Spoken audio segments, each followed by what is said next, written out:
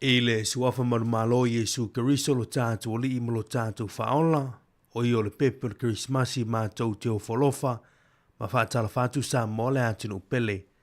I lo mali fua mai le nei tae ao le aso luas fulu lima nei, o te sema o le aso Christmasi, ma lolo soi fua manui o lo tātou tunu, mo le atu whamoniang o le nei Christmasi. O le tautua ni ar siu fonga lo mui Wellington le Samoa Capital Radio, o te amatalira na tautua masani na yaso alo maia. La tatu momoi le tu le tatu sauninga lotu fal ainga, teita ia le sunga na faa whiringa Reverend Yoapo for mai tu asiata, o le Kalesia Theophilus Church of Christ, i Avalon, usi maia le whaafafonga.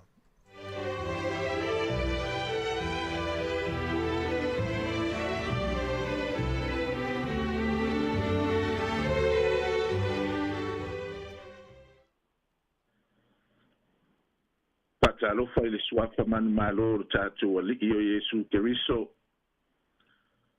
Whaftai le pule whasoa o tātou tāpau le langi. O mawhai ai o na taitaina mai lo soifua mo tātou wola i le nei tai ao. O tātou lua sira whai mga whatau soifua i lo na alofa ma lo na ngarilei. Tā alofa lava. Whamanu i atu le Christmasi si o tātou atunu pele Samoa. Ia manuia lava le Christmasi. Se o tātou tāpua i le atua. Mivi i atu ia Iova o nu e se umalava. Whanene e atu ia o tau tangata umalava. Wa ua tele lava lo na alofa. Ia whape atu lava Israelu. E whaavavau lava lo na alofa. Ia whape atu lava le ainga o Arona. E whaavavau lava lona alofa. Amene. Anganga pai ai. Ole anganga e mamalu ai mapa ia i tapua inga. A fio mai e whapa ia mapa patiso le mātou tapua inga i le nei tai ao. Ono lo suafa Yesu o mātou ole matatalo atua i nei. Amene. Se o tātou tatalo. E siri ese lava la uafionga. O le atua e ou le mana ma le malosi umalava. O le tupu ma le alii o alii. E maua lunga lo nofo alii. A ua tumu le nei lalolangi la uafionga. A ua maleifu mai lo watunu ui le nei tae au fou i whanunga le lei. O le tae au le nei ua whamanatu ai le lalolangi le whanau mai o le pepe o le Kerisimasi. Le tae au o loo mi ia e le au Kerisiano. O le tae au wali utino ai lo walofa i le lalolangi. Whaftai tele tama. Whaftai lau tau singa ma lau leo leonga o lau puipuinga i lo mātou wola. A whai foi mātou te tū, mātou e tepa i la mātou malanga i le nei tau sanga. E ui lava ina ua fe moe le whainga malanga nisi o la mātou au malanga ai whaftekele le atua. Sa ele whapito a manu i atasi. A wae sa e whawhai le matua whai foi le moto. Manu ia le nei ai atoa pau mai ona tua oi. I le pule e o lava ina i mātou whanawiti. Whai lele ma pepe fau. Whaftekele le atua. Waua mātou tufi tau whao lau foai so se tū. I le tino male anganga i le aso male aso. Talitonu le manatu e whapena ina foi si o mātou atunu o Samoa. Whawhitai la ua fionga pa ia o mai mo i mātou. Ua whaila valea ma taitai tama i lo mātou wola. Whawhitai le anganga pa ia. Taitai folauina o mātou wha moe moenga. Siri pea ia Yesu Keriso. Na saunia le tongi ola mo lau whanau. Whamangalo le ifonga lo watunu ui le nei tai au. Le pule o lava ina ia mātou whanau. Nga wawa atangia lo finangalo o no mātou a mionga. O le tau masui male tusi lima. O le fasausili ma le matau'a ua avea ma papupuni o le matou ola finafinau iā te oe tamā sausauina i matou lou lava toto i iesu keriso e fa'amamā ai o matou fa'aletonu le atua fa'afofoga tataloe silasila alofa maia i le ifoga alou atunuu i lenei taeao fa'amanuia le tapua'iga nai o matou matua tausi o e o lo'o tapua'ia o matou faiva alofi lima i le aso ma le aso fa'amanuia i o matou taita'i fa'ale mālō fa'ale kalesia fa'amanuia le malosi o lou atunuu o e o galulue auā le tautuaina o āiga o nu'u ma e kalesia e maise o le atunuu fa'amanuia na ia matou fanau o le lumana'i o āiga e kalesia ma le atunuu a matou faitauina ua fioga pa'ia fa'amalamalama mai a matou fa'asoa i lou finagalo fesoasoani mai ona o lou suafa iesu keriso ua matou ole matatalo atu ai nei amene o le mi'iga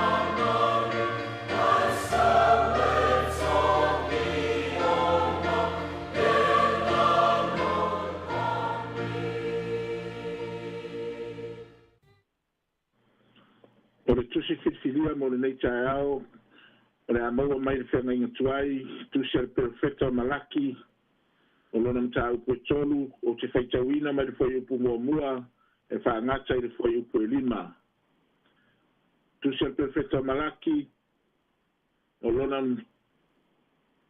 mataupu e tolu o te faitauina mai le foi upu muamua e fa'agata i le foi upu e lima fa'afofoga mai ai le faitauina o le afioga pa'ia a le atua fa'auta o te tuina atu la'u savali na te sauni le ala i o uluma e fa'afosei foi ona o'o mai o lona mamalu o le ali'i o lē ua sa'ilia outou o le angedu lava lea o le feagaiga o lē ua outou naunau i ai faauta e afio mai lava o ia e fetalai mai ia Ieova o au auai se na te lava atali le aso o lona afio mai o ai foʻi se na te tulaʻi pe a fālia mai o ia aua o ia e tusa ma le afi a lē tunu aulo e tusa foʻi ma le moli a lē taofi e nofo o ia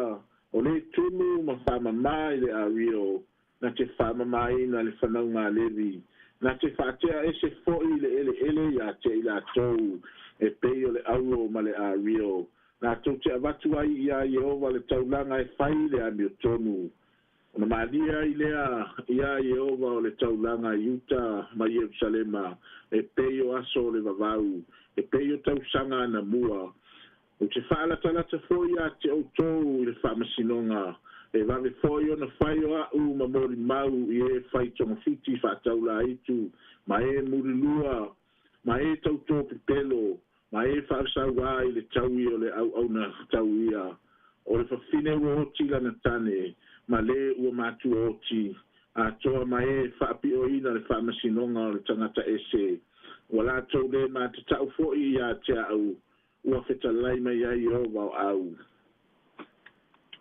talo lava i le agaga o le atua e fa'amanino ma fa'apupula le uiga moni o ana afioga pa'ia ma ia tumau iā te ia lona viiga nei o'o i le fa'avavau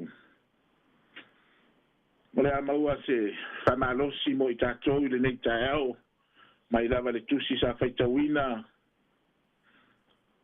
ma lati o lona mataupu e tolu a ua filifilia le fuai upu e tolu e fai mamatua o lenei taeao e fa'apea lona faitauina o lē tunu ma fa'amamā i le ario na te whaamamā i le whanauga levi na te whātea ese fo'i le eleele iā te i latou e pei o le auro ma le ārio e fia whaongai na pea le manatu au tū o lo fasino mai le tusi whaitauaso le kālesia e whapea ua te a le lupe ma le marasina ua te a le lupe ma le marasina o upu ia o upu le ngana o le ali'i taeao a o le fesili e whapewhea o na iloa e le tausala ua te a le lupe ma le marasina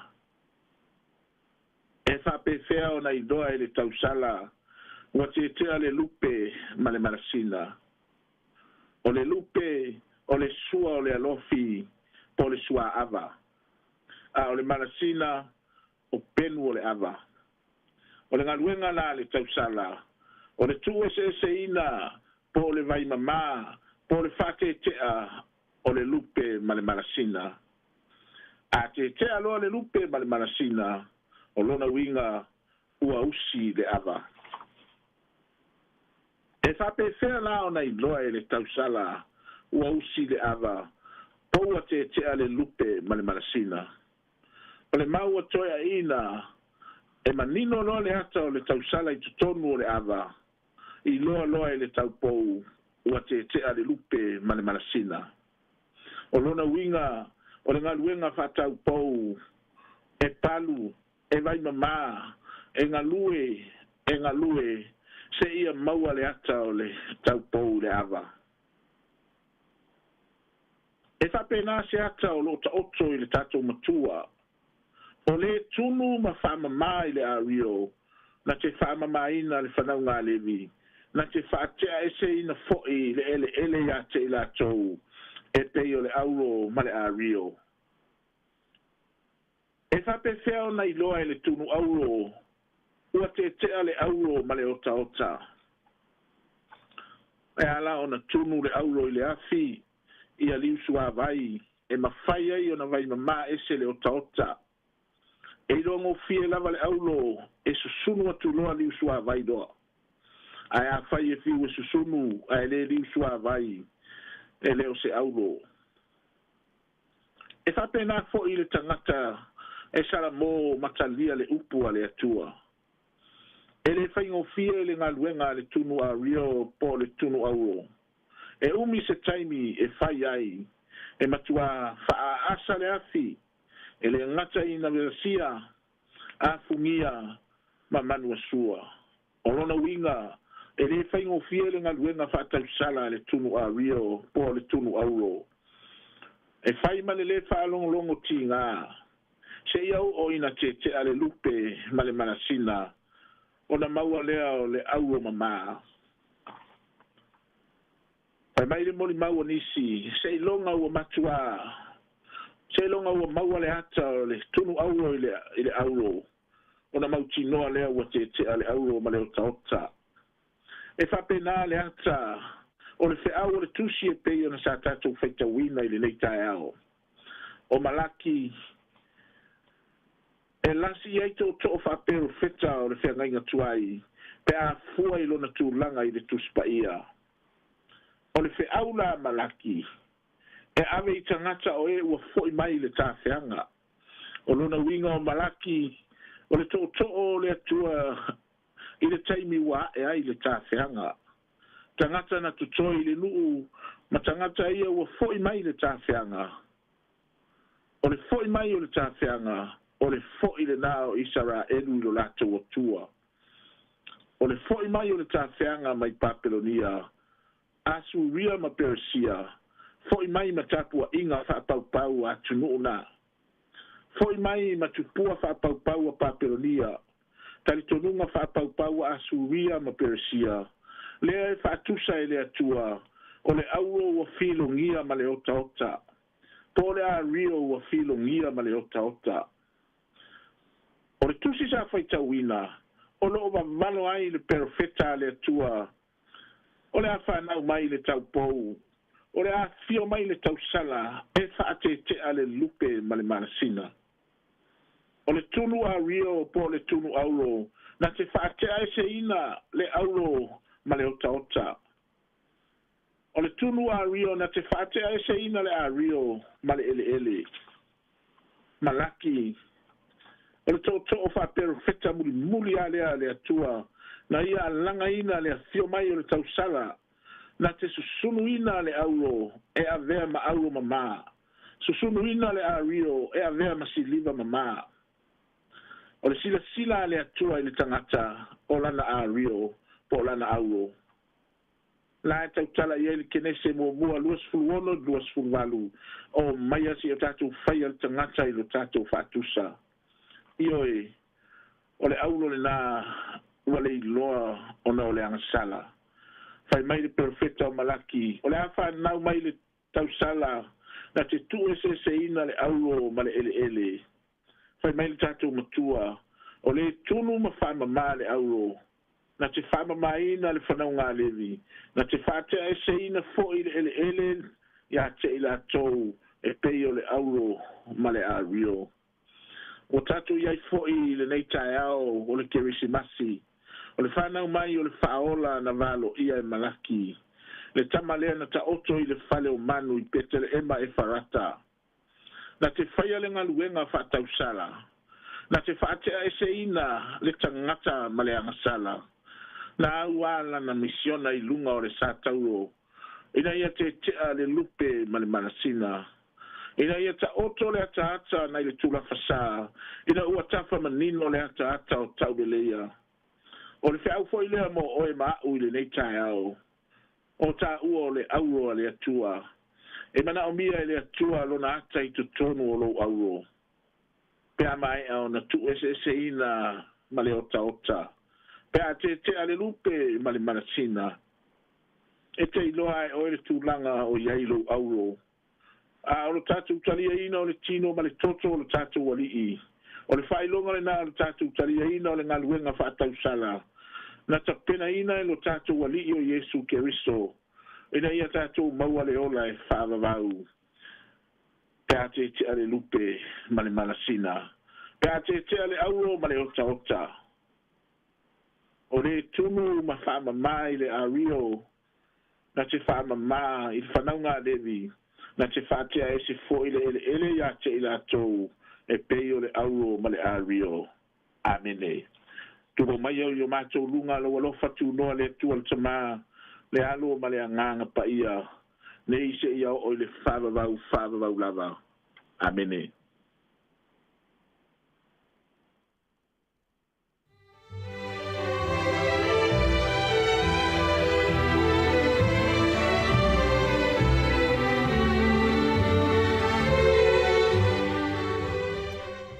Ia nau whafonga Samoa, ia ele tatou sauninga lotu pe ona tapinaina, ia ele ona le atua le sunga Reverend Yoapo Fono Maitu Asiata, mo le atu le nganga whaftaia vea ia we whai masui, o le au whainga luenga, ma le au whafafonga le si ufonga lau mua, whaftaia lau sunga le whawhianga inga mo le tatou sauninga lotu, ia ele nei aso, ia pe o le aso fo i o le whamanatuina ili whanau mai le li whaola, whamanu ia le atua i fuafonga umo le nei aso, e me se fo i le whaafonga tapua i mai alau e Kalesia, Theophilus Church of Christ i Eveloni. Leo losu tonu minute te elefitu, vi ingo le Christmasi, o toi tali mai amatalia le tato porkalame o le ata o le tae ao.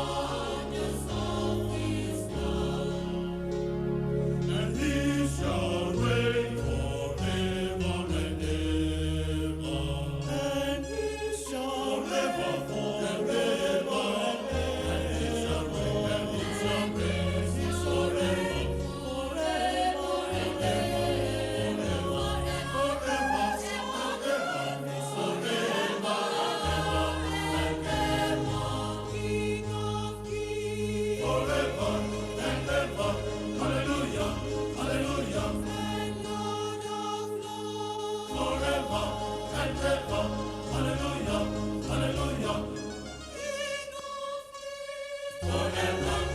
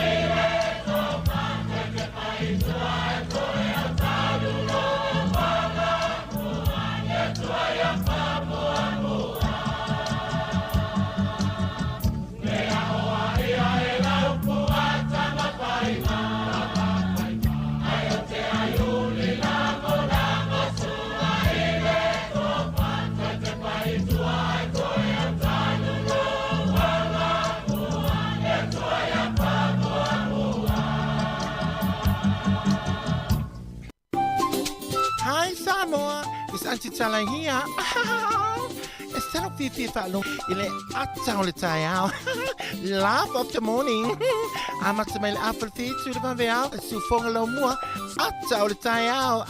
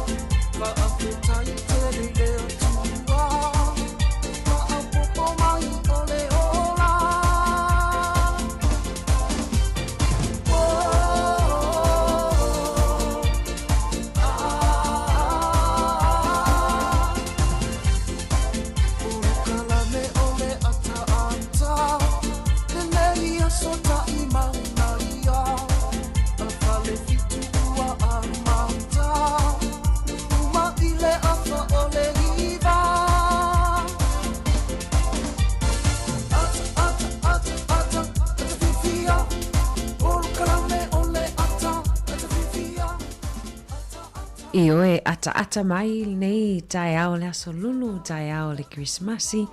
Ia, tala falava sa mua, ma lor se fo manuia. Tatua si fonga lau mua le fo iwa. Tatala lo ia fo ili nei tai ao e ala le fai ngā lotu. Ia pol tato sau ni ngā lotu fa ale a inga. Ia le sa to mua toa ili tuanga ni a mari. Fifi fai lo ato lewa. Mga luto o luat fo ia o le pangamasani la wala so lulu ele suia. Ma lo se fo Mari. Ma lor so fo manuia tu fini ana. Ya manuia fo Christmas ya tu fini. Le o tatu fa talo fo tatu tunu lita ya ma lor on sai. La so lua se fulu ma le lima ne o lima sino tisim.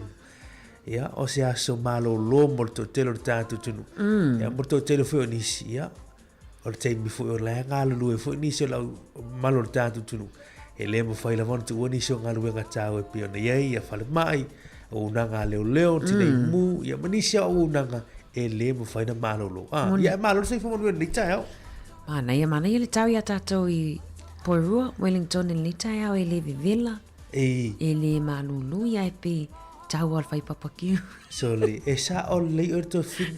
Wa e mai tau nei ni so report talo tau lava yas. Valo ia i foi. E se foi tu lango talo tau o le aso Christmas. Moni.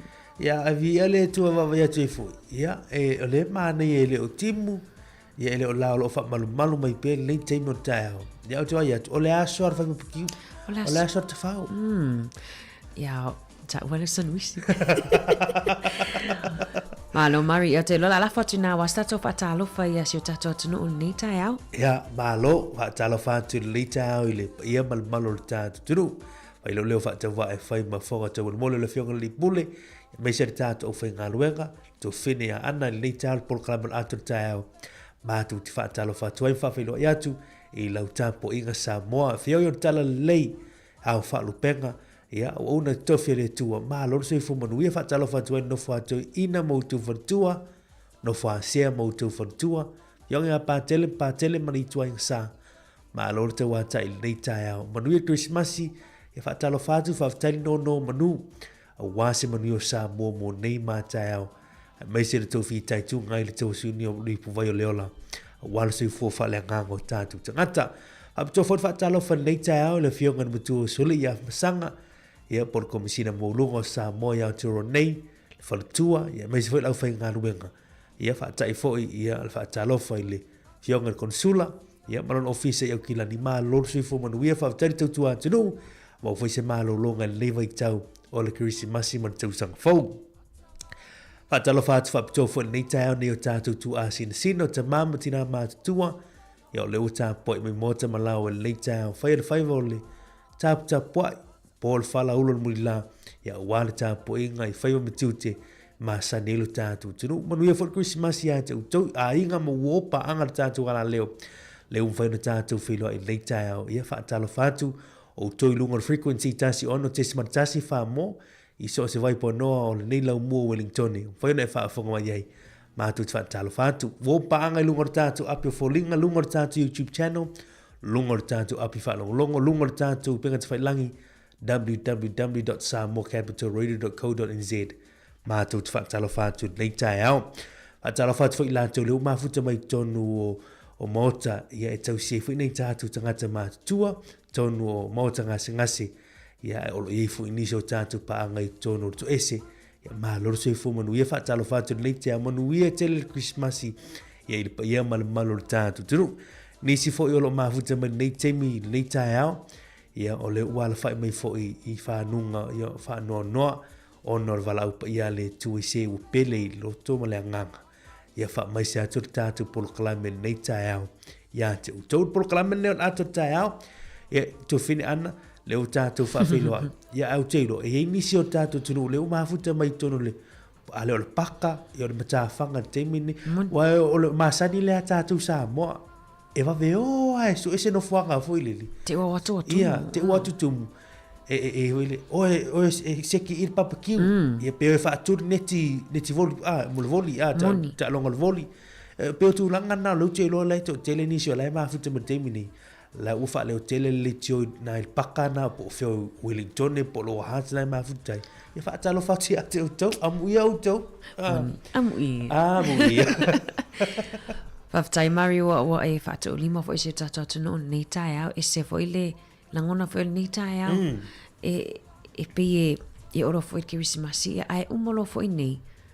e o toe better reality me e o mo to Christmas ai mana ia malo faftai ia o te lota to por kalami ia le a e fo ini su swinga o no masani fo e por kalami o le Christmas io le tatu por kalami o le ia su sa o le ia mo le silfio le tatu tunu ele tatu tala mai Samoa le fo ni tatu telefone ne yaso ia wale no silfio le tatu tunu ia tatu mo le so atao mo le tele tolo tu se fo le so atao fa tatu mo ni so tatu telefone ni se fo tatu por kalami ia fa tatu le yaso ia o le latu tam fa ia tu fa o to tatu por kalami e nei minuto mo ia good morning talo fa tu lo ana ni si le uta pena mo latu lotu nei tai au wa to tele tatu na faisau ninga le puana po ia ai to tele fu latu le wo faisau ninga lia so manu ia to tapenanga fa vele vele na le ki koko le fa mai fa fo ina tani no no tau samila na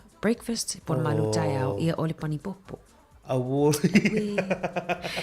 mana ia malu tai au na Anaya pulingi fo ini si. si. Pulingi. Wai vai. Tato le na. Mau tato pulingi nafi. Anaya. La vatu sina fa fifianga tala lo ia el tato tau tuan ni tai o tali mai fa au tato por kalami.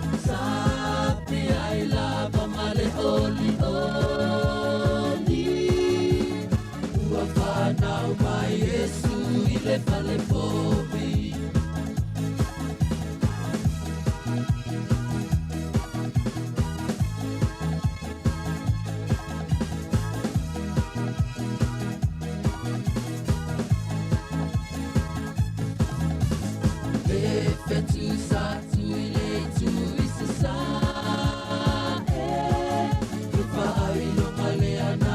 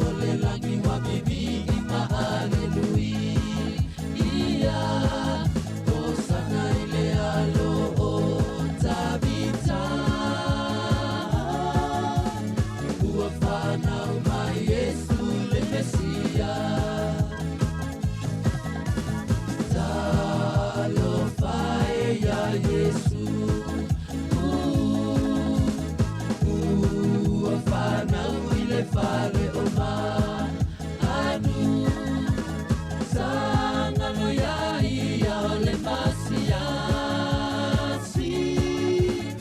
ina ia maua le kerisimasi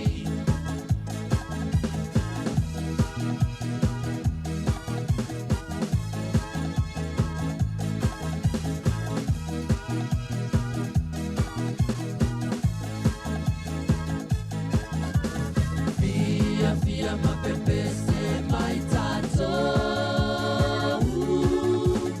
Ika ua whanau mai le pepe fo Ia whea lo whani ai tato taitasi Ika ia manuia o le kerisimasi Talo whae watu aia atu Ai ua wanoa nei na le whale o ma anu Sapi ai lava ma le oli oli Ua whanau mai Yesu i le whale pomi Talo whae ia Yesu Whanau i le whale o ma anu Sanga no ia ia o le masiasi Ina ia maua o le kerisimasi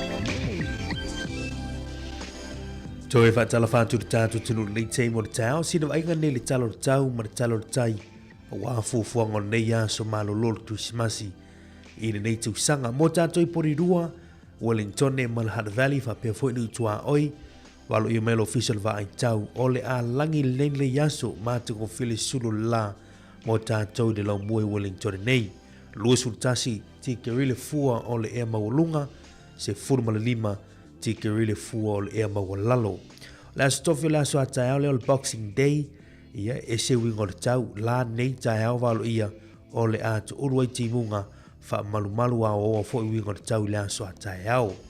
Tatu se atu au kilani, ia tatu aitele, ia o le nei aso mo utou lo fa malu wingo le tau le amatanga o le nei aso le tau nei, se teimi o le awuli, wa ai fo i timunga mafa fa solo atu i le afiafia na nei, apena fo ile so atai au mo tātou i au kilani, ia o le a la oa, ia te ulu fo i timunga wha malu wingo na tau, ia mo o tau.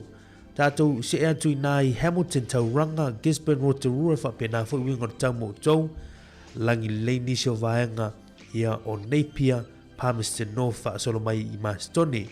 Ile motu i sautene le soni, Blenheim, Christchurch, Timaru, ia wha malu fo i wingo na tau mo o tau, te ulu fo i nei wanga inisio teimi i lo tātou pitunuu i nai Christchurch ma Timaru.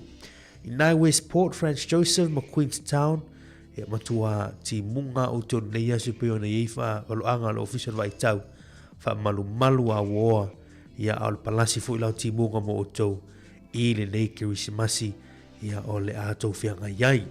O le talana o le tau mo nisio vaianga o le tātou tunu i New Zealand tātou se atu iso tātou tofi sa moa wingo le tau o au susu o savili o to e lau o lo uvitia i pia sa moa mai a fia ai le atunu i au matimu inisio taimi i au le kene i fo Christmasi le ias Christmasi o lo i fautuanga o ti munga mafa o lo fa malo sia pia mo lau whanua uma o sa moa ma o lo i fautuanga mo lo longa ia o lo fa malo sia pia mo vaitafe uma fa pia no fuanga a fia ngofie. O le so mo upolu ma savai ia e hawoa ma timu te ulu vava solo ai mai ma mafa e pupu ufa apea nei wila ma fai di tili inisio vaenga o Samoa. Talana o tau mo tātou tinu i Samoa nei aso. O le talo le tai mo la tau fu sa pena fu nga fa ngo tai na nga tai fale ia o le lau mo nei Wellington o lo pele tai le nei Jamie fu e sua i le a fole tasi le uli nei ia ona toi pelea i le toi kuata i liva i le afiafia na nei ia polpoa na nei mo mana polu rua o lo sua le tai le Jamie nei fu e pele ta tonu li tu lai sumartasi ona toi sua le il afoli tu lai ono i le afiafia na nei o tala na tai ia maletalo le tau wa fu ngon nei asu man tur sa ngale mu ia pe anga ia tulunga o nga vai masami nei asu aveni ofa ola ta ua sa ngale mu nei Jamie o le Christmasi martatu ngatu i le tau sanga faufa tai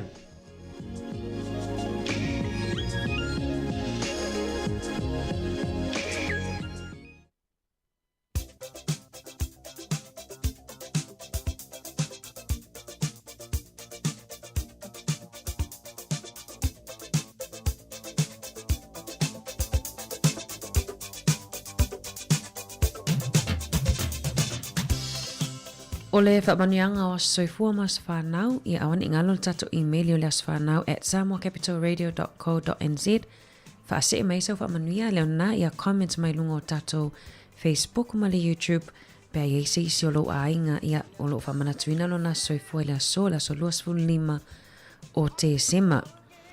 O le tus whaitau mo i lato umo na soifua mai le aso ma o mai le tusia i Isaia. I Isaia lo namta upo iwa a o lo na whai upo e ono. Awa ua whanau mai mo i tātou le tama, ua whaina mai mo i tātou le atalii, e ilona ua le mālo, e ingoa whoi o ia o le sili ese, o le whaipule, o le atua mālosi, o le tama, o le tama, o le whaavavau, o le alii, o le file mu. Isaia iwa ilona mta upoiono, ilona whai upoiono, awa ua whanau mai mo i tātou le tama, ua whaina mai mo i tātou le atalii, e ilona ua le mālo, e ingoa whoi o ia o le siri ese, o le whaipule, o le atua mālosi, o le tamā, o le whaavavau, o le alii, o le file mu. Tus whaitau lea ia e tai alaina e whoi lau savalinga, ia i le aulia mai whoi o le isi tau sanga o lo tau soifua. Mania tele o tau a soifua o le pese nei mo o tau.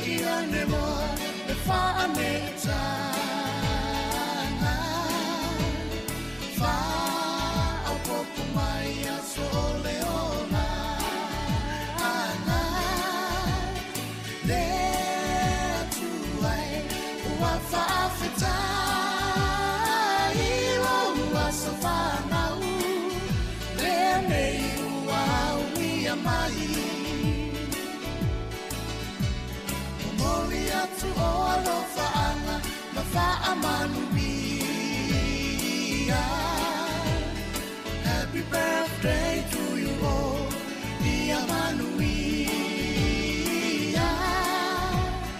No wasafana unenei wa e auni. Ata tofa afetai, ole tua lava ia via. There to I fa afetai lo alofa winga wa e foa i mai ai nei a soatele alofa angalo ai ngalo a soifu ai au ngalo mola o ai na ai mai sele atua.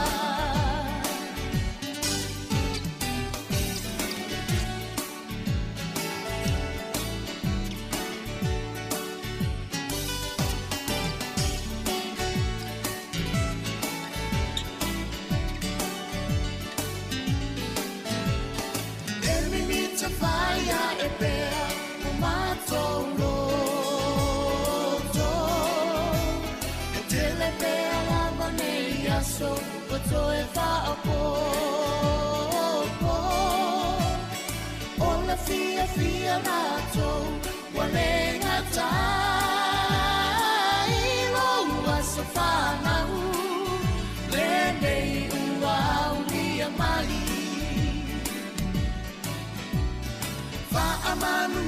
le atua I loa safana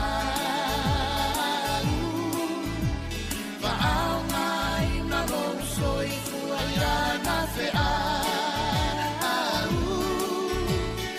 Toe fa'a popo ina pea ni sia so se te Le alofa anga mo ole E le umayo a inga pele Le atu ai fa'a fetai o alofa winga e se Wa e foa I mai ai nei a so te Alofa angalo ai mai o atu soi fu Ai au malo mola No ai na ai mai se le atua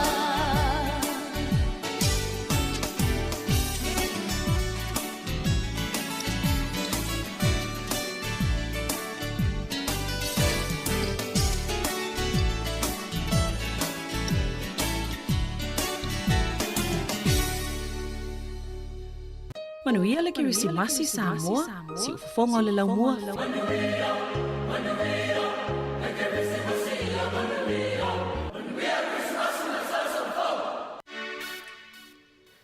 Toe fitu minute tali tulai valu, mari ia naumai atu le vainga momo tato porkalame ia ili nei tai au. Ioe, ia, te whaatalo whātua tātou tulu li te mo tāu pei o na whailo atu o lo o whaata tieni so tātou pol climb o na yele today in history i o suinga o tupe ia whaatatu mo watu sina talo o tupe leo so a tāu o te puni whaasoro atu o whale o loa Te puni foi fal tupe. o te puni Ia rao lai te puni fal tupe. Ioi. Mo te puni foi ma fale la foi tupe. lo loinga ia o te puni foi mali tātou iai Samoa ia o te loa na ua uma o le lafo atu Ai. tupe Na matua I tu mo tu muala loa mari le dairy ma fale ia la foi tupe le no tato la vi porua. mai le soka fua Mai lava la songa fua. Malo le a mafolo fafte fule anga lei. Ia ina yo tātou ai ngai Samoa. Ia laua fia I fo ia na yo tātou mātua. Se o le mea sili na ana. O le mau o le mea la whartua ina malam tu. Ioi. Tu sa pe atou leo atu ai Samoa. Fui leo e asi la ua. Ia lafa ia sina se le ni fui le. Ia o fia whartua ina malam matua le Christmas. Ia li sangata la wa vili sa mo fa manuia Christmas nei mari. E. Ala va pe. Manuia Christmas. Ia la fa mastato tupe tu sa la vili sa mo la fa. ai sa o le malo o te loa ana o le pona pole na te tala I fo inisho mea lofa inisho ainga ia o tau nei ia lu a mata tala I fo pe o ana na ana fai ni mea lofa ia mo whanau te lea mo whanau ia mene o mea lofa a tato mai tau fo ile ni teimi so le o so mali o mea so mali ar teimi ni Somalia. o lole O tupe o sukalaki Wa ila au e fua tupe. o mea umana Lo wa matana o mai tawa la weli tana. ai ma le la watu fatu o tonga tatu por klama le tatu fin ana ya tala lo tatu le telefoni le yaso ya ai ta o tele le utingi mai fo ni so swingo tatu por klama le yaso la so a lulu nere o le Christmasi o le afoli to la iver ta ne o la fa fonga le tatu tunu I le male lenga mai lana fionga I le malo Samoa fa munianga o le Christmasi lana fionga I le tuia ana tuimare li fano wa le toa sua lau vili lua a fonga I lana male lenga o le Christmasi I le tau nei le afoli tula iva so o toli tula se fulu I o tatu sau ninga lotu fa pitoa le Christmasi taita ia le sunga le toina malo lo pensione Reverend Alda Risati son ete e mwhai ona e mai moa mai im wha fonga mai ei I le tātono li tula se fulu le tau nei o le tula se umartasi ia ona e wha fonga lo lea I wha munianga o le Christmasi martau sanga fau wha munianga wha ale malo wha ale kalesia mai teitai wha ale kalesia ia ma wha la pot pitonga I le tātou tautua ia lai ma whaiona e wha fonga ai le Parliamia o New Zealand I o taitai ia ma sui o le Parliamia New Zealand nisi fo I taitai o le tātou tunu au na tofi o le tua taitai o kalesia e ma whaiona e wha fonga ai le tātou no li tulai sumartasi tātou mafu tātou alea I musika ma whawhiwhianga o Christmasi si pa ia litu lai lua. Tau ena tātou tue whiloa I proklama sa ni siufonga lau mua. Arwa tau tonga na proklama o leia so tu whil an. Mana ia te leo e whai loa ia le tā pokalame foi nei aso. Ai ona mari le wa matana pisi mai talaina ma Malaia. le fo ai fai lo fo ile tala yo talaina ni taia o se ia tau la vel te oliva. Ole sa o leila war tu fini ana. Ia fa moni anga Christmas. Ia tu tu sanga fo ai le mo le fa no. Ta tu te anga ia tu Christmas ai fia a fa so mai fo ia ma moli fa moni anga Christmas. Mo wolo va noi lunga ta tu por climate town ni. Tolu va lima lo fa tasi ta tu numera. Ia pole o fa tolu va lima lo fa tasi fa fo ane Wellington ni. Ia ai awane ngalo ia ta tu por climate na ne yasu. Afoli tu laiva ma lenga na fionga na malo Samoa. Tales fulo tatu fa ngalo tu fa ptoa. Se fu martasi fa monianga Christmas mar tu sanga fo. Te tai fa le kalesia fa le malo. Fa la po to ngalo tatu fa la tu fina. Moni. Talo fa malo soifua. Malo soifua to fina ana. Se fa manuia tama. Ya, manuia Christmas le sunga. Ya, manuia for Christmas.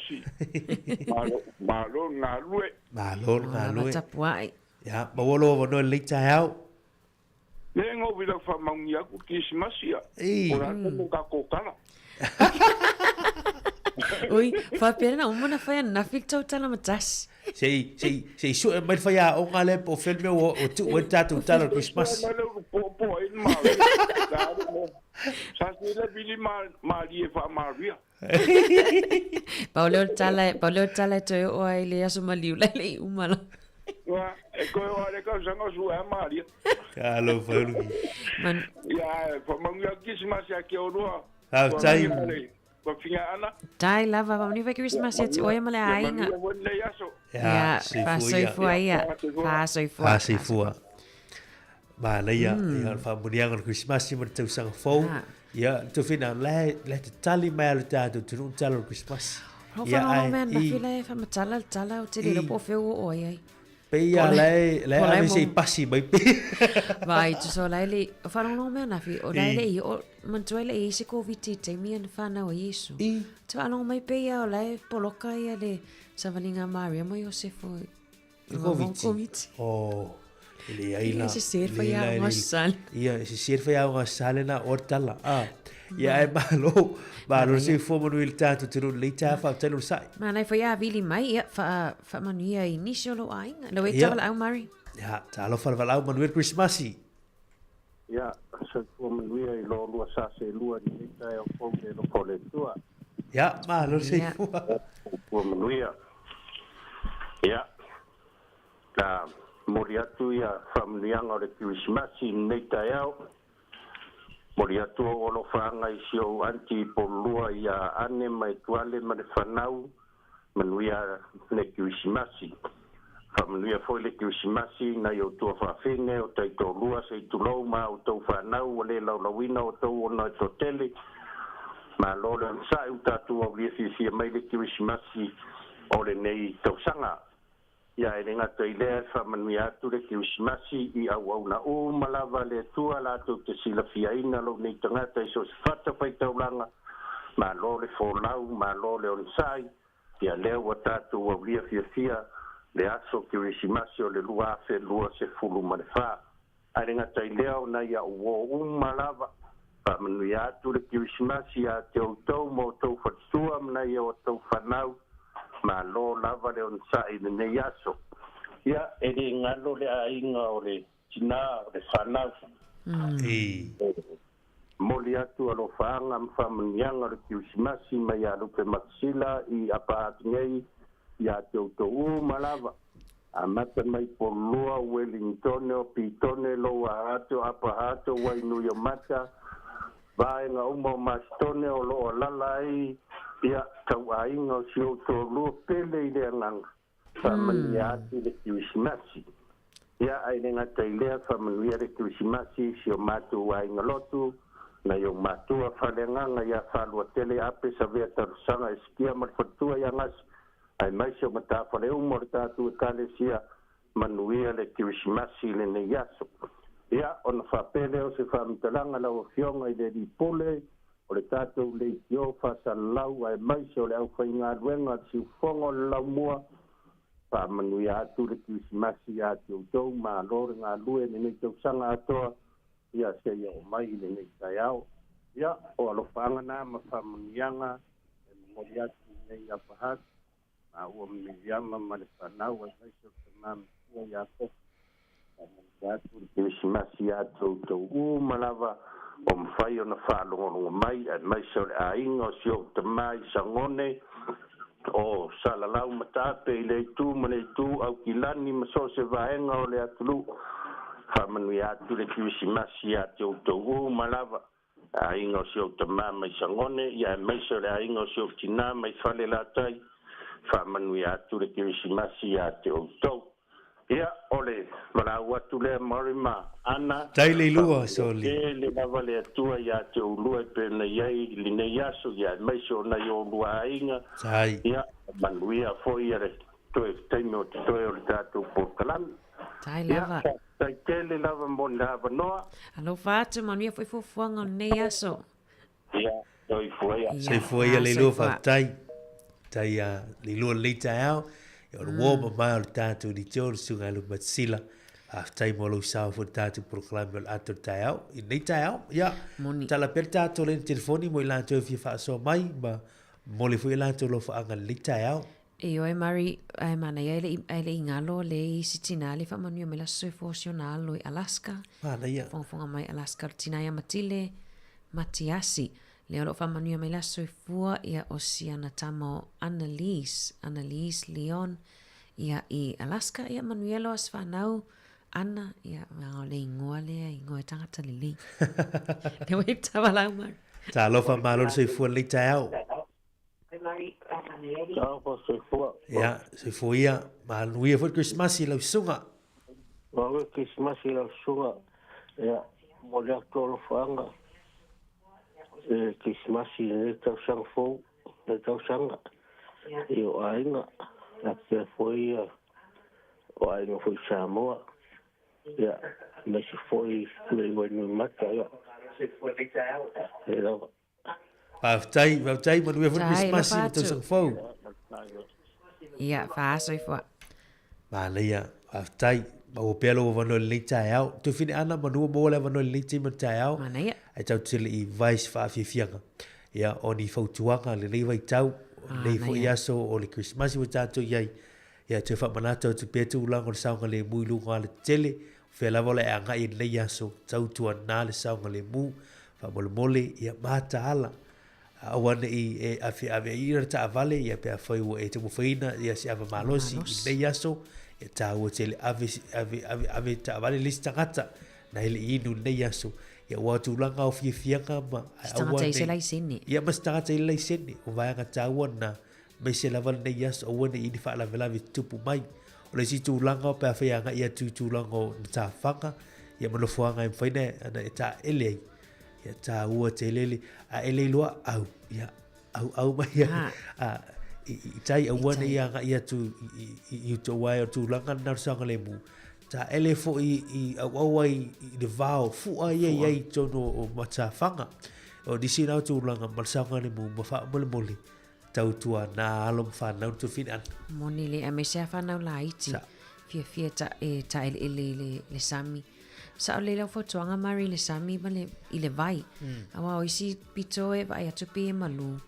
Ai e pe tafe le mua fo le ia ene te eo o to e tupu mai ni fa la vea le o ia Sofia. ma la ia Le wel tavala au Mari ngan laina. ia manuel Christmas i ta lo fa au Good morning, Mary and Anna. Talo Maria fa Tina Rachel. Talo fa manuel Christmas i at earth of Happy New Year. Yeah, Yeah, for Merry Christmas, Christmas, it's Happy New Year's. Yeah, you know, lo fa anga if you molly. Yeah. Yeah, mo lo fa no. Kung alofa anga i staff member o malava o le mako e kalesia i ngei au kilangi o le worship center. Ia mga yung mako ainga umay Wellingkonge, mako Kathleen, ia maainga umau le se mako kamaman mako kinga i koamua ma sainga. Pamangwia kule kisi masia uto uma. Ia ai mese poi o lua lo fia ngai ma le tiu te nei tai au. Ia. Tai. Ia maua se Krismasi fia. Ma le saunga le mo mai le alii. Ia whaftai le alii ua tātou au lia mai ai Krismasi nei tausanga. Mali. Ia Tai lava. alofa ke le aku mo le staff uma lava ale Samoa Capital Radio. Whaftai. Tai tina. Ia. Manue Christmasi, manue whātau sa whau Rachel. Alo whātu mo tina. Tai lava. Ia. Whāsei. Whāseifua. Ia la vata tātou programa si whawhiwhianga. Te li mai mau pelo whanoi lunga tātou whaasoa. Ia me se fwoi molia. Ia tūlanga o whamuleanga o Christmasi nei tu sanga.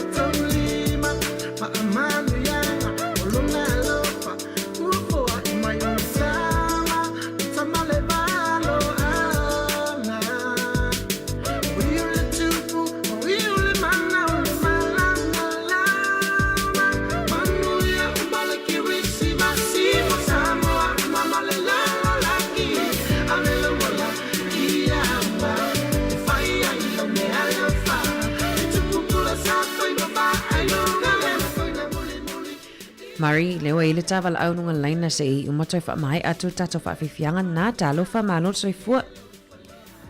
Ia, tālo wha ile soifua.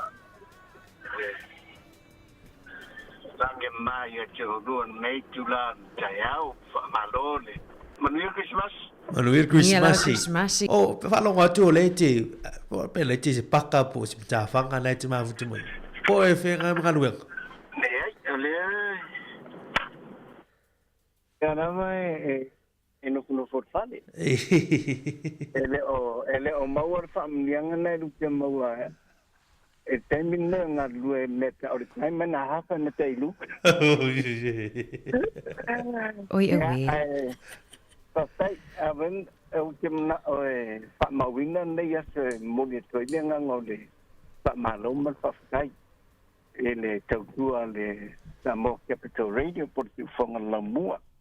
Tawala tu ia te onua le nganga le whaftai ia momori atu whaftai tele lava le peanga le pule ia msanga ia mai te foe le ono whaatonu fo an tato reitio ia mai te utu umono utu inda le tato reitio ias taitasi on vai aso ia wha leo i nai le nganga le whamano ma le whaftai ngaruenga leo lo utu whaia pea tau longo ia ma o nai fo e tato tunu i me o me tupu ma me o la tupu ma me o la fia tupu ia whaftai tele lava tau tua o moli atu ai le nganga whaftai a unei ma o lua ma whanau whamangi atu ai le Christmasi mo tato o pinga duenga a matu mai lava la whiunga le li pule se o lava ia te o tau whamangi tele le atu e nai tau hainga a tato walo atu i nei lava so fia ia patau muava fo tato tawa fo ele o atu tau sang fo Mali ia tuailu tau fua i le ona manuia ia saunga le mumea uma mata tulava nei kai mo atu fia e tini atu tau tanga fau. Ia, moli atu o lo faanga i sio matu ainga, nei ngono tō nua, ia mano ainga, matu ainga umai Samoa, ia, e mese fo ia, uoma paanga fo o tatu likio, paftai tele lava mo nea manoa manu tele Christmas ia ke unua, amu ia unua ulo pangarenga nea. Atai va mausi. Maluia le ia se lo suga le kopo, mal Lo fatua. fatu. Ia. Sorry for ia. Sorry for. Atai le suga fa mausi le lita mole. Amunianga Christmas, amunia for Christmas mo tau sang fo so voya. Se nava yo stasi fo e uo mal tatu liktio. Ya malolo sa. Ia to fini ana. Ona na ili statu valau ia fa tala fa te fo lita ya malolo si fo manuia. Talofa. Ya, sai fo manuia Christmas. Manuia Christmas Mary sape foi ana tau sala. Manuia la Christmas tina. Talofa beti. Ya, mawolo vanoa. Ya. Manuia tele tu ai so maso tama faleanga ia sai tu ina ia au fanga fafia. Sape foi maso tina ia sina. Se maso e kali si pele i kenen squeak. Mai se foi le si fongo lo mua so se tasi so se vai ngai nei mata mo lo fa fonga mai mamole te foi mato lo fa anga mo si so to wole na si mai sa mo ya la ngele tea o lo ala I taita a pe foi so na fale tua ya la lima male no falo manuia tele Christmas ma le tau sanga o manuia te foi se fa na o lo Australia yo fa long mai a pe foi sa mo yo mato ainga ya le sa ai mai se foi sa ai o lo la ai no so to lua manuia tele ne yaso Fa te lava peti manuia foi le yaso. Lo fa tele yaso. Christmas. E manuia Christmas. Ia, sai foi ya. Tai. Tai le to ya peti ya so foi ani marota manuia foi ya le yaso mal Christmas. Pelanga te foi te sa fo. To fine anna le ua a tauri mai nesta la mai lunga One News in late time o le tatu por kalame stala fa no noa o la fia nafi o le ua a mata ila so nafi mai li tu lai fa le holiday period por official holiday period e ma fa ina fa mau wina I tu langa fa lave mai lai le I tu lai fa ila fia nafi e tau le aso tolo January no wingo le aso fo le aso luo le aso fo ia I le ono le tae e wha mutai le holiday period lea. A leo wha mawina mai le official leo matanga luengo leo. Lua wha lave tau ta avale wa male liu ai foi ia nisi. Tau rua la tangata male liu le nei Christmas leo a mata. A mata I wha mamonga le aswa nafi I Christmas Eve vai luanga o Christmas. Ia na lave aista avale nei tau ranga. Ia manai au kilani I se wha lave tau pasika. Ia leo a mata ia Christmas I fa mobonga al malo mal matanga luenga leo lua tangata o mai mau ia le sei fuma leona ono fa la vetu ta vale le to mole to fa to manatu to le yaso alo le vai tau malo longa Christmas mer tau sanga fo tau tu ana le saunga le mui lunga le tele ia one I te mo ni si tu langa stala fa no nonna pe ona I sita se reporti la te mai me l'officio o leo fa tai Malo faftai mon fautuanga tau a tele vaenga lea Mario te lola a tata noa toi lava ia I le nei tai au ai ona lewa I tatu val au. Malo se fu manuia Christmas. Talofa. Ya, talofa. Malo se fu manuia Christmas. Ya, manuia fu Christmas mawolo noa. Ya, faftai mala noa I lusunga e a pasala. E mole tuia ia famanianga o le Christmas ni. Ile nai porua iso anko ya mta fara tunu ya mal tausi e va pe foi le moa matala male ainga mal fanau man viere Christmasi e mal tamale farani nai porua ya va pe foi tua poma que soma fa man viere le Christmasi mai moto sate o iPhone le laina se fo manuia la iPhone talo fai o baile like tu Christmasi le official si fongo lo moa Man, tai li pule ia ole Singapore ma lau uma lava le official si fonga lau mo fa kai lava kau kuani kau sanga I ko fionga esele matango feel fa soa ma si fo tau tua no la tu no ai foi a mal fia wa kele foi a suia au fa longo le si fonga lau mo ni kau sanga au fo mauri mana Mali le foni sa le lava. Ma na ia lava fia fa longo tu si foi fa soa ile se senga ofisa fa sa lau sa o le ese ale malu male Fatino ngaluenga mole tu fasta ia fasta tele le fionga le lipule era ko kua ni ka usanga mas uma ka kua after ile kasi o tu fue o kamoteri to belinga ya masanga ia mala ku uma la vo fena ma pokalami fia e fa longo kele o kaimi kele ainga le vidi ko fa longo ku am fangi ngaluenga va ngal pe am fangi fa longo le kio ni sken ma lo al ka kua tai le kaulongolongo o ke lo le mea le silia nga mo le kiola si fonga la mo ia o le mero o le ungol ko kapa na ia o sikali ma lo si o poka la menga I vai kamira fai me sa velinga kamakanga mai ngo ia nga mo fu ya singa o nga ia maku e fu inga vai Ongol kau kua e se ma ngai kau longo o le fa kingo ngol ngaluenga ia fia e fa longo kua o le mea sidi au fa longo kulis le sfaso nga o le ngana o le ngana fa nga ia ka vai fo ia e se e foi ka mali o fa so ga to lungori o por kalami ia o le inga o le kua ia le Iere ri wa ese ame wala mai foi fa mangu yanga ia fa fikai mo ko la ku ni ka sa tai ia fa mangu dele ku nganga ia ai lava lo fatele atu maka ku la le telefone wa mai le tau na ya auto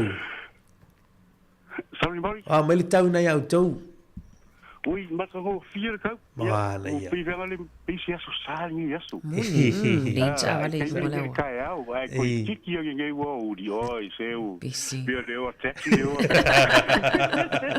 Ale mo ko maka ho fia ka. Wala ia. Va telefone. Ma fi foi ia esse foi lá leado ai ngore ai ngai mako ko ngul me le sorry no uma me afanganga ko fu lo ko ngapo ia vale o le foi o que ngai kama ki malanga la longai o le foi fio fantastic ngal venga ngai ka sanga o mangwia la ko malo e ngai kama o fa longo ko lungo le Facebook ka ku malo foi la ngai ia i ka ngo ko ngai kama ki ala ia ma ngai ke le fo ku nga ma io nga na kongu ya fa kele la mo sunga bola bango ngai kayau ya por Merry Christmas o le hotel sa foi to luso ole nga fa kainga ka ku tai yele la mo lo bango ya se foi mo Merry Christmas fa so foi ya Merry Christmas fa so foi tai so ya la iPhone ya le sui o tato paangam ya wo mai la fo el tato tau fa longo mai mo tu sa te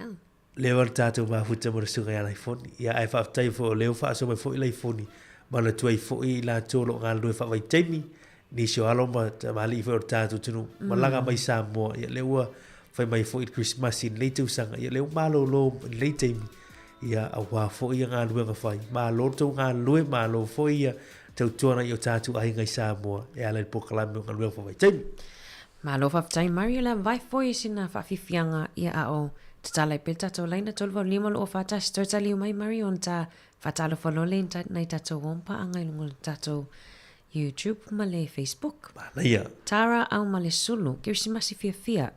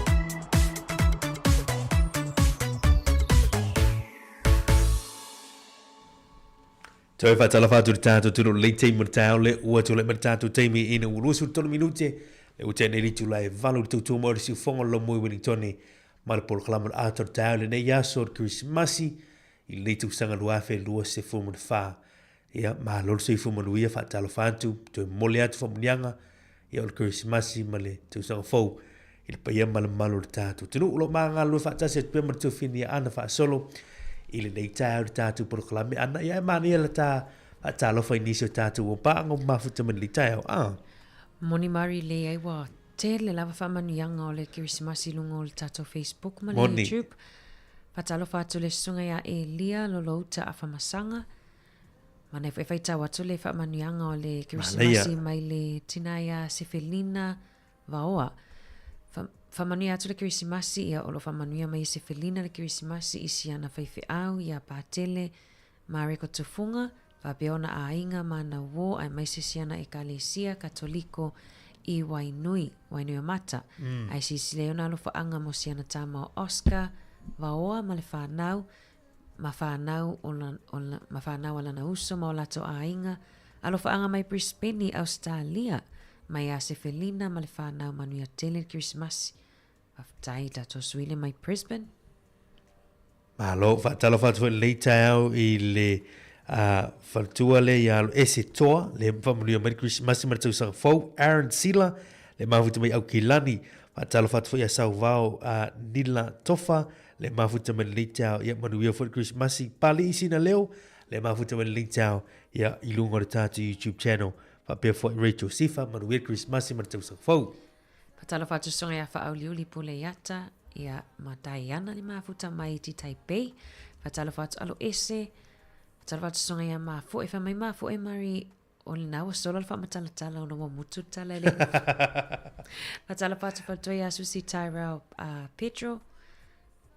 Mata ato nio. Talo fa malo lava soi fo manuia. Patalo fatu tamaya Luka ia maseta le mafuta mai Newtown.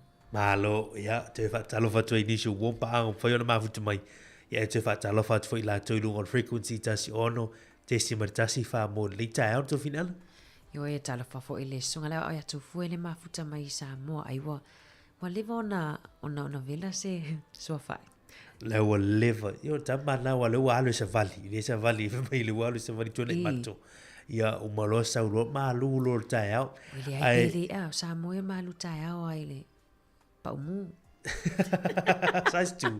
Oh, sorry. I say tato fiso inga marsunga atu foi steamer town nei. Vai ho mo se reporti ia ile nei fo ia so Christmas ia ro tato tunu. Ya la fa la tato fiso atu ai sunga ia tu foi. Ia i se steamer mo le ta te fa na to tato por clamor town nei. A fali tu la iva fa fonga al malenga mai la fionga la malo. Tali tu la sfuru tato finga lotu. Se fu martasi.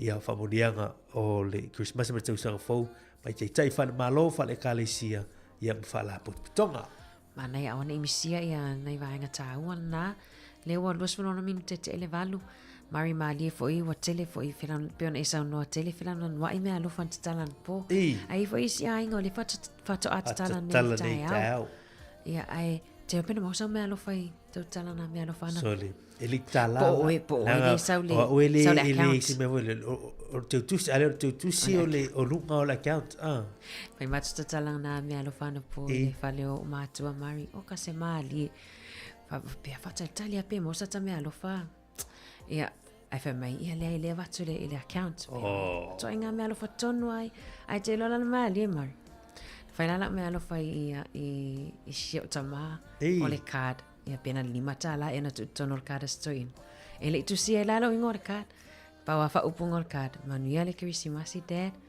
alofa anga o lo favorite child sorry alofa anga o lo pelea ia wa tu fa nei me alofa o wataliela o wati te loto ina card le o tainia to wala mo te ia mo o sisters mo lo tuangan ma fa mai to ina Faftaya ana molekat.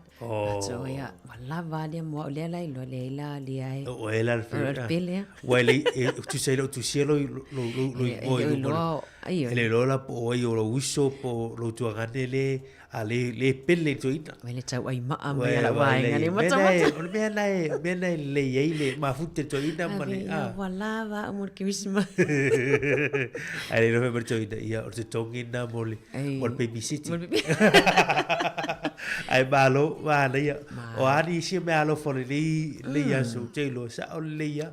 O te mo fenga me alo fa ia ba. O le ustai. Fia sia i disi ai nga ba betu lo pena. Alu ustai ia me alo fisi. O tato ele lo stupe pawana. O le mesilia le ustai falo. Mesilia le ustai mo falo. Tele ia la pata inga lena wat foi nafi mari ia I me se la mental health le tato tata noi. Yo e. Ta ua foi le o le fatastasi ma le spend time with family.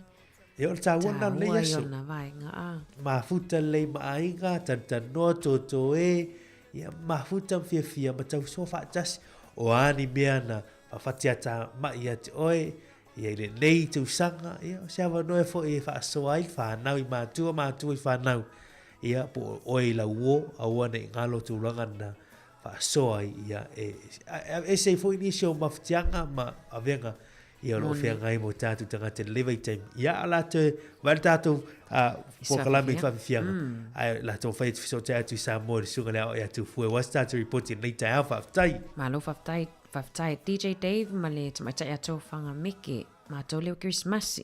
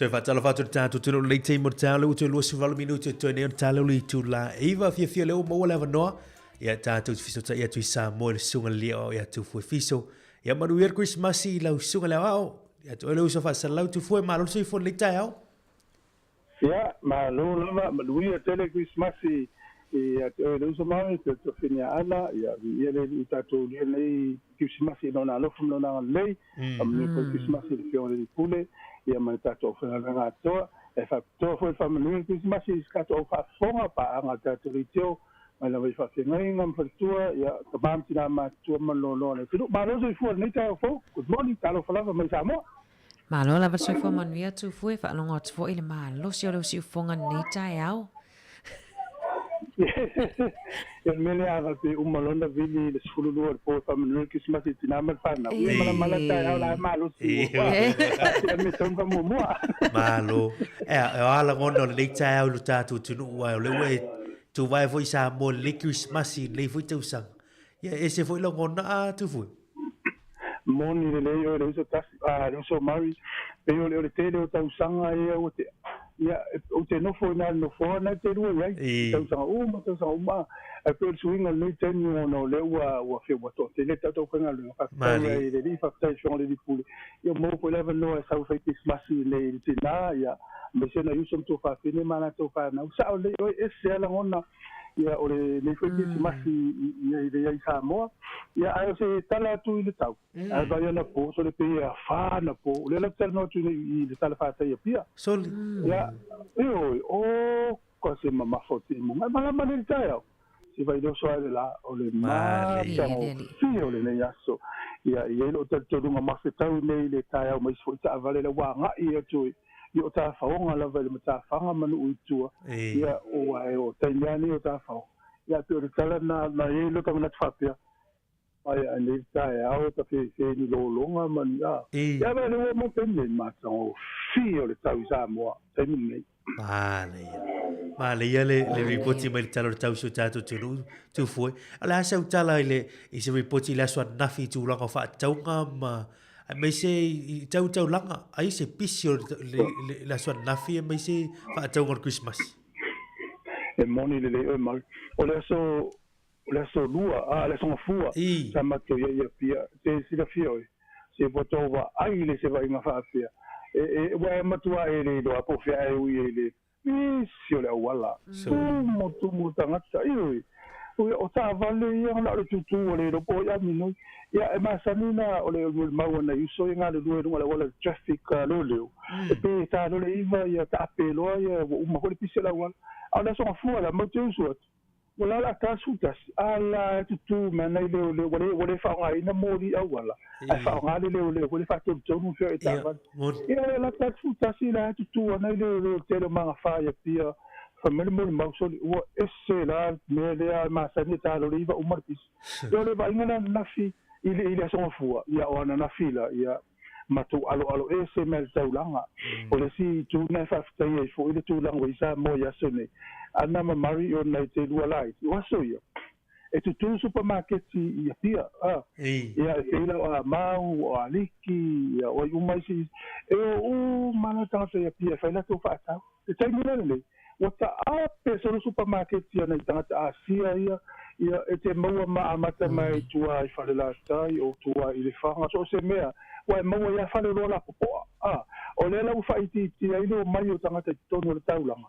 a ua whai ala tau whaatau tua ia le ipata o si umu o sa pat o i whalelo la popoa e o fui so vai la hua tele whalelo te tele la uta amile so vai o whaiti ti aino mai tono na wha pea o le tele leo te avale sa moa aere i ta ape fa pe supermarket o le no wingala ia e po le ala tu a tavale le fewai i le minoi ia pe o le vaingana na vai na pare vai le fai uma verso i fe foi le mo le o men na fila e ta fita fia le vai so o ma fa ti monga ia lo vai a to pia ia fa tai le o mala mai le tai o ka miliona pasele le matango fio le tai ia man tu vai tau ne tele na po ia desta me ia tu se nga le vai tau a fati ai fo la le e te ni nei sa mo pacific alo fa ma le mai le tu o lang le tau matango fio ia le ma lo tai tu foi le o nga solo tu pelta tu no isa mon le vai tai me os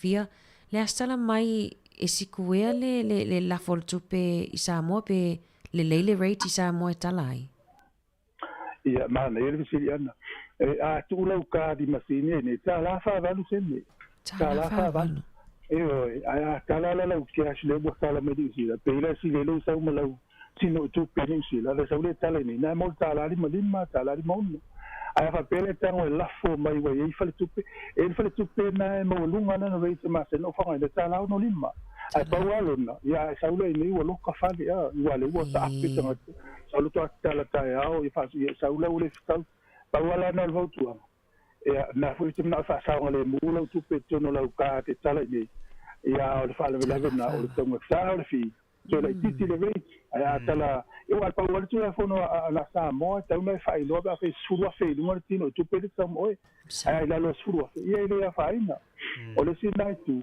ya fa pela le te sa mai na ile o lo la bank o le la fa nga overseas ya tu no se la ka eu me po lo ka la ka e so na fa mana tu la tu no lo bank le la sa mai eu apela le apple PNC le fa nga e ya le sa mai ki na i lunga tanga omi le ta o tele la tu o yo ta tala le la lu sa mo e yo le ma stu pe no la ka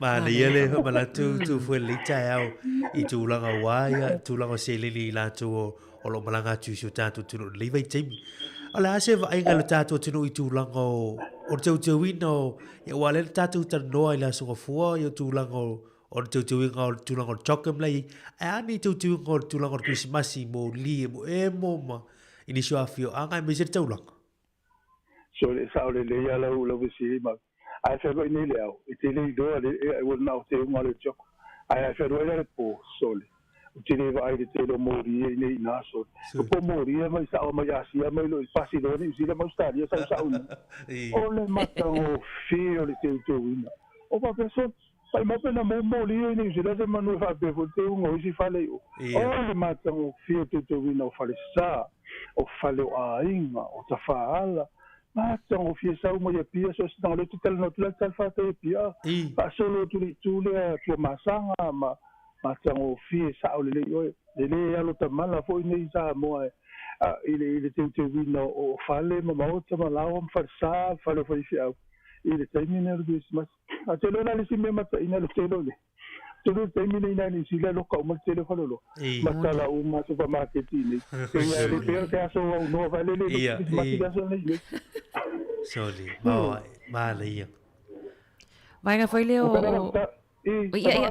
sa no e ma te fa tu na la tala na e si me fa mo te wanga lo vi na ma to mai le aso le na ma to mai o te ya la lu te pisi na ma mai na ma lo uso la te pisi aso la wato fa pe afu ya le wa tu mo la vale no pito tu re kinta te o me le mo te na ta pe sa a fa te le la na mo ma ko na mai me la ta tu ri tio I me fa nga ngai na mo ma le si me fa le to ara la te sa wa me lo so le le fita no si so le ya oh la tu fa mai uso e mo fa na postata o ka tu ta ma fa lo ko mai la vale ya o fa tele mo te roi ya e le tatele fa ya tu vi inga da mai le ile te wa vi inga le ya ala na tala na mai so le te lo I ho stay ma to fa ya ai ya o le to tele o tanga te fa longo fia taturi te Wellington ona le ai ni me fo I fa ya ina me a ya fio tali e la tu tala na ya lo fa ta ma sanga ba lo fa nga ya na vole ni mo po ma ta fa so ito telefon ma to o malaka mai na mai mo me Wellington ya ta tele do ala do a to le ma ta ma ta tu ta to Facebook mo YouTube ya ma to fi do I fo in family mai o tala fi la le seri so ma je lo pa ta uta fi do e le si vola ta tele e se mai seri mo ske te lo ma da ilo o lo ma da ilo la no foi o kiran ya tina jonto mai te lo matua ele pelan TV ta to litio ale me pito sili numero ta si lo matua la mata o le ta me pesi a fe su ya I video se mata mali ese foi la me pique ta ta ta sia mali ta to ya lo matua mata ya ta video se sa lo to litio ole fia lo matua mata video sa mo mai si vai mo litio ai ta mo te sa mo o me la na si foi sinatina yo nei ta ta na mato mai mala ai le si tu holo mai pe sa no fiore di pule me no mai nei ya tal wo no le wota to lungo ti o ti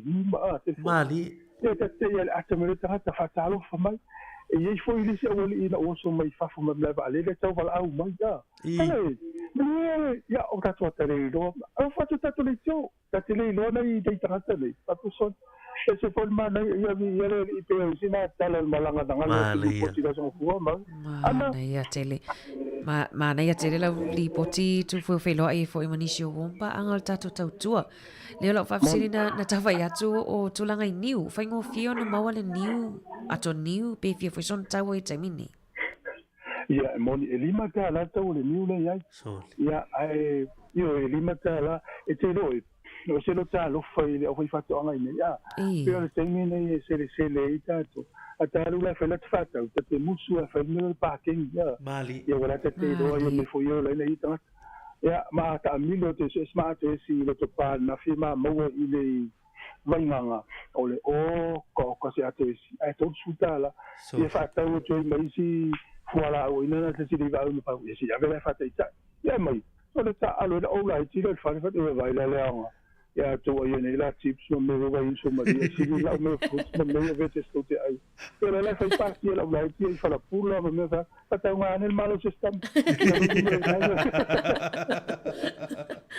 ai sai o le tele io fuala o ina sa so melmo no ni si ai na ta mo fia so ia le usi si foi runga ia io no lu te tele ta to malanga mai ia ma o fetau i foi mal tamtar so i fuanga le wai ia tunu ia pe fatato ia moni tau le ia mai tamtar so i fuanga ia o le si tu vole le te mai ta wina nei Christmasi mo mau foi na iso ida te masa o le file mo le Christmas ia le va veao sa mo la no ia tu foi foi si sa vali no forma le ia le tonga i mat e me ta avale au wala mate foi mai ia le ia ta avale fiwa ia fa mai mo mau si so le mato mo so tau sanga i bote fa pe le e le fa la lave tangata ia le file mo le Christmas fa ia ai o le o fa fa le se le ni ma no vale o mai fa tangata na pisa o Christmas ia me talo la tau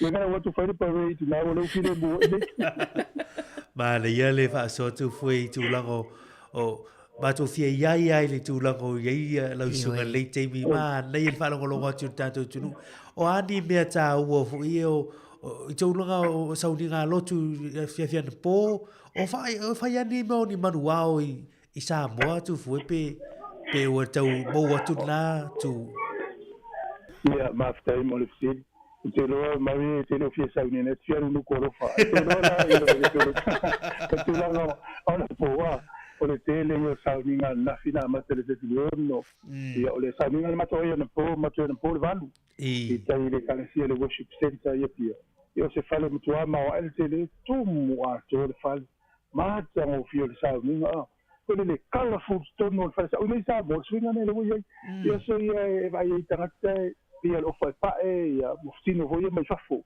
tai milani ia ola e sa mo ala e le urtasi te mai tai o futino li mo i faita e mo ke la wa i tono pia ia o le tau ninga na po ia tu o mala matulu ton pola ta sutas ma to mai lo a matalon sa vale mi tanga ta voia pe papai mo fusi ulu i pa so le manuao la de la amata ia o te lo ai o le la va fa o manuao mo te la tamen mato fa o tu me pasi le mamau le mato fale mato tu o le pasi le manuao no vingo la fo sa uni le manuao si la va enga ia e tete di langon la langa se ma tu o le mato fale mal awal ia ana uva ai na po tanga tana ta pena fo yo le manuao Male o la se vai ga bulbuli o sau fa so ele tatu por kalame o sau fi au fo i molli Christmas ia war fo tatu au fa fo ni fi au ta u e ta u pe longo fo tatu tu le tei ia te loio na leta te ni mo la to e malanga mai ia tau tu na ma o e sa mo le ni ngone ala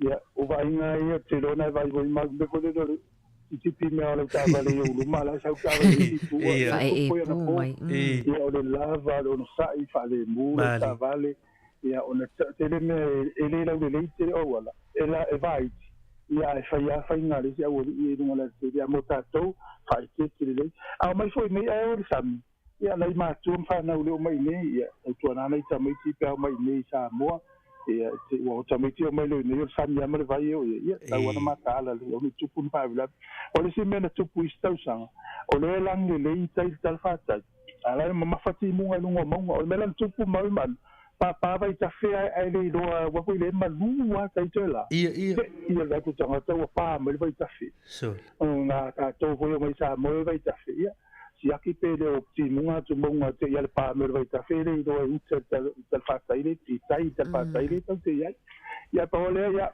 te lo le fau ta o Christmas sa nga lo tu ta o ta tu dio e ma sa nga lo tu na wa lo ye tu nga to ina mana lo pension ele foi la fa long to ia le mo tu ta to fa sa long la lo talie o ma ta pusal pa po ki o la woli ia ma ia so fa na tu ile se fo mai ta tu e ia ta fi se sta ta le le pe aso pele aso me si lava e na li tino ta ta le alo le tu fi mai le lang paulo la wala to mo la ta ta sala o le mali o lo nalo ia mai mana wi a tele Christmas ya to lo mani ro ai ngo fa mai lo fa tu ta tu no e me wi fo Christmas se mato ma fa le ranga ya come me se ma le kale si na i polidua ma wi a tele Christmas ya to ta to no ho se si poti sta mi la tamai ya fa to fa so i fu a tu la lo tele nei Samoa.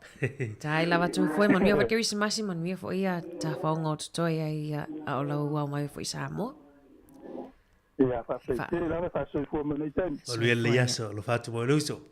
Ia le sunga le lia o ia tu fu fiso ia le suir tatu le tio suir tatu fa salau ma futa mai Samoa le time mo malanga tu ai ia mo fo isia se malo loga ma nei aiga ma ni se fufu ia ana ma le report sunga le o ni tai a eu tatu tata noi foi ma tatu ma fu te tele o vai ngolo tu lai mai so tatu tu ni temi ia ta ua tele ni so fautuanga pe ona so no sunga le lia o le saunga le mutu tu na mo la tu le malanga tu sa mo a woni ngalo tu langa ia le yaso ia mo tatu tu te mo se si ia so se inga sunga le ia tu foi ia se aso ia o bua ia mo le teme ia fa mo ia tu Christmas iluso ia tu foi ia ma lo se fo mo verta tu no le teme ta ole tu la verta tu teme ina ua to se fulu marta si minute ia ona toile ona tale o tu la iva a fali tu la iva tu fine ana ia ta tu fa fonga o le fa lo foi i tu langa o fa mo nianga ma le mal lenga mai la fonga le malo Samoa ia ile le ta hau Malo lava mari ia o te lole atu e tala tutato laina ia ai o le vai foi san isina whawhiwhianga. Toi tali mai mini mai moli ni olof angal Christmasi ni o ainga mani a wo.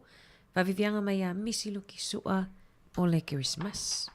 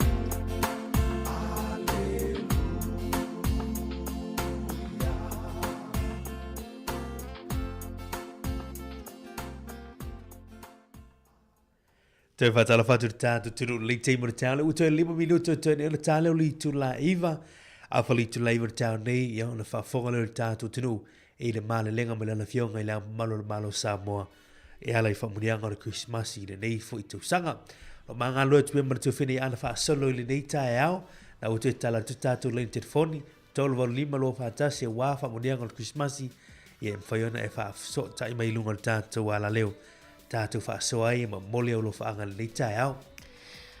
Mana e mari ia leo to te le fo ilato le fato o leo to mai fo ilato whamanianga o Christmas fatalo fatia Sara whaanati leo lo whamania mai le Christmas mo si ona tinaya tanu vasa le a fine a lii I nofo a lii. Whamania Christmas ia I si ona tinaya fine a lii. Fatalo fatu pira nawa fatalo fatu faltoa ia tusa mafuta mai ma le tofaya pese tu wale loa hat. Leo vela lato kuka si vaenga lea I fo inisho I lato ia malanga tu fo I te hora wala to fo ia fia ne aso. Te leo ainga wapena mari I pia ia le no fuanga e ma sani ana whaila to Christmas. Io ia e tā ua e mana ia fo. Pe ia mana ia leo I ma sani ia. Ia wau ma sani ia le anga ia tu e fo ia ma ta whao I fo. Ia e pe ona iei o nisio ainga.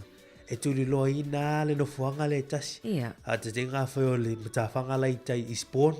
O nā I tau sanga te tasi.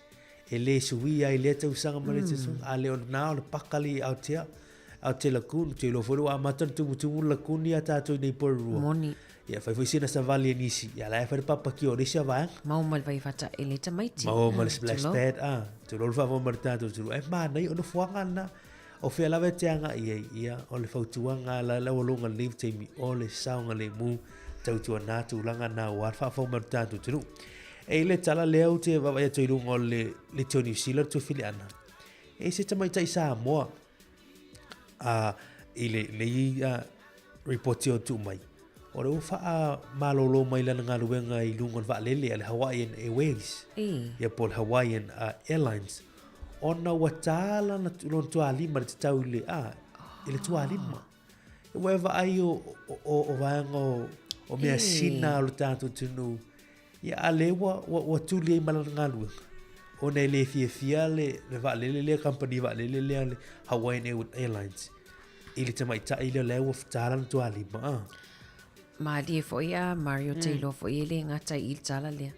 O le ai fo inisi whaupoponga o le tala le ona ia ele no fo le lei fo I le fo tamai tai whainga luenga le mafuanga o tulia ia po se vaenga le o kon karate pe o me marina le sau nei lunga o le tala le Samoan American Tracy Sialenga Fili le amai lona suafa ia wa ngalue nei mo le o nanga le teo New Zealand morsilia nei marfata usanga ia le mafuanga o fa malolo o tulanga o tuali ma le o taina na lan tau ai pe na wi tata wala au ia le ai o tulanga na ia o le sivaanga le o masina nei le na ma tai ona fa malolo mai ia o tulanga ni na tale tuali ma o tai tai e fa mana tuation to asion te maua fa ilangin fo longa ia manu tua ese ia tulanga o una fa peor Hawaiian Airways ona o se company va le Pacific e malama I mea Pacific se jasina tala ma le le fa so to fo le te mo le lungo le o RNZ le tao ona lo intatu telephone ne ya sur Christmas o tanto ye ni sina va ngo le tu le mai ni so tal o le so tala le wa filfilia e le te malo le ia ti so tu sua forte malo le molto pale mio foitonga o mat pale mio sorry o aisake eke o fai ma pale mio le malo tonga ia ni so telefone mo Pacifica le fuita au malo mana ia le wel taval au mari sei fo manuia Christmas ia Merry Christmas manuia Christmas ia te lua ia me se foi ia eu fa fonga le taia o vesi le telefone alo fa na tu vesi manuia Christmas ia mo lo vano le taia ia fa fitai lava ia pa manuia tole Christmas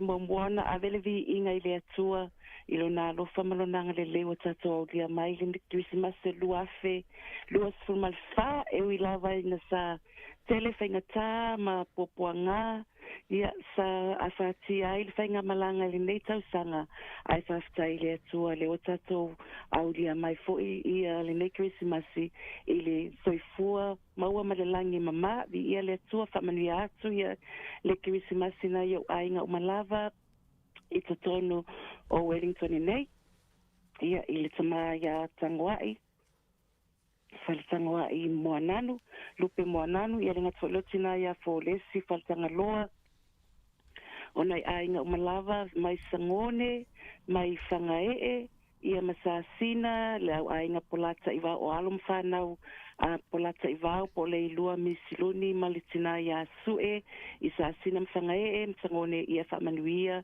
le atua na iau aiga i wainui o mata ma porua ia fea lava se mea o loo faafofoga mai ai foʻi ia alo ma fanau a toluono asueru ma le tina ia faaiu asiata i gataivai ia ma vailoa palauli faamanuia le atua ia le gata foʻi lea o le fanau ia tamao tamaiti maitaga ma sa tapuala ia toilolo ia alo suʻesuʻe ma moana ia toilolo ia faamanuia le atua ia le gata foʻi lea ia onai i latou uma lava le paia ma le mamalu le atunuu sa lagolagoina le matou polokalame i luga o le leitio a le net le anufale faatupu la Pasifika mo tina maitaga failele me pepefou ia ma so se tasi lava sa tapea ona o tiai ia le sosoani le nei polokalame ma le nei tautua le net i loa hat faamanuia le atua ia aesili ona batu fafitai i susunga i faafeagaiga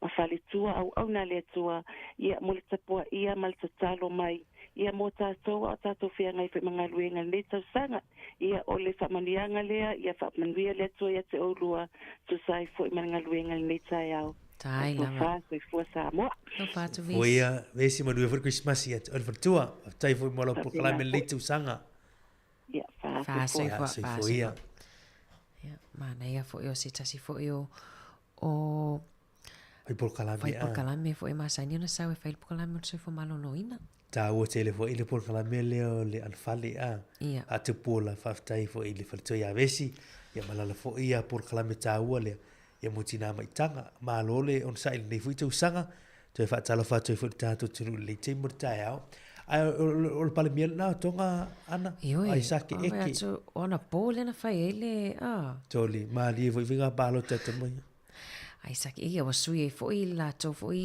ia taʻitaʻi ia lenei tatou le pasifika tusae ua leua nei tala le pasifika latou ia le Hawaiian Airways ma le tamaitaʻi Samoa lea le ua faamalōlō mai a le usi nei ma le masina ona faamalōlō mai ona o le tulaga o lona tualima ia ma le palemia lea o toga le u filifili le palemia fou lea o toga faatoa faatoutola iā Februari ia nisi na o tala o loo tulaʻi ma lenei taimi o tatou iai oto mai nei vaega ia ua lesilafia o le tatou tunu le vae atu foʻi nisi se tala mai luga o le One News o e iai se tasi foʻi o tele malaga i Amerika latou ia le malo tele o le ua ua foʻi le mafai ona faaauauau nei taimi ia ona o nisi o tulaga e le mea alofia le vaai atu ai ae tele i o malaga se tasi o vaalele ia i lenei taimi a manatua o le ua o taimi o le Krismasi ma la mate malaga tagata fui lele ia ona ona tulaga foʻi ia o le ua mai manatua o le ua taumālūlū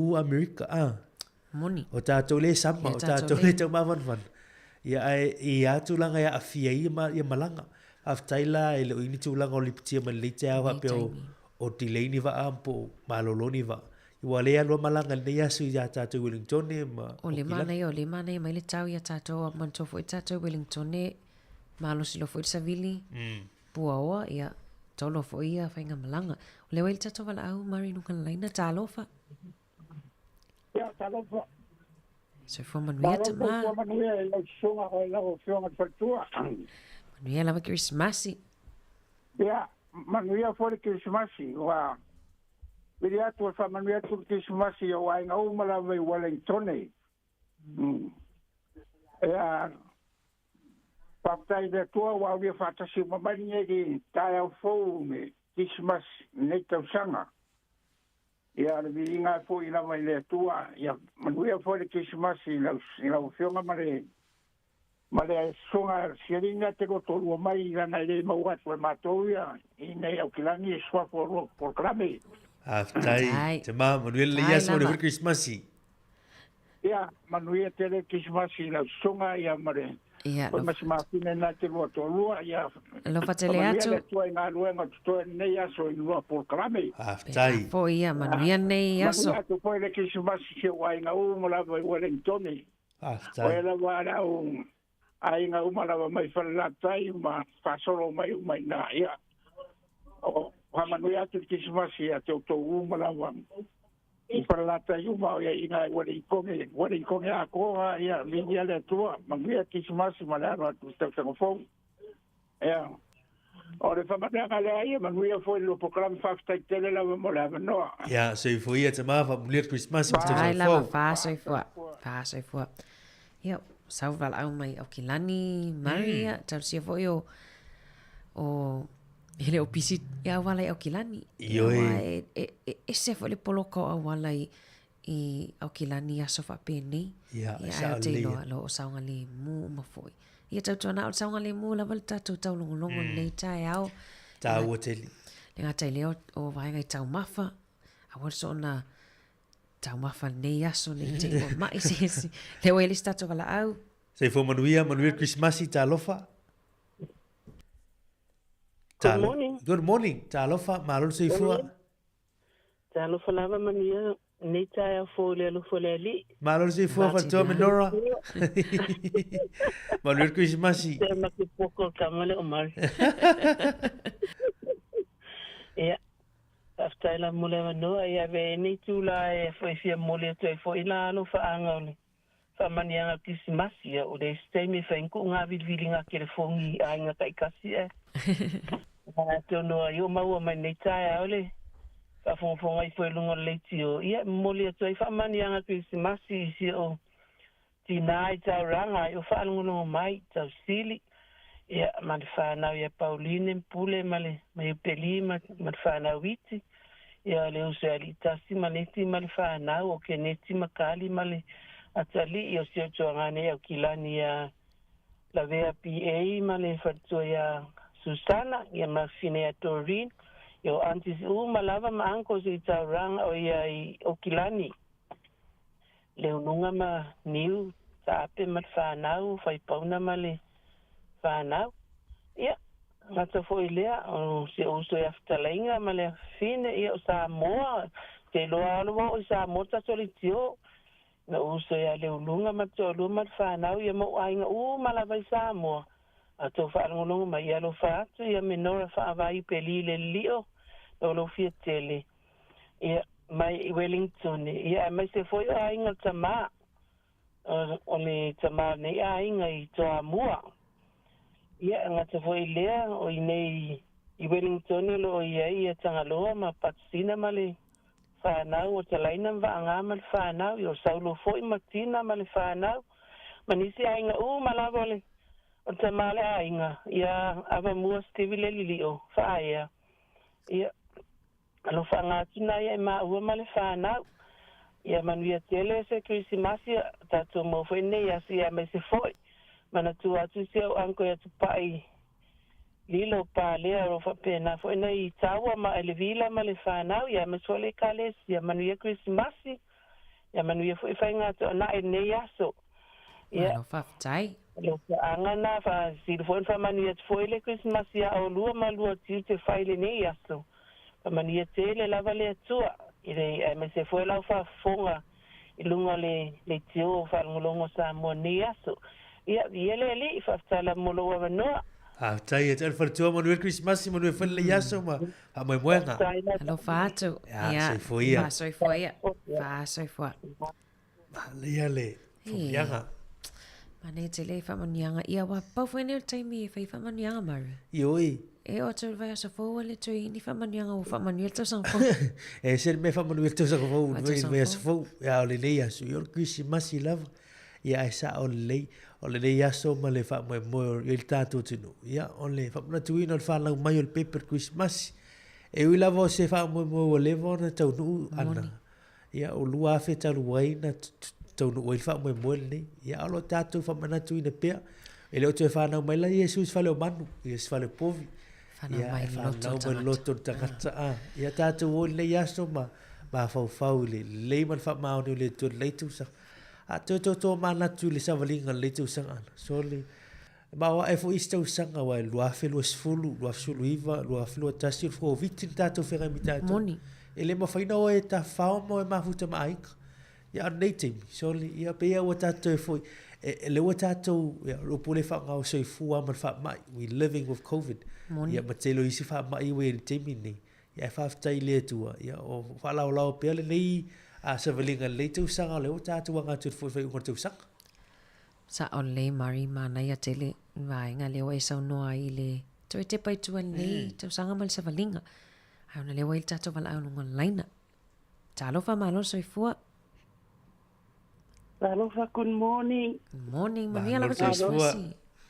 Malo so fu ya te olua. Malo anama. Mari. Hello fa. Alatina.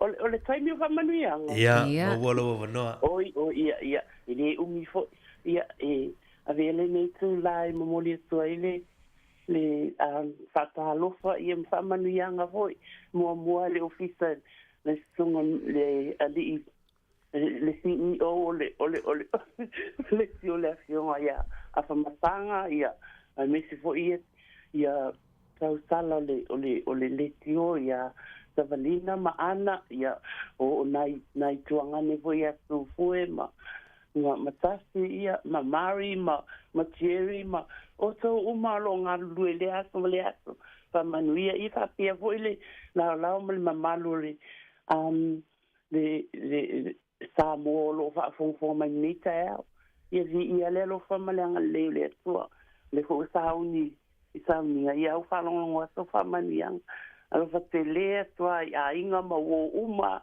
so se kalesi sungai pa fia ngai ngam falitua ia me se fo ia Samuel i nei Wellington ia me se fo Samuel lo fa fonga mai i tu me se tato pele Samuel ia o ngana ana ma Mari le nei yaso me Siliana se lua no fai Katerina le Ioe Katerina mate ia tolo si ufonga Katerina ma o pele lua fia e tau tu lo soifua you know tau le ama you know ma mai sai tau tu tato atu alo fa anga mo lua voi lua tai lava tina Katerina manuia for Christmas yet oi ia fa na ko nei lua ma tu ma fa na ma inga alo fa tele atu ana Mari lo fa tu manuia la nei yaso ia soifua ia fa soifua ole faletua poltinaia Katerina a Musa Mari ia o se pa anga foi ma se wo mai o tatu tautua moni ia telefoina le na ora felua ai male sunga ta se Samoa malo ia la valta por clame se fa vifianga tu fin ana ona le ta pena me la foliti la iva le mal lenga la fionga malu fa fongai o le sfulu tatu fenga lotu ia fa pitoa te te sunga to ina malo pensionary satisfaction ete talo le sumatasi ia tatu anga tu loi fa munianga o Christmas ma te usang fo ai te tai fa le malo fa le kalesia fa le fa la pitonga malo fa tai fa fianga o Christmas ma le au fai pese ale I filele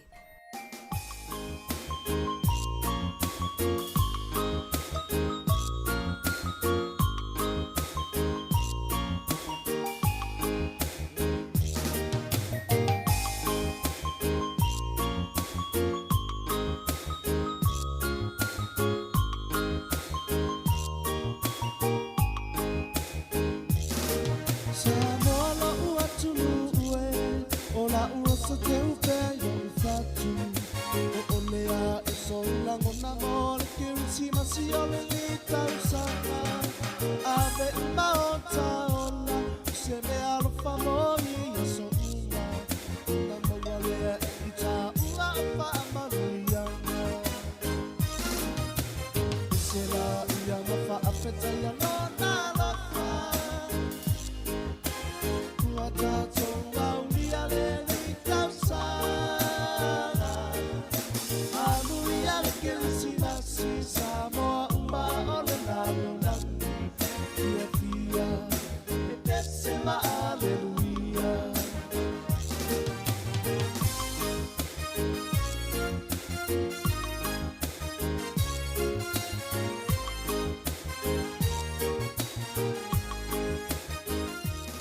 Whamanulua tu le tatou pese nao na le wai tatou wala au lunga laina talofa malo soifua.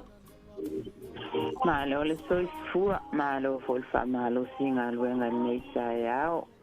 E mua la rona vat whamanianga I lo sunga lo tu male foi nei sai au. Ia manuia o lua tilte nei aso manuia foli Christmasi a te o lua na ia inga. Tai, manuia for Christmasi a te oe tina nei.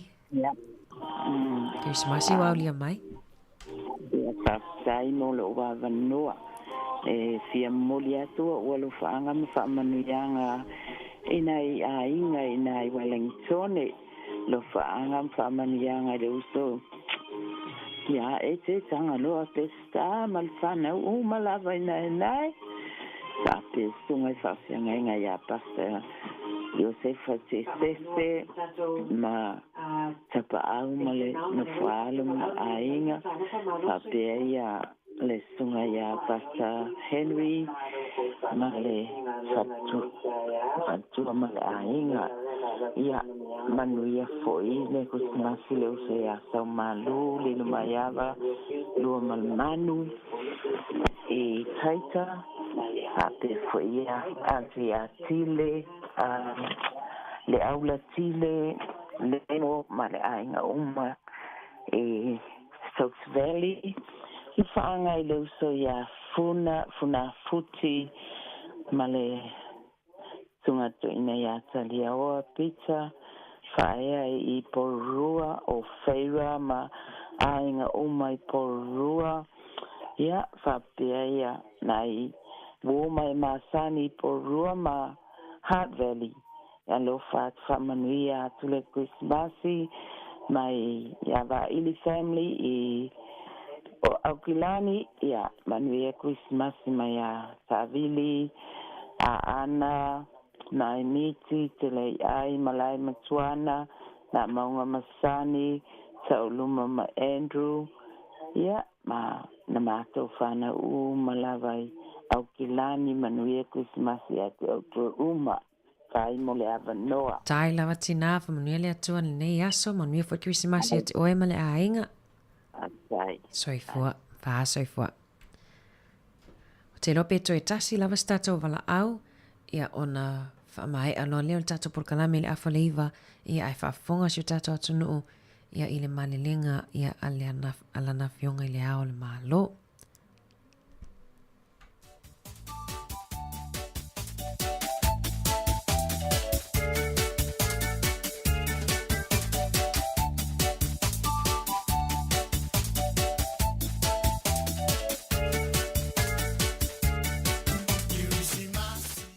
Ono tato wala au lewa I lunga laina talo. O toi alu tato wala au.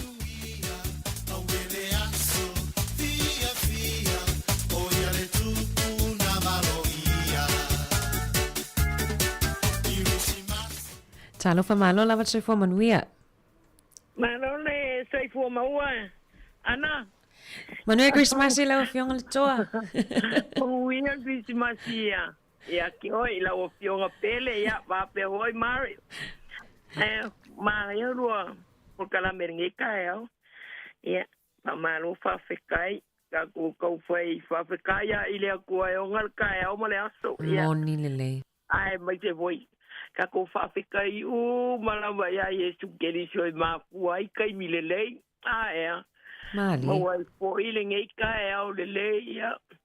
Ka baba ya ku oko se au lele o asoe o I vai ele ku mo ka ku ia pa manguia ku la bar Christmas mo ya ku fa ka ikele ina ko ku makavela ia pa ia maulungo Samoa ke fi fa manguia ku la bar Christmas se antile wai no mata ya peki ia pa pe fo ile fe ya ku pola ia masi fa ngau ma pe foia le ko faia kapo I kai Wellington ia pa masfa ngau ke mga kunga ke malo si fa kaya ile ku o le ke fa lo ko wa ile malo si ki o kapo I sakwala ia fa pe foi o ko finga ma se wa inga lo fa kele aku mo o ko umalava e Wellingkonge. Ia nguia Krismasi pa ia mawalungo papianga inga kaurang yor kalalelei pa ia le ko CCS so spak pa kauranga. Ia nguia po el Krismasi ai umalava nga ia wo fa fong mai ia o ke lo fo ke le ako le be kauria. O ka ko mga kua ma fafkai ile kua ma fua ngai kai mi man ngai aso ia e fafkai lava fafkai fo il pe ma ulungo le kio sunga ya msanga ia tai lo pa ku ya sebelinga ia me se ke pa manguia ku lava isi ia ita kasiano ia ke ka ua lava ma ia manguia ke Krismasi ina wa fionga kinga makua malo lo mai le kala lelei no fionga ita ke mangaku ngai ke manguia lava o ngai lelei ke lenga ba ai lelei makau lei oi esa balinga ya Mario ma ana fa pekai lava mo wa bangoa ya walo pakele masanga pa manguia le akua i loko kau kua lelei ya marko ku maleanga awasa mo akayao tai langa manguia foi langa ya kon kau tanga po ia alo patele atu lo fatu lo fiong le toa mo ni for Christmas yet o male ainga soi fuia ia tal tonol tato vala muli foi leo o le tato por kalambe ne ya sona le tato por kalambe ia e sa uni mai le afa leiva vai foi to tali mai ia ona fa mai at foi leo le matau tua ia ole atal tai au male tuanga ne ya mari.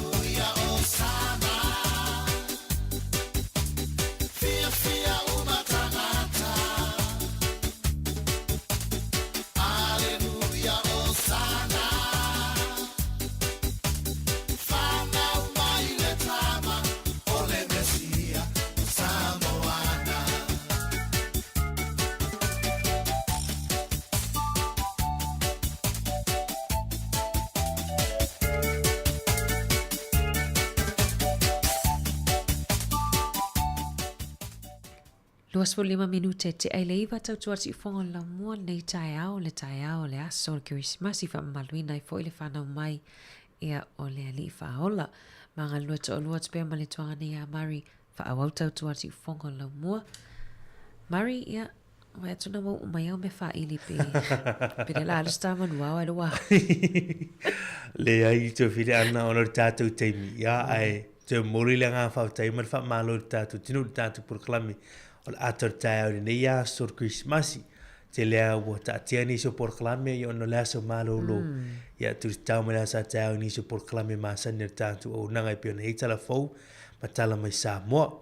Ai ave ia lea wanoa tu fine ana ia mole tu fo inisio alo whaanga ia I se mātu e kalisia le Cornerstone Samoan Worship Centre I taua se mātu te mawhale nganga ia tupai ma le wharatua ia ele vila ia pālea ma lor sifu manuia Christmas I le sunga le whaawhenga le wharatua le sunga fo I le toina ia ai taulia ma le wharatua ia lista ia whaatalo whatu fo I manuia Christmas I le sunga toina ia fio ma le wharatua ia ofa ma se mātu e kālesia. Ia alo whātu fwoi whapitoe se u tina, ia mare mātu tina matua, ia to lima o lo mafuta mi o kilani, ia mare Merry Christmas ma tau ainga malawa ta mai, to a mua ma whenga, ia o tina I whale apona, ia ai meise fwoi ia awala, ia manu ia tele lava le Christmas, ia mare tau sanga fwoi ia tu se u anko ia timtiu I lo hat, ia ma Karenina, ia se u uso ia Martini, ia ma le whanau, ia o vale empati ia me se foi te mai afualo I taua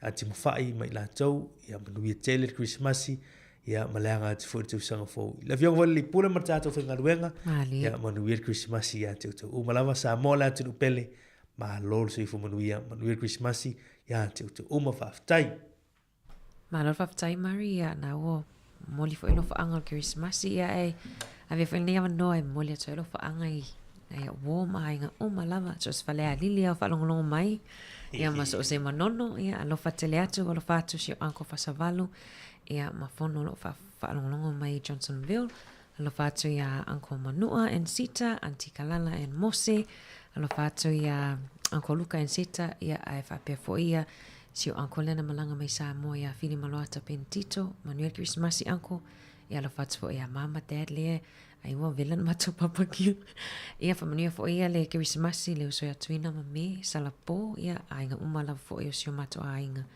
ia so sfangali ia masale I mo falongolongo mai manuia la vale Christmasi Mario na wa umela kitara pe sa pesa awale la luta kusa ilo se manual ai singa le la so ta pese fa ma vai tu ertato tu tato por kamal atertal Christmas la tau ia o pese ala la ngai wa lo fa na tam tu le la ta pese me mala tau la pese me fa longo fa na te lor pese na tu lor pese masani e lo ma ala la ngai pe pese fia ua tau nu valo anga sa valo ua whanau le tama o le wha o la tanga tangata Gerisiano e ala ia ma ala te alwhai momu ala langa ia pepe se fia ua tau nu valo anga sa valo ia ua whanau le tama o le wha o la tanga tangata Gerisiano e ala ia malalanga po filemu apopula le fetu e fai mata I ala ile au mako I sa ile ta ama ala langa ia tai bebe se fia ua tau nu valo anga sava lo ia ua tau tau nu uvalo anga sava loi ua tau nu ua tau nu uvalo anga sava loia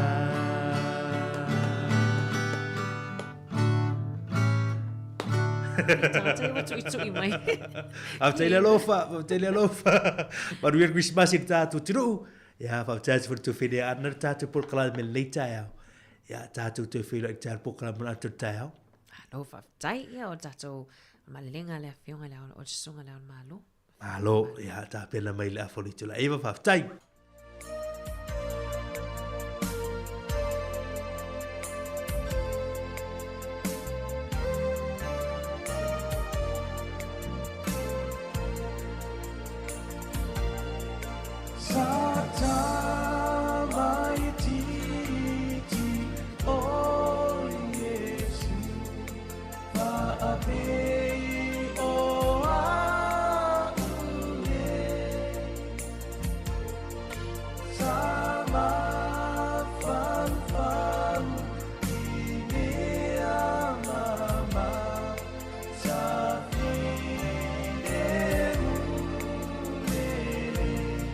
Ia fa fo mal tatu tunu le nei taimi o tao le la tatu anga ia tu il fainga i le a malenga la na fionga le malo malo ia le fionga tu ia ana tu mele lifano vale to so lo vile lua ia usi mai le fa fonga i le malenga la fionga le malo malo fa tai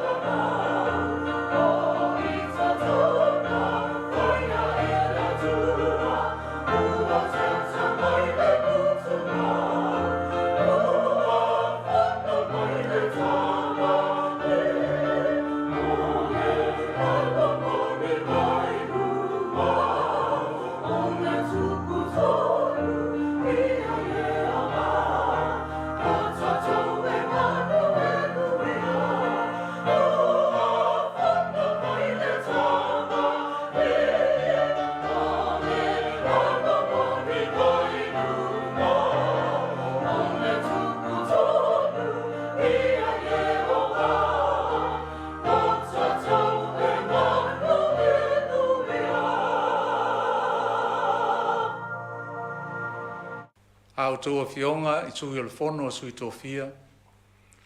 Lau fionga le tamaita I pāle mia ma le kāpeneta, whapea minsta langolango. Lau fionga I le whamasinosili, ma li ma tamaita I o le whamasinonga. Lau fionga I le whawhonga whitalai, ma sui ma manu o le pāle mene. Members of the Diplomatic Corps, whaurulunga o matanga luenga, ma whalapot putonga le malo, pisinisi ma le maenga tū maoti.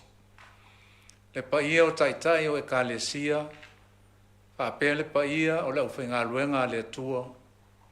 Le paia maulunga o Samoa, i le afua mai i o nao se i e paia o na iu. O le paia lava lea a wātama mo lātou ainga ma lātou tama, tu mua mapule i tu au ma lātaua, ainga i le tai ma le vaa o fonti. I le mai a fo i le whala o oto, i le wha fonga tapo i mai, al whainga māloa tutuila ma manua. I le fio le fionga i le li kovana ma le kovana lutena. Ai meise le paia mawalunga o le tawhatolu o lana whainga māloa.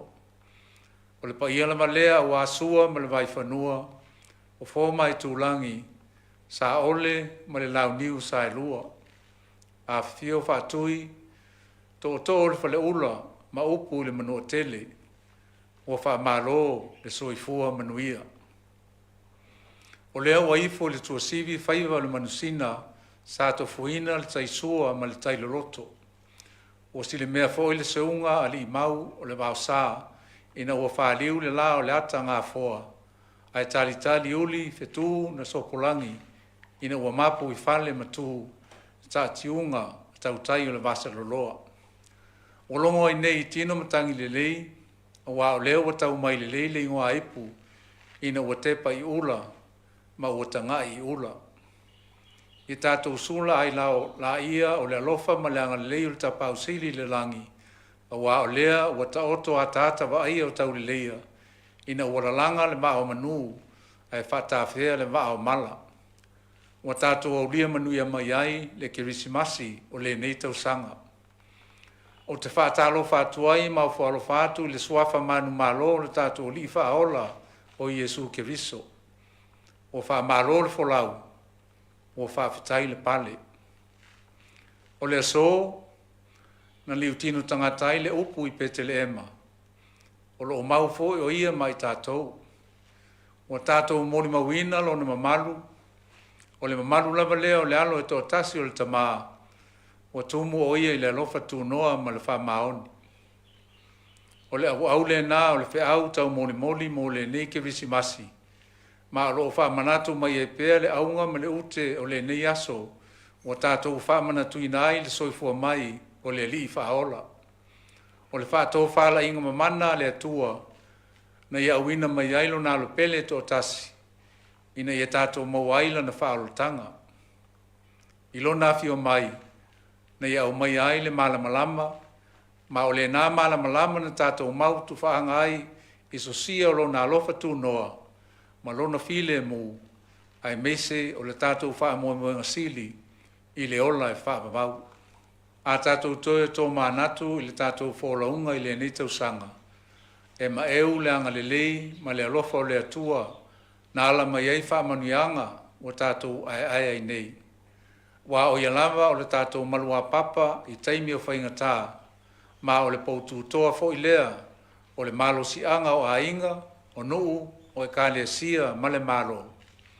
O wha i loilo io tātou whaiva na sa ili whatasi, ina e manuia Samoa, mai fo i ei pēr le vi inga, i le tapa au sili i le langi. I le nā fo i ma le la ina, le avea pēr o rui tau mo whaingatā o le neiso i fuanga, ma wala o le maua i nisi o nei o tātou tangata le fia i le nei ke visi masi. Ia tātou manatuai i lātou uma ia tātou tālusanga molia. Ina ia mea pēr le fi le mū ma le alofa tū no le tātou li o Iesu Kiriso e whai mo lātou tō manga. I le nei mai tau o le loto whaanga e tia e awa i lama o na tātou whailo le sao tā ua ai lato uma na belo aso i so se matata mo le manuia o tātou ainga o i lato e eima na onga whaapitoa o nuu o e kālesia le atu nuu whaapea le malo. E mamori ai le whaafitai ma le whaamalo le au whai ngā luenga pa ia le atua e tu sai ma utou whaiva whaaosi taulanga o lo mapo i pēr le soifua whaaleanganga o le atu nuu. O lo tau tuli vai ma whaasifo i le atua e ala i le talo. O lo maluti ai pēle so i fua ma maua ai lo tātou whātua tua. O sanga wha mausali i nai pēle mau o Samoa o le atunu ke Luciano e whaamai le atua le tama le alo ma le anganga pa ia ua whaamalo le tatalo. Lau whionga i le tama tai pale mia ma le mamalu o le kapeneta e mamuli atu le anganga whaafitai la au tau whaatautainga i le nei tausanga. I le ngata i le loto i whale i le ati inae si o tātu atunuu maona tangata. Ai whaapea fo i le vai whafo whaalanga maia maisi atunuu o le larulangi. I le mawai le whaafitai le whaafoeina le lei o le taringa malo le atunuu le malanga asiasi mai le tupo o sa lesa le tolu. Whaapea ai ma le whonatanga tai o malo le taupulenga Jokom ia o ke topa.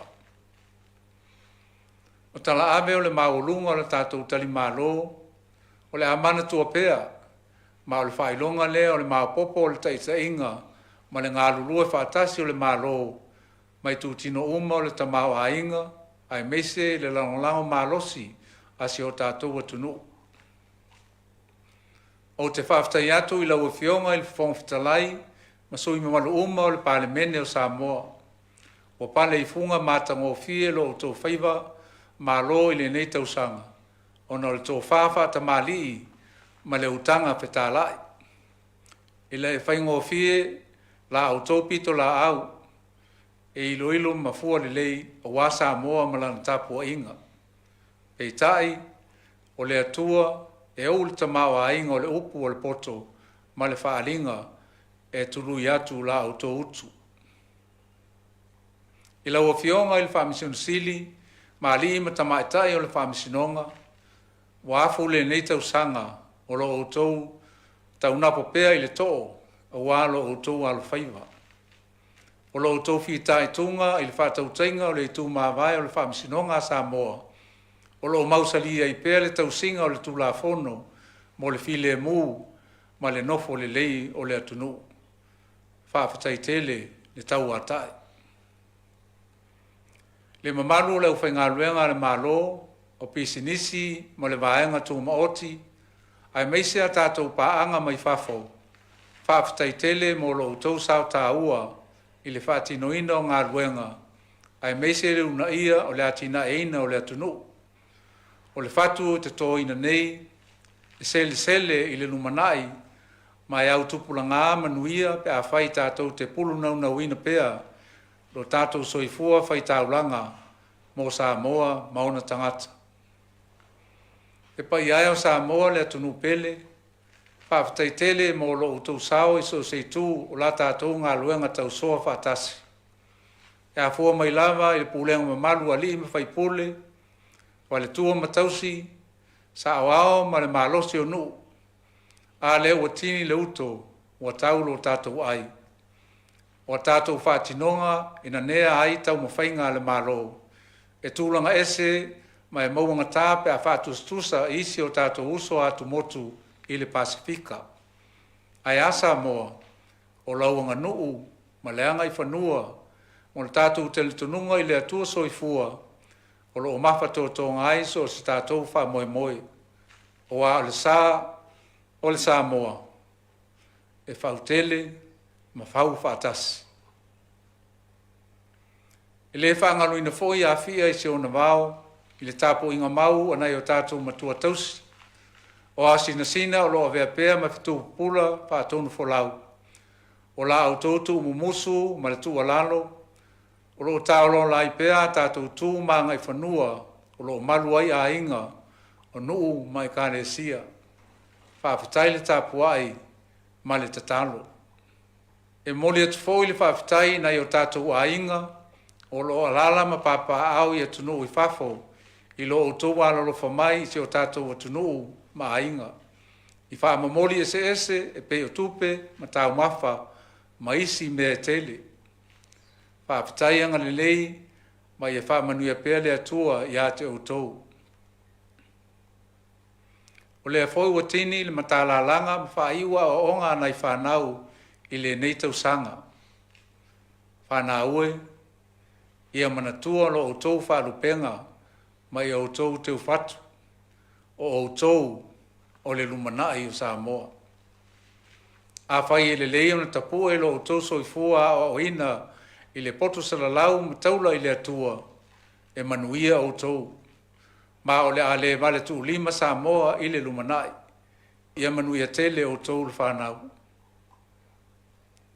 Samoae, ia tō maupea na fusia i tātou i le alofa tū noa o le atua i le nei aso ke visimasi. O Yesu ke riso le mafuanga o le nei aso, o le tupu wa fio mai, o maua i tātou uma o whātua tua i lona suafa, le manu malo ma le manuia i le ola e whaamabau. Ia tātou maua le oli o le ke visimasi, ma le loto whaafitai. Ia ululu matafo lau, le file e mua mai le atua, i leo ina i o tātou loto manganga ia Yesu ke viso. Ia vea fo i le malamalama o le alofa tūno le atua, e tai ala inai la tātou savalinga i le tausanga fou. Manuia tele le kirisimasi Samoa, soifua. And the Word became flesh and dwelt among us. And we have seen his glory, glory as of the only Son from the Father, full of grace and truth. Today, let us remember with solemn gratitude the true essence of Christmas and celebrate with joy the birth of our Lord Jesus Christ as the divine Word made flesh and sent by our Heavenly Father to redeem the fallen world and bring salvation to mankind. Christ is indeed the radiant light that dispels darkness and hopelessness and illuminates our path to the endless blessings of His grace and His gift of eternal life. Throughout the world, love is the profound and timeless message of Christmas, the one event of the year that unites hearts and spirits of many in godly love, giving and sharing with others, remembering, acknowledging, and thanking others, and forgiving and reconciliating with others. That is the amazing miracle of the celebration of the birth of our Lord Jesus Christ. As we reflect on our journey this year, we are prompted to praise and thank our Heavenly Father for His grace upon us all and our nation. He has been the ultimate source of our blessings and protection from many adversities, and He continues to be the unwavering pillar of our strength within our families, villages, churches, and government, and our collective resolve to progress and prosper as a people and nation. We acknowledge and return all honor and glory to you, our Almighty God. It is inevitable that trials and tribulations are depriving some of our people of the special joy of Christmas this year. Let us remember them in our prayers, and may the love and peace of our Lord Jesus Christ comfort and strengthen them. In this season of joy and reflection, let us honor all our people who selflessly devote their time, effort, and expertise, working tirelessly for the well-being and progress of our families, people with special needs, communities, villages, churches, country, and government. At this juncture, I would like to thank the clergy for their steadfast commitment to their priestly ministry, which continually nourishes and strengthens the spiritual life of our nation. Through your prayers and supplications, you continue to uphold and sustain our faith, firmly rooted in the infinite grace of God. I thank the Honourable Prime Minister, Cabinet and Government for their leadership and stewardship at all levels of our nation's social-economic development. The milestones accomplished this year attest to the importance of collaboration and partnership.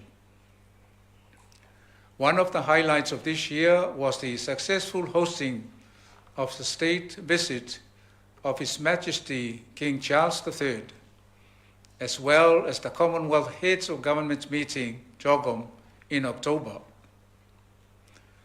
We witnessed therein the patriotic spirit and pride of our people, united and contributing their best for the good name of Samoa. As a milestone that has again put the Pacific, especially our country and people, on the world stage, it speaks volumes to our resilience and commitment to contribute to both regional and global fora on important matters facing the world, and especially small island countries like Samoa. I thank the Honourable Speaker and Members of Parliament in the discharge of their constitutional responsibilities. Challenging as it may be at times, your commitment to the work of Parliament is commended. To the Honourable Chief Justice and the Justices of the Courts, I thank you for upholding the rule of law and the integrity of the judiciary. I acknowledge the public and private sectors and the business community for their continued dedication to serve our country in various professions. We commend all your efforts in advancing every facet of our nation's development. I acknowledge our development partners for their continuing support and assistance to Samoa. May we continue to embrace the spirit of partnership and cooperation in all undertakings. I thank and congratulate all our Samoan people, both at home and abroad, for the invaluable contributions. Your various roles in uplifting the welfare of our families and communities and upholding peace and harmony are no small feat. Thank you for your service to make our country safe and prosperous. As another academic year has come to an end, I am pleased to congratulate our students on their achievements. Your education is important because you are the future of our families and our country. But remember, the Bible declares, the fear of the Lord is the beginning of wisdom.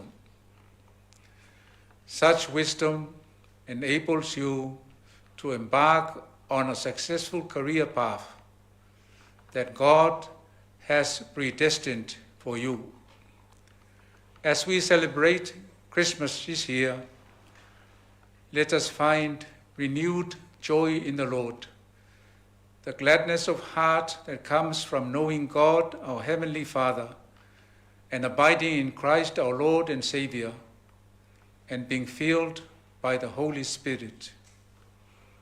Then we bear the fruit of love, joy, peace, patience, kindness, goodness, faithfulness, gentleness, and self-control in the true spirit of Christmas. May the peace of this sacred season dwell within our hearts, and may Jesus, the radiant light of God's grace, illuminate our path into a new year filled with hope, love, unity, and prosperity.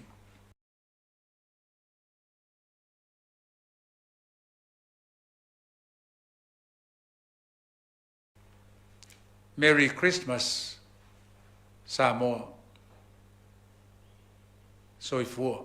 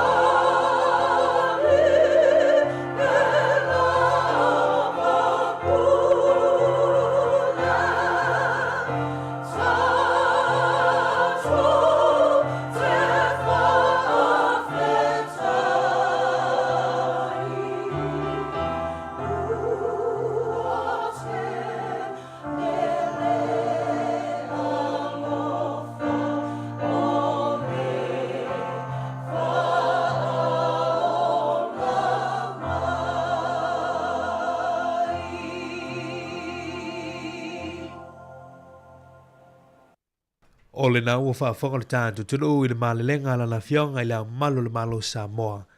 La fionga ni tuia ana tui male li whano vale toa sua lau vi le lua. Ma le whamunianga le Christmasi i le nei tau sanga tui na mai Samoa i le fiafi po le pō an pō ia po le vaveawan le la. Le o tue whaafonga i le tātou tunu i le malelenga la na fionga i la malo le malo. Whamunianga le Christmasi mo le tātou wa tunu. O si mail whaafonga le tātou tunu o le tātou whainga lotu whaabitola nei o le Christmasi. Te ia le sunga ni toina, malolo pensione, sunga le whaiwhi au toina, Reverend Alda Risati son ete, i le lei tai au, a wā le lei aso le Christmasi usi maia, le whaafonga.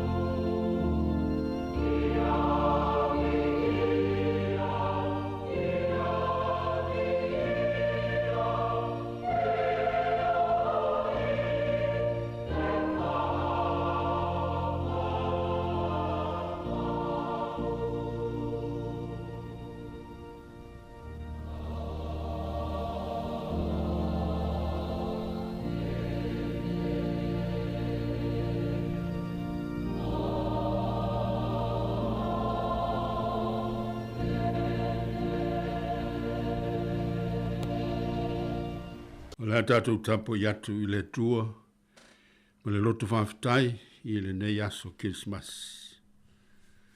O le vinga i le tua i me au pito lunga, ma le manuia i le lalolangi i te ngata walo whangia e ia. O maliu mai o ia i lona lava nu, e le Italia o ia i ona lava tangata. Si o tātou te talo. Le atua silisili e se, o le na liu tino tangata i le urua i Christmas. E ala i lo walo pele o Jesu Keriso, e peo na mātou whamana tuina i le nei aso. O mātou vi ia ma whamanu ina lo swafa. O no lo walofa tausi mai, ma lau leo leonga le soi fuam so mātou wola. Wa au lia manu iai foe le nei aso Christmas. Whanau nau tuai o mātou loto, i le mafutaina o i mātou e lo nganga pa ia. Ina ia mātou tāpua ia tuai, i le nganga ma le whamao ni lava. O le mātou tatalo lea, e ala swafa o Jesu Keriso lo mātou wali whaola. Amene. Tātou pese le vi inga o le atua.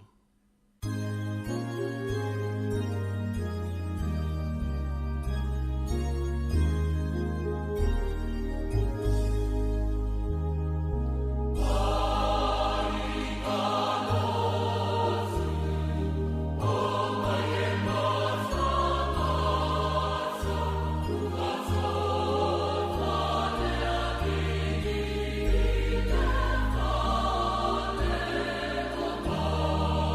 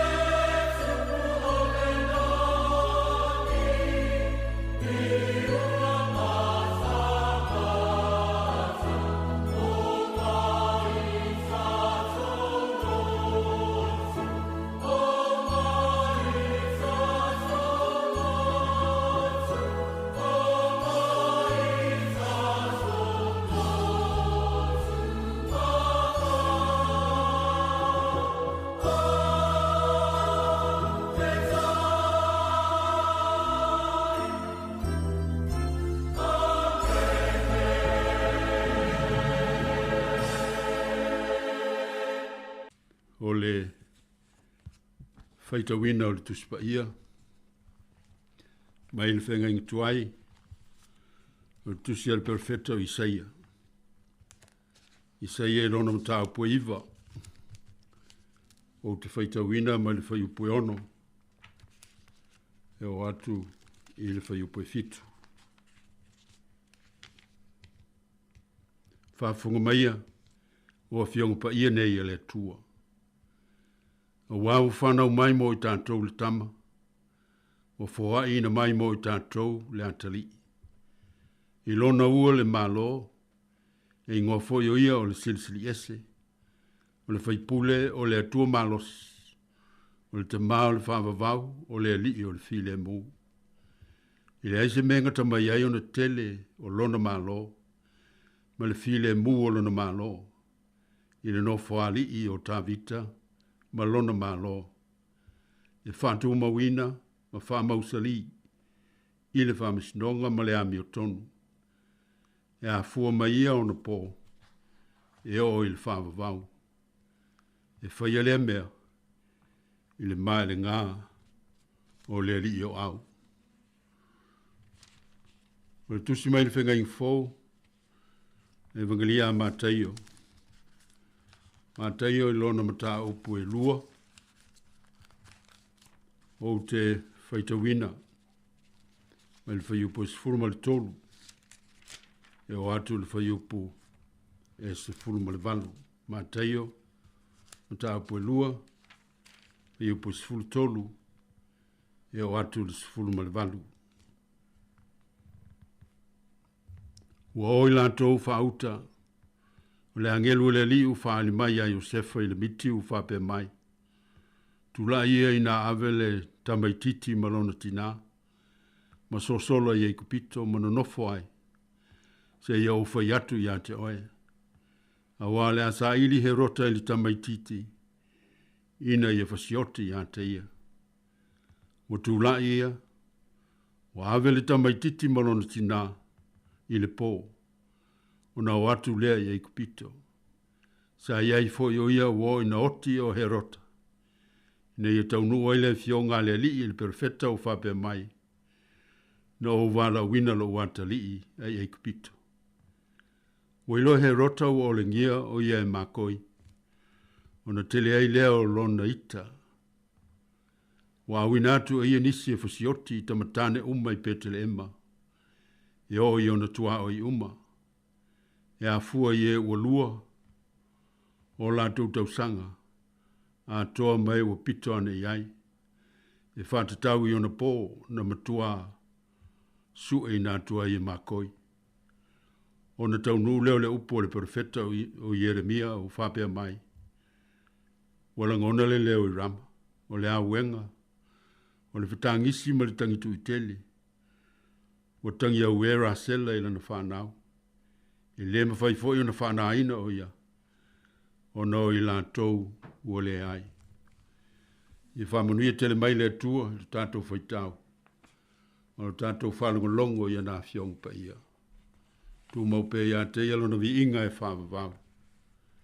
Amen. O le launga le suafa o le atua le tamā. Le alo ma le nganga pa ia. Amen. Tula ia ina ave le tamaititi malona tina. Ma sosola ia i kupito. A wale asa ili he rota ili tamaititi. E fasioti i ante ia. I le tutusa umale wa aia tangata ili ne yaso na mua. E mau i lantou e alalanga. Ma vivi i vi ingo le tama mea mea e peio leo leo maa moe. A nisi e whatanga vivi. Ai taula malama ili fia wha matia o ia e peio he rota. Na whahali a ngelu i leo leo maa moe. Ma tau tino i ele mea o whana waile li. Na whape nao na lantou malanga fia ma vi inga o le atua i o lantou loto. Na lantou maua le lei le tama mea mea o au i le ie le whale manu. Na tai ma mau mai foi makoi le whetu ma taunu tonu lava i pete le ema. Ma ofu i nā tuaia lantou mea lofa saunia le lei. mo le pepe pa ia u whanau. O i lanto via sa ili ma le whamaoni, e ifo i le li i mata pua i a Yesu. Na lanto utali sa pai le fia mai o le li o ainga, o le alo le atua soifua, e ala i le tama mea mea i pe te le ema. Ai pangala valea, e whaiva ese lo pepe le manatu o he rota le tupu. E lele voi le se, ai lama le tio tala e pe o le upu. Na pe iei o le i ala vea he rota, ina ua taiala na whaalongo, i se tupu fou u whanau mai. Ona i le ai se isi tupu i ona taftafa. I le whaalua ina foila na pule. I le whaatau te eina fo i se isi lona malosi. Na whafo linga ai lona ifo i a Yesu. Aina nā i tua na whau faunga leanga. O le fia whau matia o le pepe fou. E longo ti ngā le loto wha mau lunga.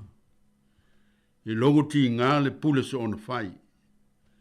Pe ai ai se isi na te lui tawina ma te te e iai. O tātou fia. Ma ole mea te tau le whama mawhaina o i tū le lei. Ma le tā ua le kirismasi e peo pe senga fia. Peo le loto whaafitai ma le oli le loto. O le ola ma le malmalama. O le manu malo ma le whaolaina. O mawai ala i le atua. O liuti na tangata ilo nalo o Yesu Keriso. Lo tātou wali whaola. O le whatinonga o fuafuanga tu mamao le atua. O le taunu unga lava leo valo anga perfecta. E pe yo la isaia. A wau whanau mai mo tātou le tama. I rona ua le malo e ngofo yo ia o le silisili esi. O le whaipule o le atua malosi o le tamao le whaavavau. O le li o le file mu. Whauta e tō le tau pou. Ma whanau mai e ia le tamatane la tau te whae ngofo i ate ia. O Emanuelu. O lona winga o i ate i tātou le atua. O le whapupu unga le nao le tala i le kirisimas. Ma lona winga lo loto. Ai peitai le au soe. Wala matia le kirisimasi e fili SS. E peo na tā ua. O e wale talia le kirisimasi moni. Ma lantou whao ngaina le kirisimasi. Mo le whatino ina. O ala tau lava fuafuanga. Peo he rota. O tātou tau mwhai e whasiotia Yesu. Le au tū o le kirisimasi. Ma ave ese le anganga moni o le kirisimasi. A e wha o ngā tutonu o tātou lavalangona ma o tātou manaonga whātangata. O wha mua tu ina nau le loto. O wha malia fianga wha le lalolangi. Ma mea whātou sina wha nei on po. Ioe. Wa wala ese maila ngona wha he rota. E wha fo linga lona talia o Yesu. E matua te iai lona loto ma na whainga. O le isi le nei teimi whanau noa. Mō le tō tele o tangata. O na wā mionga ma whainga whātupu mala. E ali mai ai. O na wā ave se ai e su. Mai le o ngā tonu o le whamana tuina o lo nasa soi fua. O wha sili mea wha le lalolangi. O matau i le Palestino.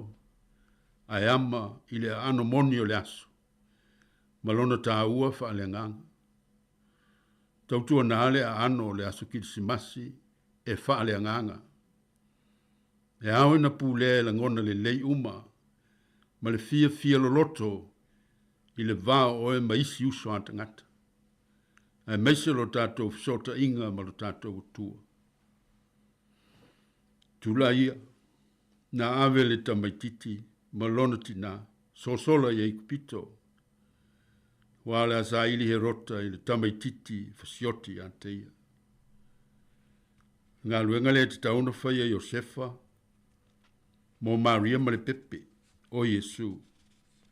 Ina ia whasauina. O le tiu te tāua leo Josefa. Ina ia whasauina Yesu malona tina. Ia pui ma wha pele pele i le pepe o Yesu. Ina ia mauti noa lo na saunga le mu. O te manatu. Sa mawhaila vai le tua. Pe ana whingalo iai. O na ave Yesu se isi au wala whawavenga. Ave le pepe ma wha lilo ia te ia ma ia e rota. Pita ia le ai. Po tu pe le tua ia Josefa ma Maria. Le whasa wina o Yesu yola lima alolofa. O lima o le tama, lima o le tina e puti puti. Apo ai le pepe o le valoanga.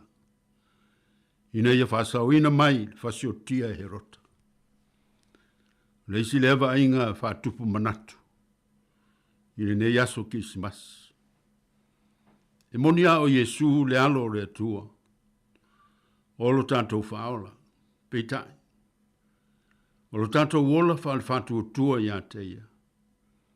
E ao ina whanau fawina. E mana o mia ele whawhai lele ina ile amatanga. E mana o mia le whapele pele. Ina ia tupu pea. Ma whamalo sia le whatu tua. Olo tanto matafa yoile na. Whatasi ma le anganga o le tua. Aile ngata ile na. Ia tātou whapele pele ina pēr Yesu,io tātou loto māngang. Ina ia mauti noa, o lo soi fua pēr o ia, io tātou o langa. Tātou mātāla. Ina ne ia sea kiriso ma io tātou loto mānganga ile nei kirisamas, po aso o mafo. Tātou so sola ese, mai mea whaono lamati ai, lo so i fua wha leanganga, ma lo fo yola wha tua. Tula ia. Ave le tamaititi, malonti na, so sola i kupito. A wale a sa ili he rota i le tamaititi, fasioti i ante ia. I oe o le kirisimasi o sola anga, o le kirisimasi o surfa inga i le fiola. O le isi le mea matautia, na tupu i le ulua i kirisimas. Ole sa waina fuo tamaiti le sala. E peo na tusia. Wa awinatu e ia nisi e fasioti i tamatane umma i petele emba. E a fuo ye ua lua o lanta utausanga. Ma e pitoane iai. O whailonga umma i o le lili vau, ma le ina o herota. E whao matia le soi fua o le li. Ma o leisi lewa inga whano noa. O le ulua i kirisimas. O le ngata ia Josefa Maria. Ma le pepe o Yesu. O lo malanga sul fai inu ese. A o le a fianga i sawanga i petele ema. O isi foi te maiti e to tele. Mo leo to e pose lilo. I loto silfia. O le isi lewa vita auli matu ya, i nei ona po. O ta maiti o sawa ina. O whanau whaleanga ina o lanto wolanga. I tu ainga sawanga ese tele. I oe. E to tele ta maiti o lo whamana tuina le neki usimasi le fefe. O le popole. O le oi ma le mapu iti ngā. O lo mate la ina nisi. Fia ai, fia inu, ma tiva, ma le leta angolima. Tātou manatua ma le lofa i lato uma. I le tātou titalo, ma ofo i nātu fo i lo ao ma lo lima. E fsoswani a wala, e ma whai o le tātou fsoswani ai. Ioe, o lima lo lofo Josefa ma Maria. Fa sawina Yesu, mai le mai a o herota. Tātou te whaftai le tua. O nei le tau nuu whau whaunga leanga, a herota mo le pepe o Yesu. Fa sawina Yesu, i tau singa, ma le puipuinga le tua. Na wala i o na mātua whaalitinu. O le tātou ngā luenga, whai whātasi, fo i lea, ma le atua. Mo le manuia o tātou wainga. ma le whasauina o tātou whanau. Ioe, nā mata mai lava ino na whato a soifua mai. Ona la matia Yesu e ona fili SS. Sa te ena peo ia, mana o onga. E meise lava o tai le lotu yu tai. Sa whaoso soina o ia ma tofto foina. Ai sa lei tau fiai le li. Mai le whatau nuina lona misiona, soifua mai ai le lalolangi. E peo na ia sao noa ia Pilato. Le mea le nei na o whanau mai ai. Le mea foi lea na o sau wai le lalolangi. Ina ia o mori mau i le upu moni. Ia tu mau i le atua lona vi inga e whawawau. Ia te ia le whamanu ma le whanetanga i nei ona pō. Ona o lona alofa ma lona whamaoni. Ma lana whaoletanga e ala ia Isu Kiriso. Ia manuia le Kirismas. Il suafo Yesu le pepe pa ia o le Kirismas. Amen. Tātou pepese i le vi inga o le atua.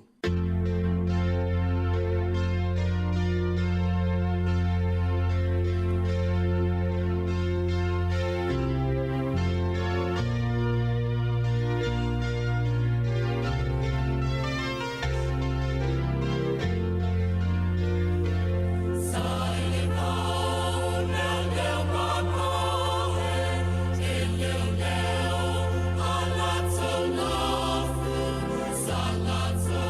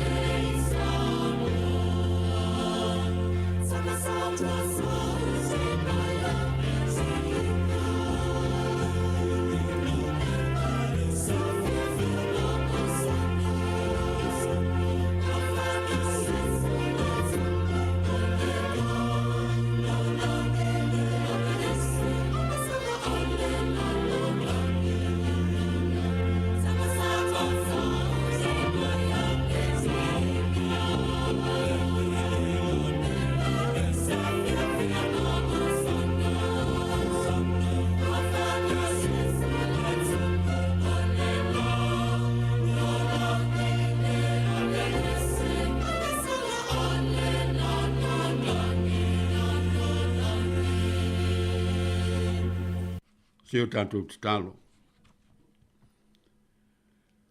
Le tua sili e se, le te maa le alo ma le ngang pa ia. O le ou le vi inga umalama. O lo whanene ina lo swafa i le langi le awangelu. Ma e we tongi o la ina. O lo vi ia foi le lo langi e le au fatu o tua. Ma i la tau talia wha maoni lo o fio mai. E ala ia Yesu Keriso. Whaea ea e mata o matou o nganga. Matou te vivi im whaftai. Ma whaitau langa i lau o fiole tupu tupu. Ma lea li oe o li.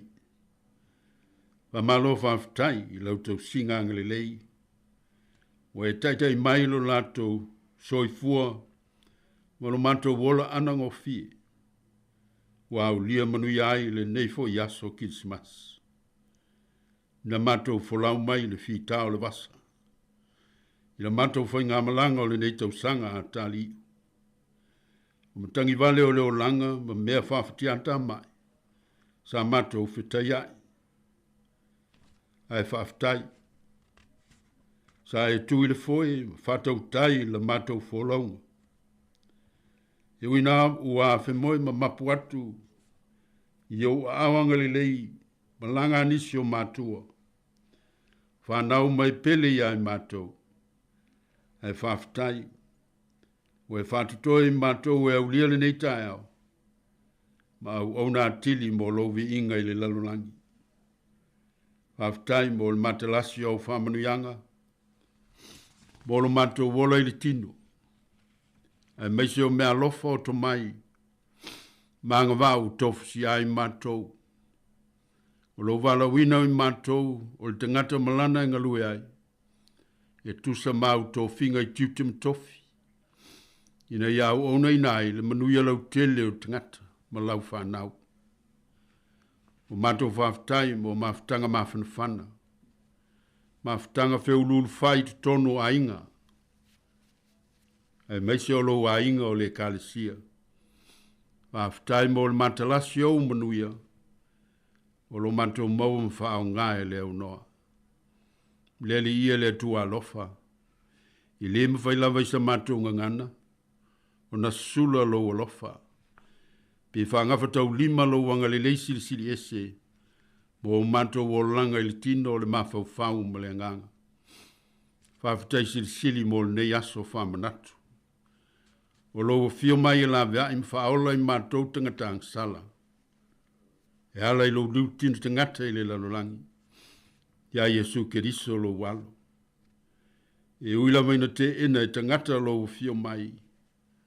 E leita o fia ai lo walofa. E manu malo pea mo le tangata. I tu mau lo swafa le vi inga. Wha manu ma le whane tanga e wha vau. Lea tua lo whae. O matou wai oi mo lau wha mangalonga i o matou tangata. Wha mangalo i matou le ali ie. I le telo teimi o matou te ena i lau fio. Ma lou o nganga pa ia i o matou loto. Wha mangalo lo matou wola fo ya. Whale whatu tua. Ma lele tu mau i lau fio. E meise lo matou wola masalo salo pea. I loa lofa i teimi whainga tāo leo langa. Le tua lo whai. O matou te tālu nei mo au whamanuianga. Mo tangata puapo ngātia uma. O i la tau whata o tolia i ngasi o le tino. O ngasi o le mawhau. Ina ia pa iatu ia i o au whamalolo. Ma whamanuia i ai la tau.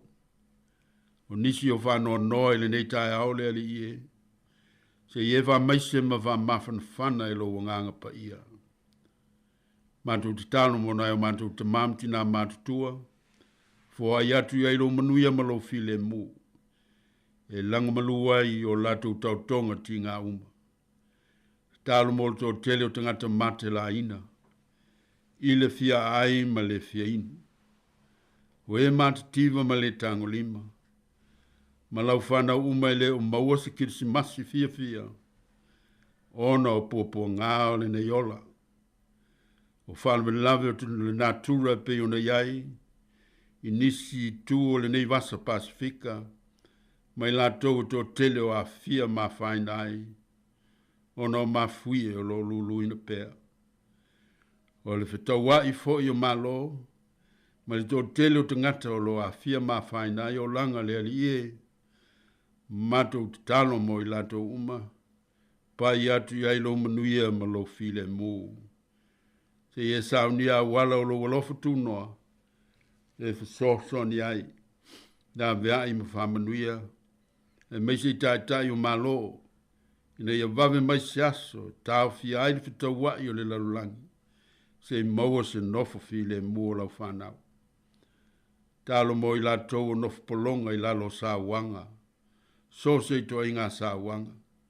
Na se e whasa alu toina i lātou i awala i te tāpena o lo walofa tūnoa.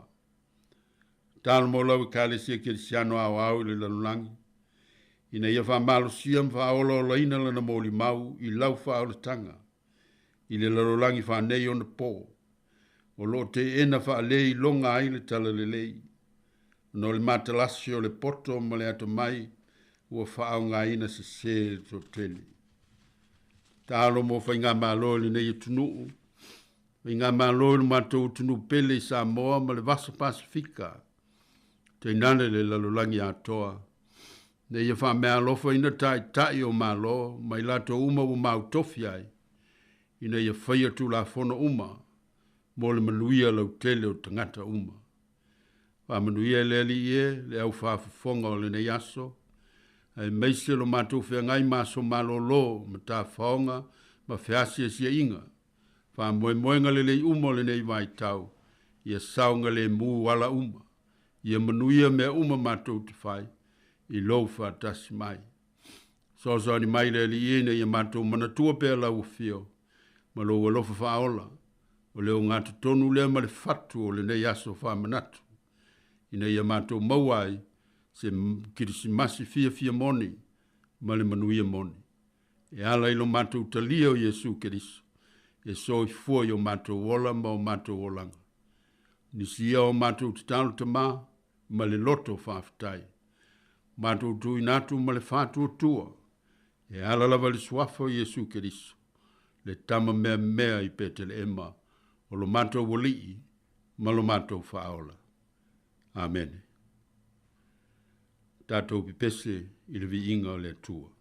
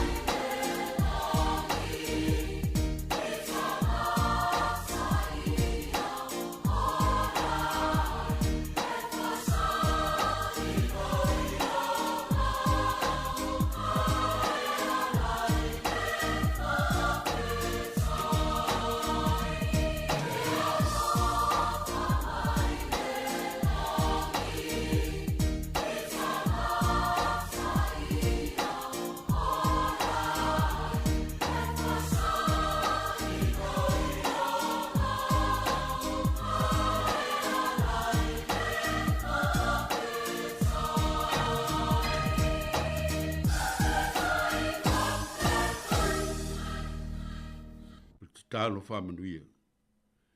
Ia tu mawi o mātou lunga o malama. Le manuia ma le fi le muola o fio le atua le tamaa. Le lofa tu no Yesu Keriso lo mātou walifa aola. Ma le mafutanga ma lo mana nganga pa ia. Ne ia o il whavavau lava. Amene. Ma amen.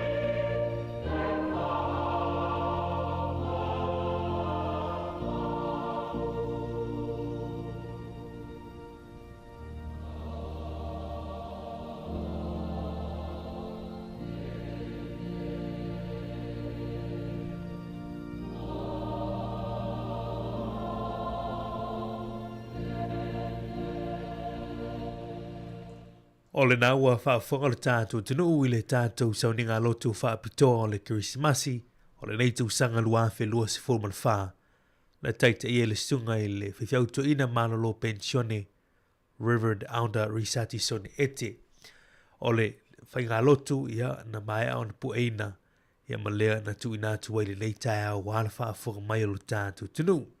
Moli le ngā whaftai i le sunga whiwhiauto ina manolo pensione, mo le tātou whai ngā lotu o le nei fwoi tau sanga o le Kirismasi.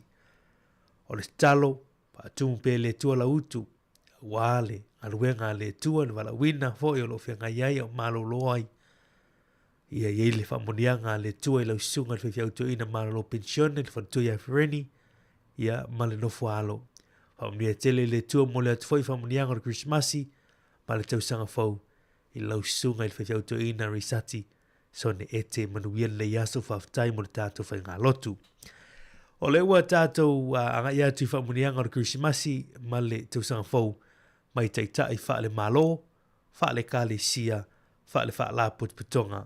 Tui nātu le presbisenga nei tui tili mai wha whonga lolea i whamunianga o le Kirismasi ma le tausanga fau taitai wha le kāle sia, wha le malo, wha le wha putonga. Usi maia le wha whonga i le whawhiwhianga nei tutali mai o whamunianga na Kirismasi ma le tausanga fau.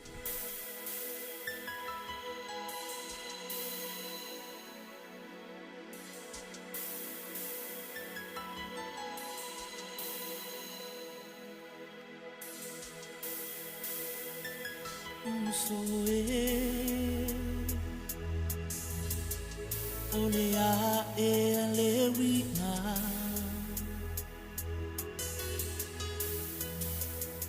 o se va ainga winga ese I fetu male masina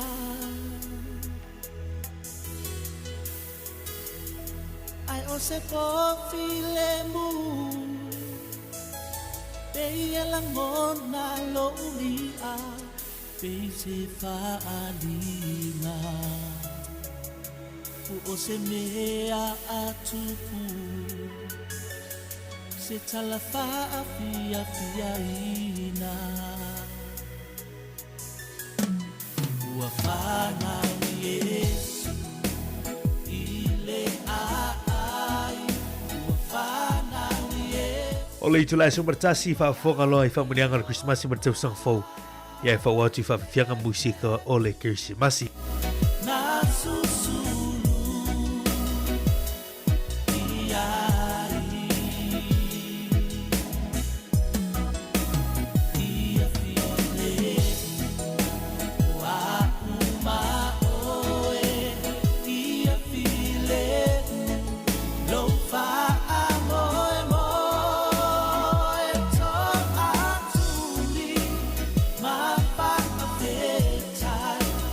Fana, yeah.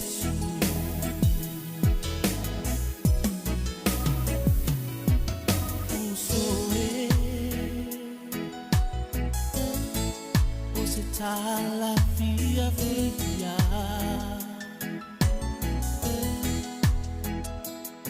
le tama ole o la tanga o ya ole mesia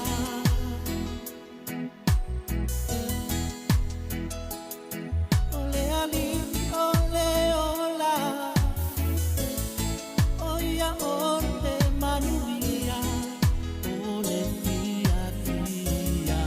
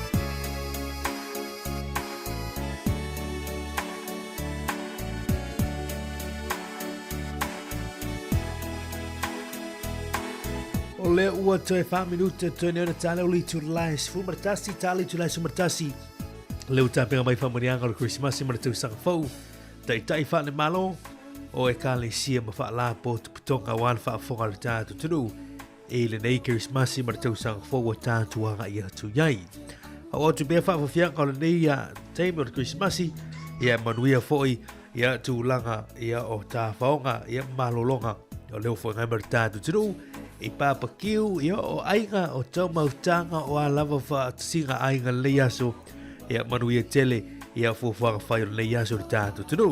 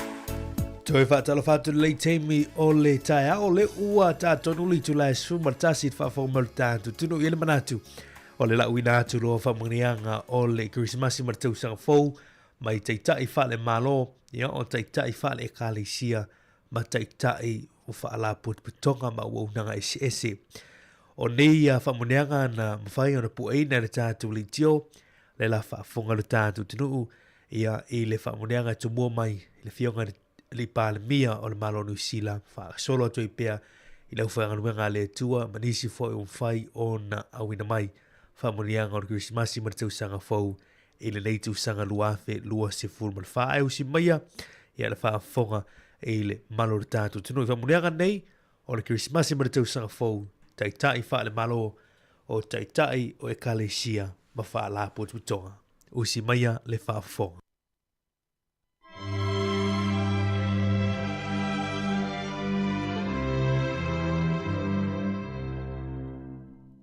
O le whamonianga le nei o le Kirisimasi ma le tausanga fau, mai le fionga i le pāle mi o le malo New Zealand, o le taitai fau i o le vaenga whaapawhai le National, le Right Honourable Christopher Luxon, usi maia le whaafonga.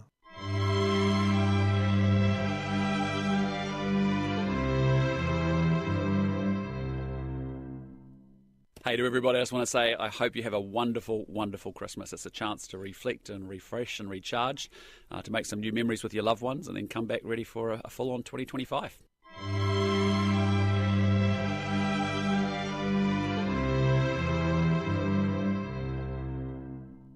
O le whaamanuianga le nei o le Kirisimasi ma le tausanga fōu, mai le awhionga i le taitai o le itua ngai i le palemene a New Zealand, o le taitai fōi o le vaenga whaupu whai a le Labour, le Right Honourable Chris Hipkins. Usi mai le whaafonga.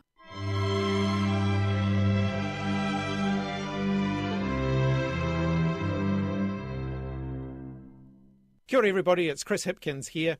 As the year draws to a close, it's great to end on a high and wish you all the best for the summer.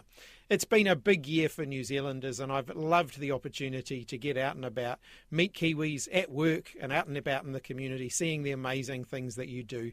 I hope you have the chance to put your feet up over the summer, enjoy some sunshine, enjoy some time with your family and loved ones and come back refreshed for the new year.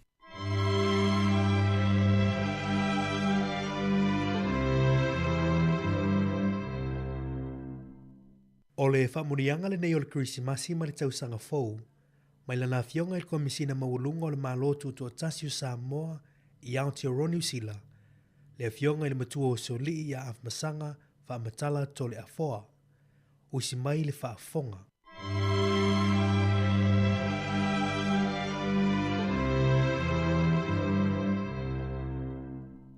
O te moa i whaatulou i o po ia Samoa. O po ia mausa e masani ai, ele amata mai saua se ia pa ia ngalenga.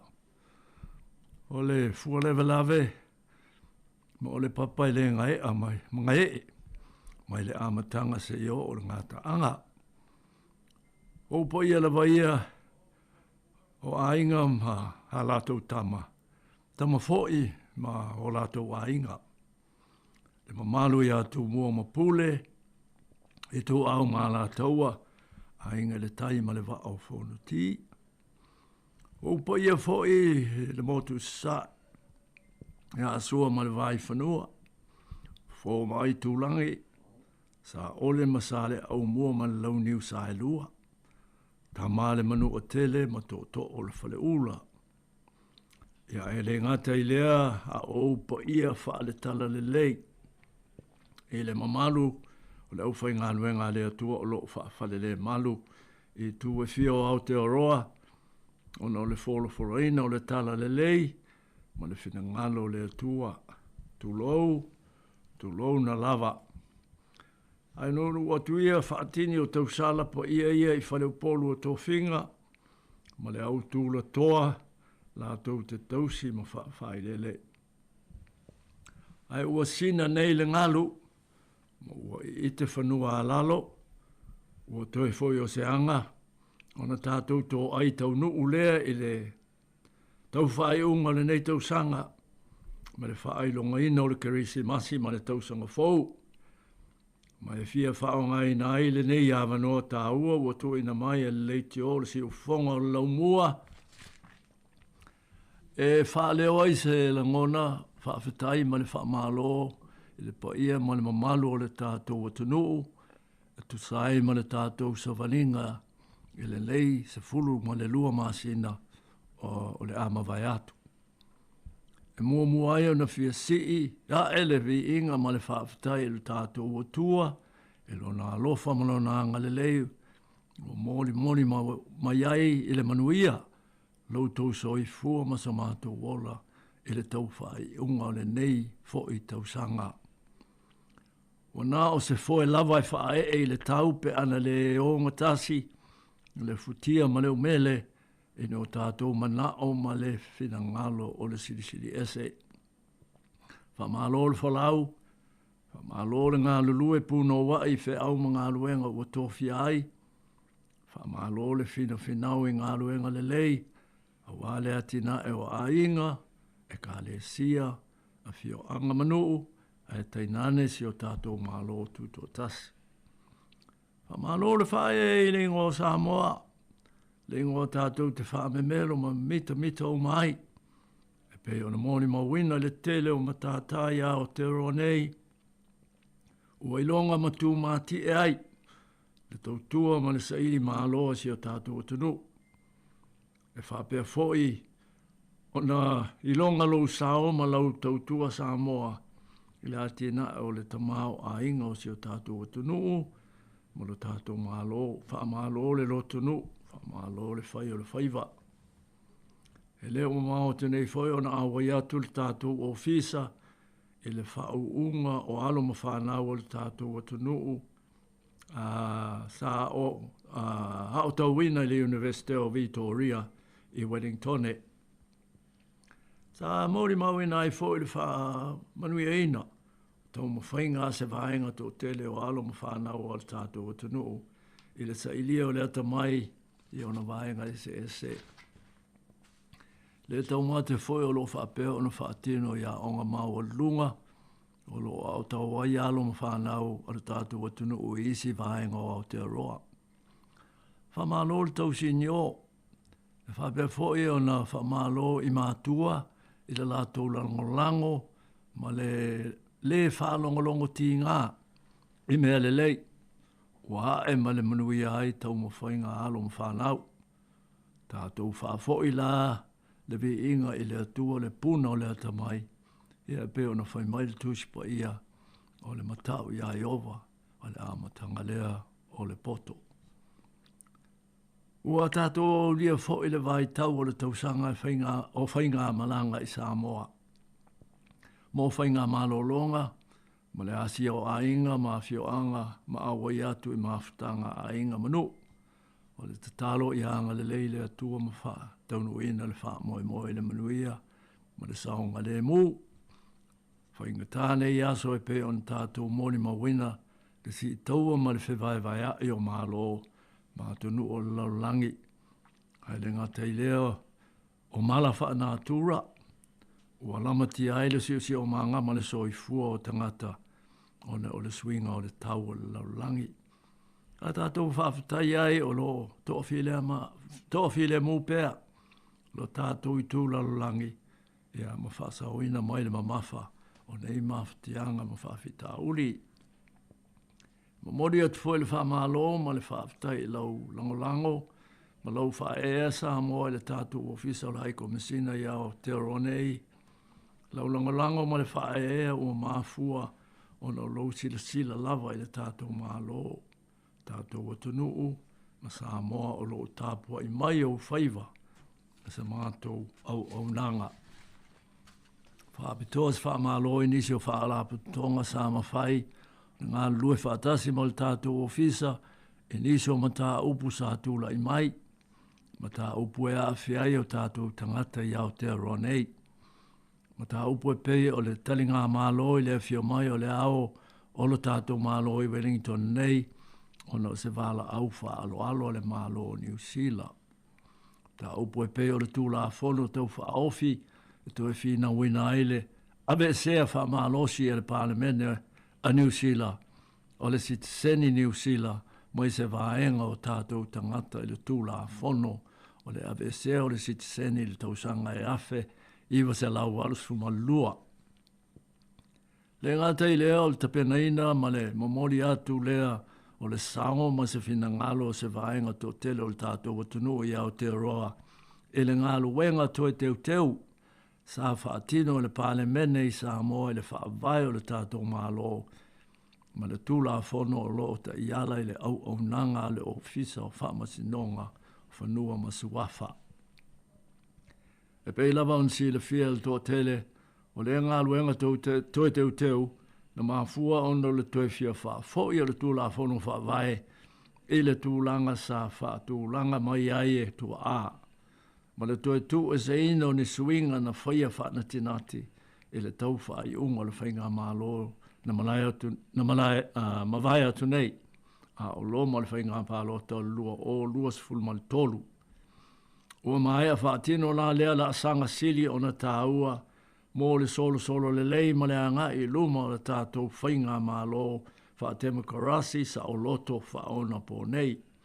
Ai whaafetai sa mawhai, e ala le tātou ofisa, ona awai se vaenga o le mamalu i Aotearoa nei, e lea ngā o inga tāua, a le tātou pāle mene. Mai fia whaonga i nai fo il nei a noe mori atua il whaafitai whaapitoa i whaalapo tonga al tātou o tunu o sāma whai o ngā lue whaatasi ma tātou ofisa i le teimia na tūla i mai ai nei ma tā opu ma mana o miai so tātou sao. I la usunga Reverend Malaki mo iawa le taitai whono le mawhutanga so whaatasi a le au whai ngā lue ngā le atua i Wellington ma le mamalu o suia o le mawhutanga. O le alo lava i le ata o le niu o no le manatu ane i le tātou o tunu. Le whaalapo tonga le whatu.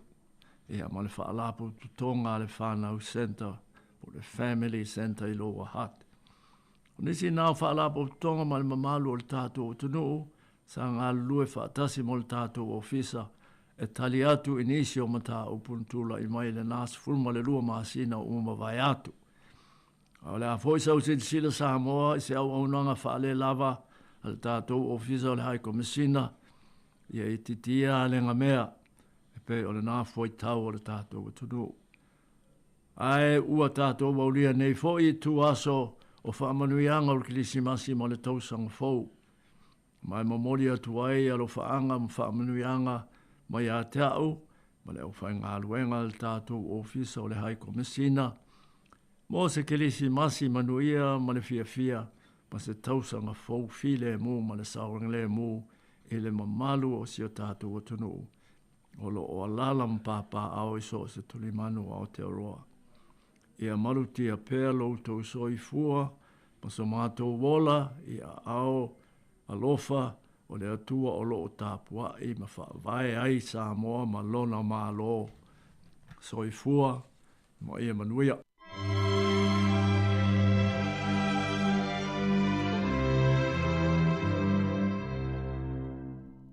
O le whaamanianga le nei o le kerisimasi ma le tausanga fōu, mai le taitai fono o le mawhitanga whaiwhi au Samoa i Wellington nei, o le whaawhiangainga fōi o le ekalesia e whaka a sa i wainui o mata, le susunga i le whaiwhi au toi ina, Reverend Malaki Moai Ava, husi mai le whaafonga.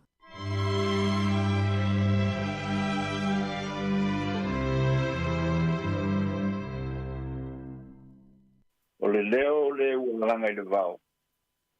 Nā te uia e o tō le ala o le li. E o tō whaalau le leia le ala tele le vau la fua mo le tātou o tua. O vanu uma e whae ina ia. O maunga uma ma mea mapu e pu e wha maua la loina ia. O mea wha whatiata mai e whai ma mea wha launga tasi ia. O mea ngā wā e whai ma mea lau le lei. O na whaari mai ei lea o le pula o le li. E wa ai alava e tangata uma whaatas. Ma wā o wheta lai mai ei le whakonga o le li. Perfetanga whaamisia al perfeta usai e teimi o le tāwhianga. O le mesia, o le āwhi o mai, e whaola ma la vea i le nuu o lai roa i le ola kule sea. Wei tai e mana o mia le tā penanga le nuu mo lea wha moe moe le lei. O le fasili, o le alea tā penanga. Wei mai le perfeta. Teu le ala o le li. Nei perfetanga e winga i ai le nei vai tau o le etiveni.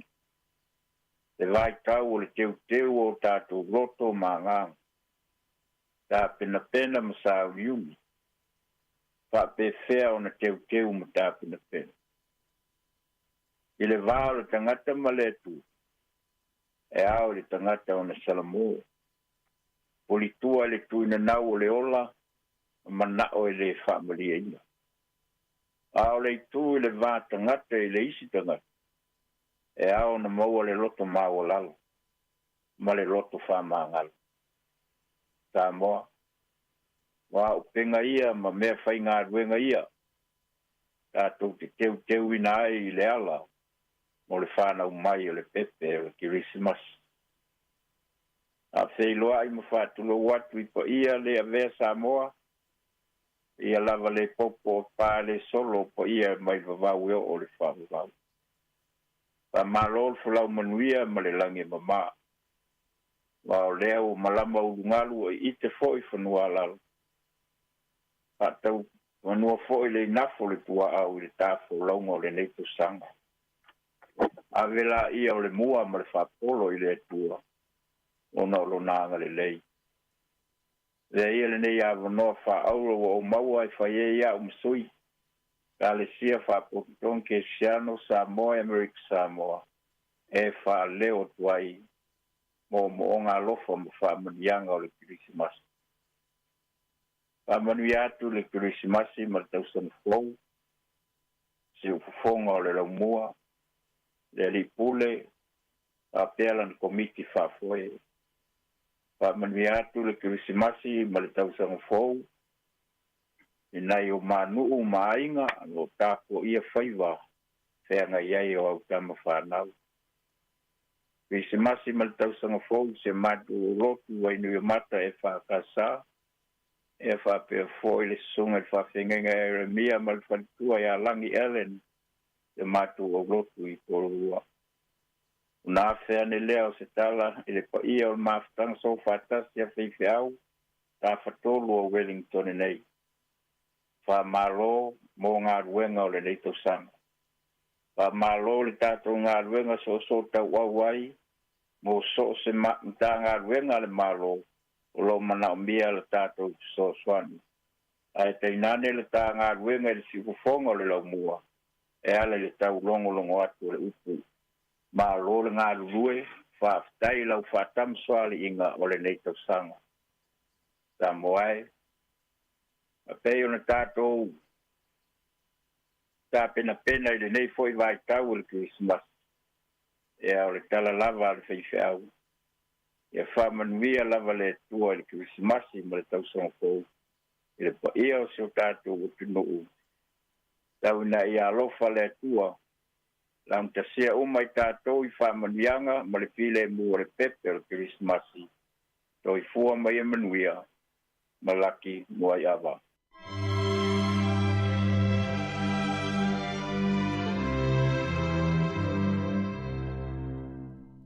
O le whaamanuianga le nei o Kirisimasi ma le tausanga fou mai le susunga i le sea o le ekalesia Metotisi Samoa sinoti a Wellingtone o le tausimatanga luenga a Hataitai le susunga i le sea Reverend Solomona Potongi usi mai le whaafonga.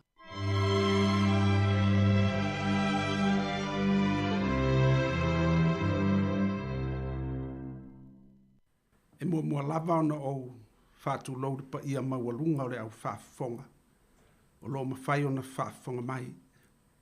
Tu lau le pa ia o le au whenga ruenga tutofia le atua iso o se whata whaitaulanga. Ma o tau whalitua. Tu lau pa ia whaale atunu.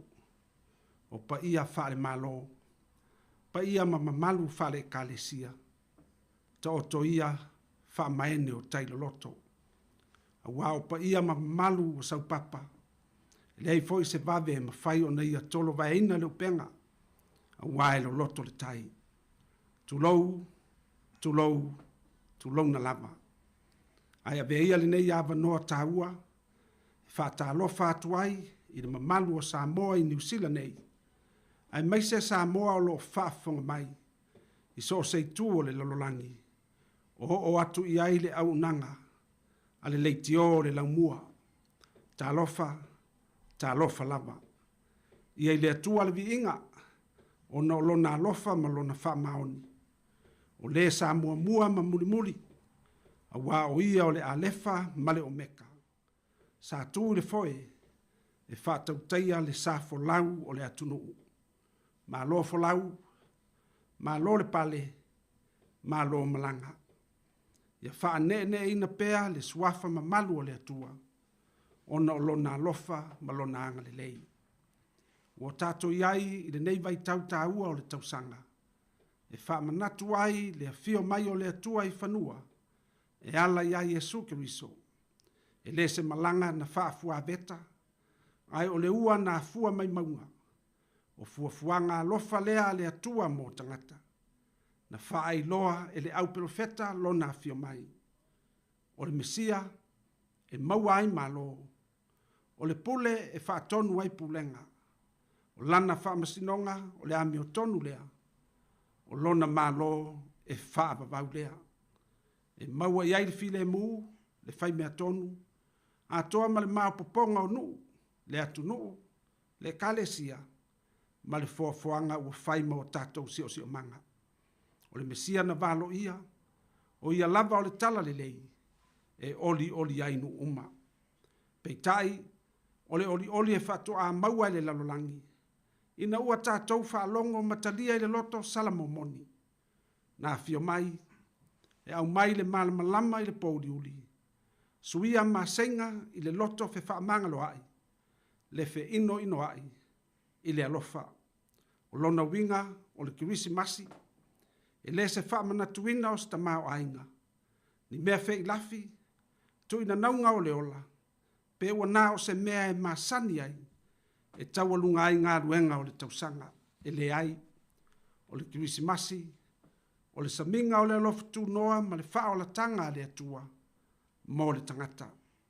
Ai a veia le nei ava noa, e whai masui o le sinoti a Wellingtone, ale ka le sia mea tisi Samoa, le au whai ngā ruenga ngā lulue ma whalitua, au lotu ma mata ngā ruenga, ale ka le sia mea tisi. Ma tau te wha manuia atu ai le kirisimasi ma le tausanga fau, i le mamalu o le atunu. O e o whea ngai mati ngā, o nao ngase mamai. Ia iai a au wha malo lo le li i a te autou. Ma ia maua se kirisimasi manuia, le anga le lei o le atua. O nai o tātou mātua mātutua, ua tu wafu le soifua. O lo tausia i fale o tangata mātutua, o maota malawa. Ia te autou le manuia ma le file mua o le atua. Ma ia manu ia tele le kirisimasi. O mātua ma whanau o lo le fale pui pui. Ia iai le malamalama o le ali ia te autou. Ma ia maua se kirisimasi fia. Aua nei avea tūlanga o le lalolangi fe vai ai. O taua, o whalave lave tutupu. A toa malu i tau o le lalolangi. E tu lolo ai le wha moe i le ali o le kirisimasi. A ia atili malosi ai le loto. E moli mauatu le alofa tu noa o le atua. Ma ia o tātou tatalo i lea unoa. Mo le fi le mu o le lalolangi. A o wha manatu le kirisimasi le nei tausanga. O le tatalo, ia iai manuia o le atua mo le atunu. Ma ia o tātou loto tele. I le malosi o lona mana. Ia wha manatu ma le loto whaafitai. Ma le loto maulalo i luma o le atua. Wao le mersili, ua ia te i tātou le atua. Te paitua ma le loto whaafitai, sila ma vai luma le tausanga fau ma le loto whaatuatua. Ia maua le atunu, ma ainga uma o Samoa, se kirisimasi fia ma se tausanga fau manuia, i le lofa ma le anga le lei o le atua. Soifua, ma ia manuia.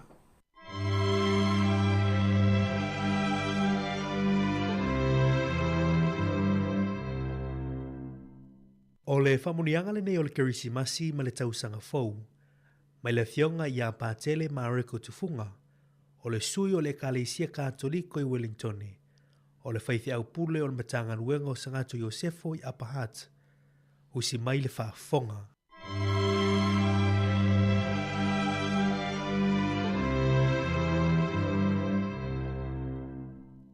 Le a ta o toia le fiso mo na lau. Wa I te whanua lalo ina ua sina le ngalu. Wa lata le taulau mea lo ta sa moa. I te uti mawhaima sa whenga ia ne tau sanga lua awhi lua wha. O upon mamaenga ngā dai tua tala. Ua mali e toa, ua malo le tau.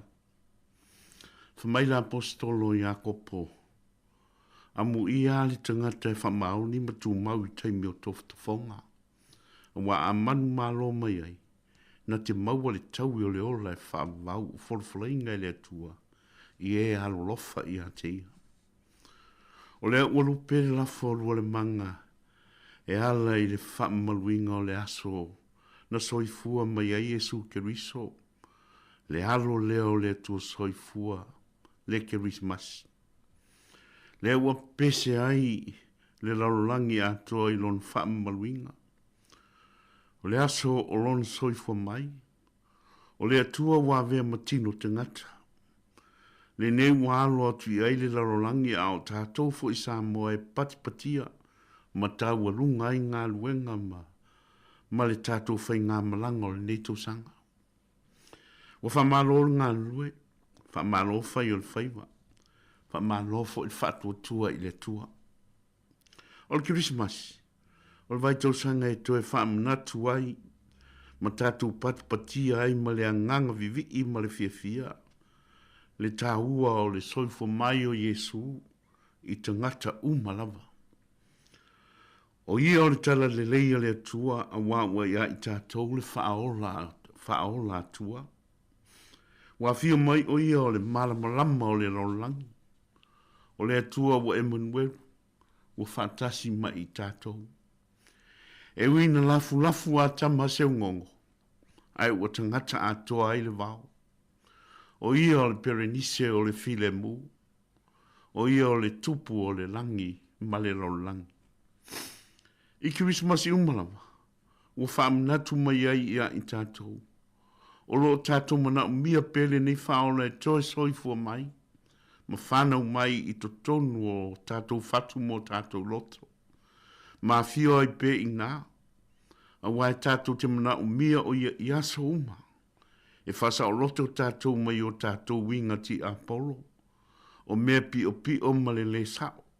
Whapea au wala lele lei o lo tātou savalia pea i le aso o male aso.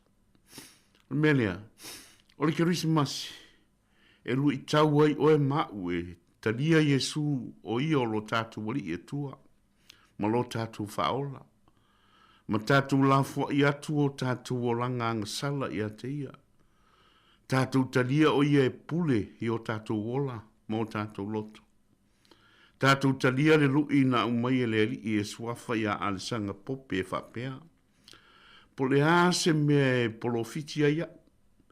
Pe a whai e soifo mai e su i to tonu o le whaita wafe mafe o fale o manu o pere sepe i le larolangi a toi le nei Christmas. E le o mawhai o na soifua mai o ia i to tonu o tātou loto. Tātou talia ne Yesu, e toi soifua mwhanau mai o ia i tutonu o tātou loto. Mwhapena o le soifua mawhio tu mawai o ia i le nei Christmas, maasa uma. Ma tātou tu atu Yesu e whaasusulu atu lona mana malama, e si o mia hai i tātou.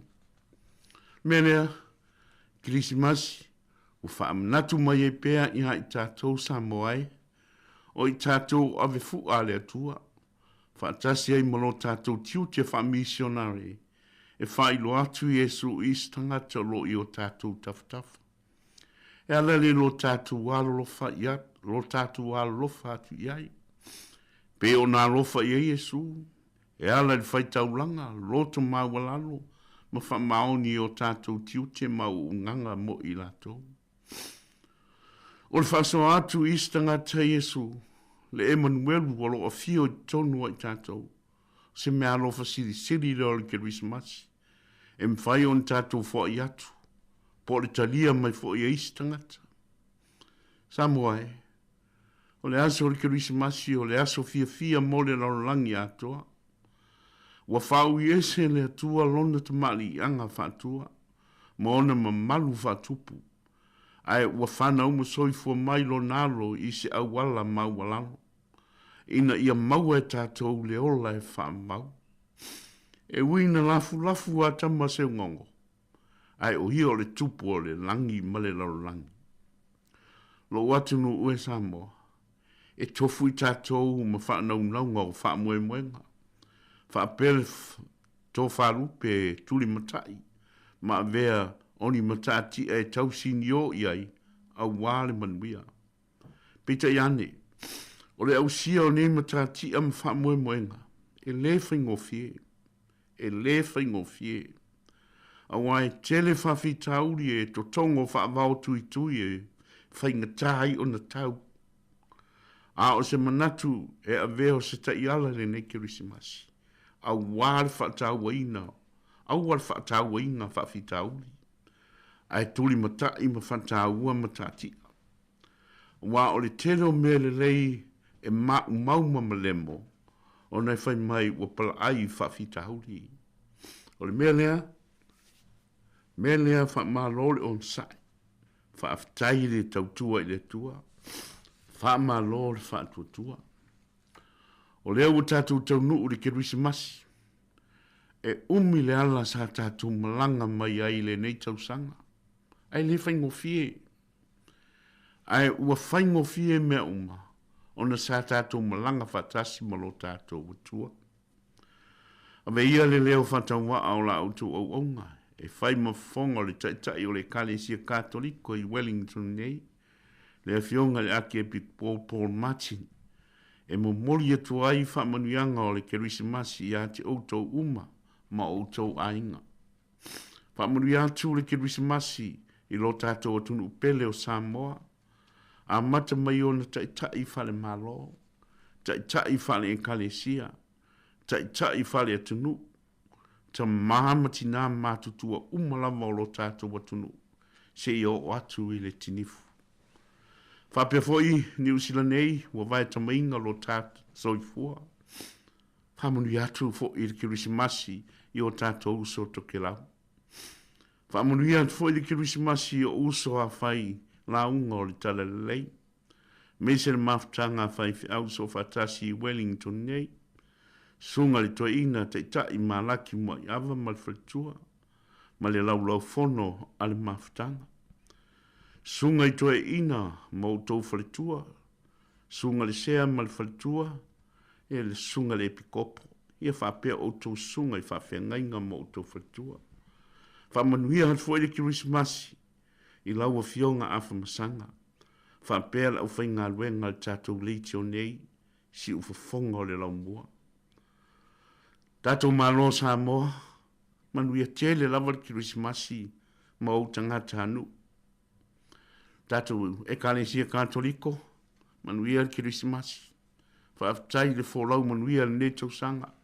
Ma lor whaatotua i ate utou. Manuia tele lava le Kerisimasi i ate utou uma. Manuia tele fo i lava le Kerisimasi ma le tausang fau. Soifua o lo whaanga ia mai a patele ma le kotufonga.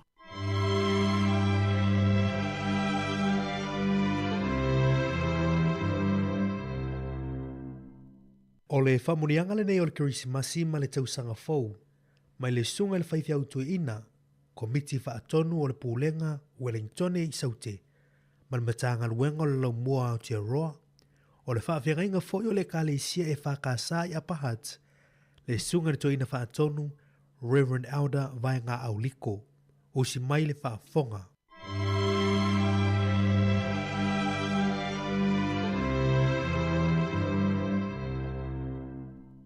I le swafa man malo o Yesu Keriso, no tātou oli whaola au le pepe foi o le Kerisimasi, o te whata alofa, ma ofalo whātu i le pa ia maulunga o si a tātou watunu, o lo whafonga mai ma mai mo mai, i le nei whāsalalaunga tu sao, a wāle nei yaso whāpitoa, ma le nei yaso pa ia. Susu waile au whainga luenga pa ia le atua i so se whata whaitaulanga ke de siano, susunga i toa ina mautou whaletua. A fionga i sea ma pelestene o le auso. A fionga i pātele.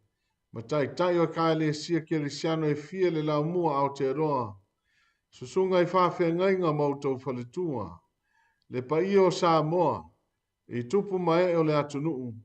Le paia i tapa au mainga le mamalu i whale o polu o tō whinga. Sa o au ma le awaluma. Whapele maa losi o le atunuu, e o lava nei whanau. Au le pa ia lava lea wā tama mau lātou wāinga. A inga mau lātou tama, tū mua mapule i tū au maa lātaua. A inga le tai ma le waa fonti. A ana i o tātou uso i le motu sae. O le pa ia lava lea wā sua ma le vai whanua. Pofoma i tū langi. Sa ole ma le lau niu sae lua. A fio whātui ma tō, ma upu le manu a tele.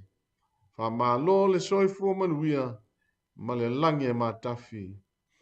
O lea wa whaifo le nā loa, i lona tau ngā mutia le lei, ina wa mau maali atu le tau lau mea. Wa whati ta oto fo i au ma whati lo loa le vasa, Ina wā tu e le whanga i pa au ma ua e sang-sangi inu le leile folaunga. Le atua e au malo ua whāwhitai. O le nei ua tautai a e le folaunga sa moa i le tafa maalama o lou le lei.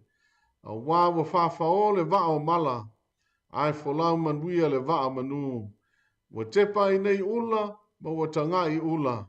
Ua tātou sapi i le malu tau ifo ma tiu i le mātango fia le atua fōfua.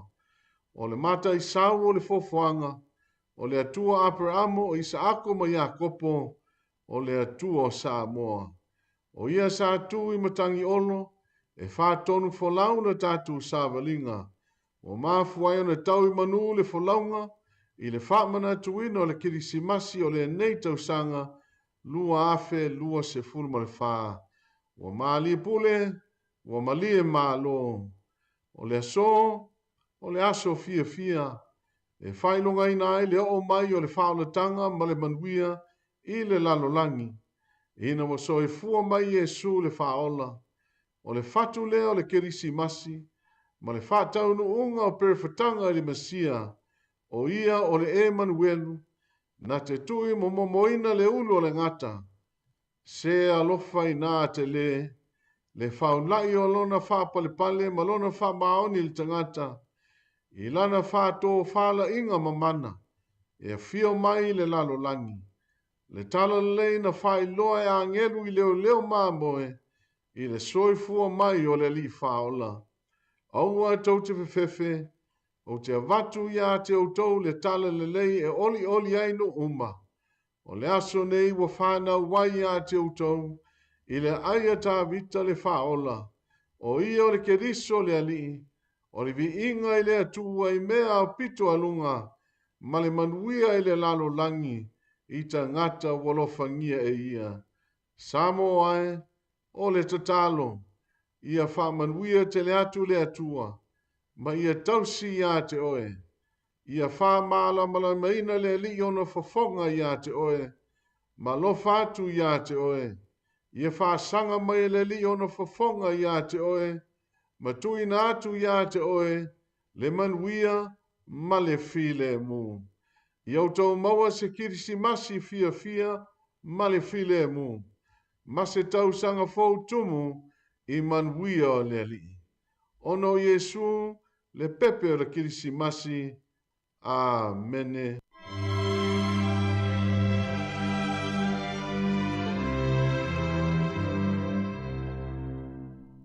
O le whaamanianga le nei o le kirisimasi ma le tausanga fau mai le susunga i le toia ina o le pūlenga Wellington nei mātū ma le matanga luenga o le laumua o Aotearoa.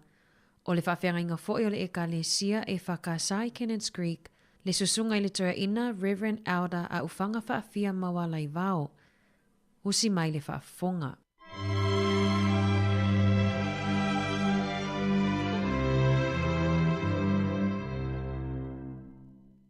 Ta lofa sa moale a tunu pele.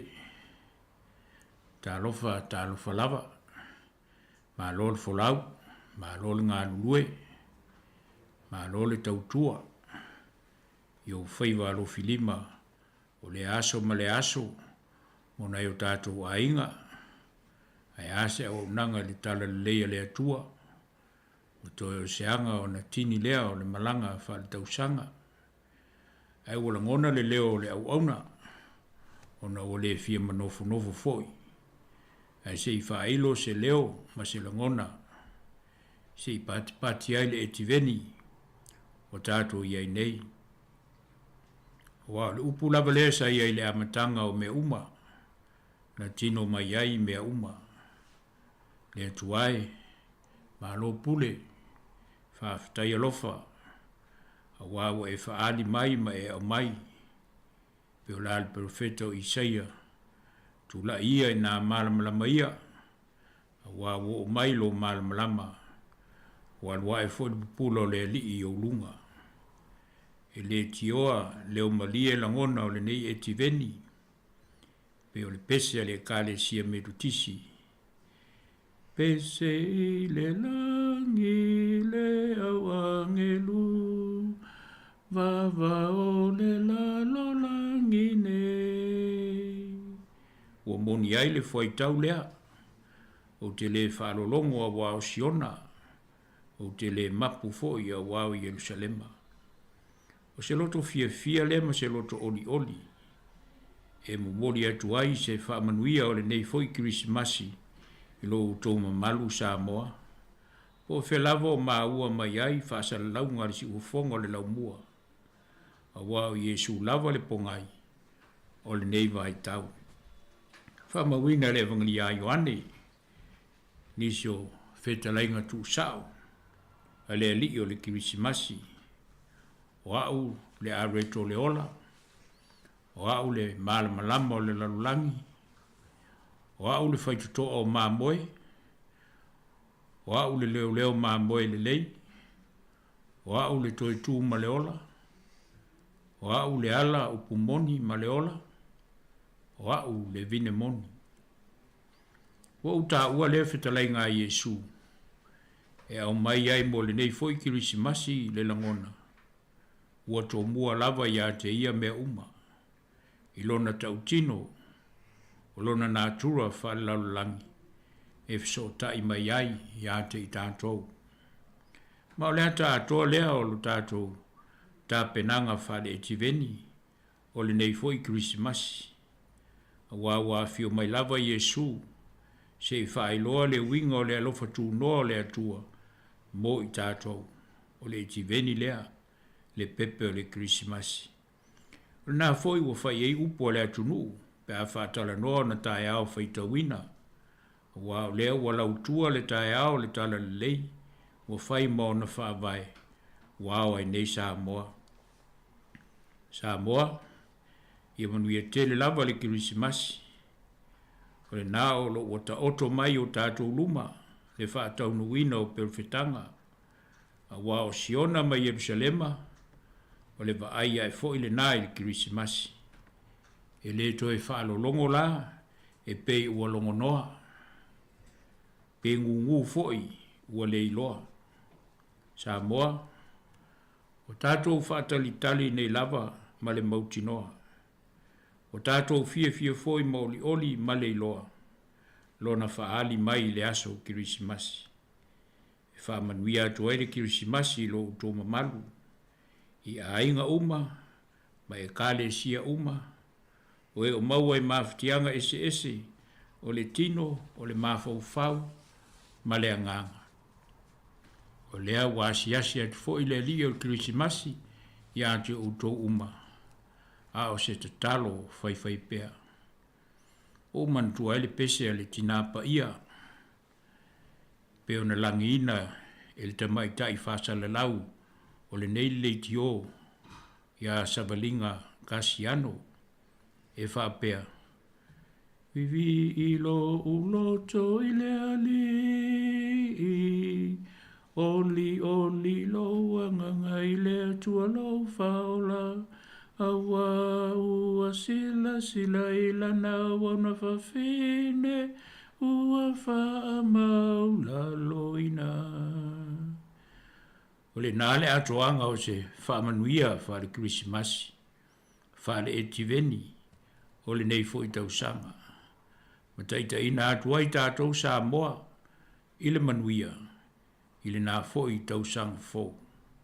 Mai a te au nei au whanga whaafia ma wala i vau, o le whakasai Cannons Creek por rua i Wellington, so i fua, ono o le alii o le Krismasi.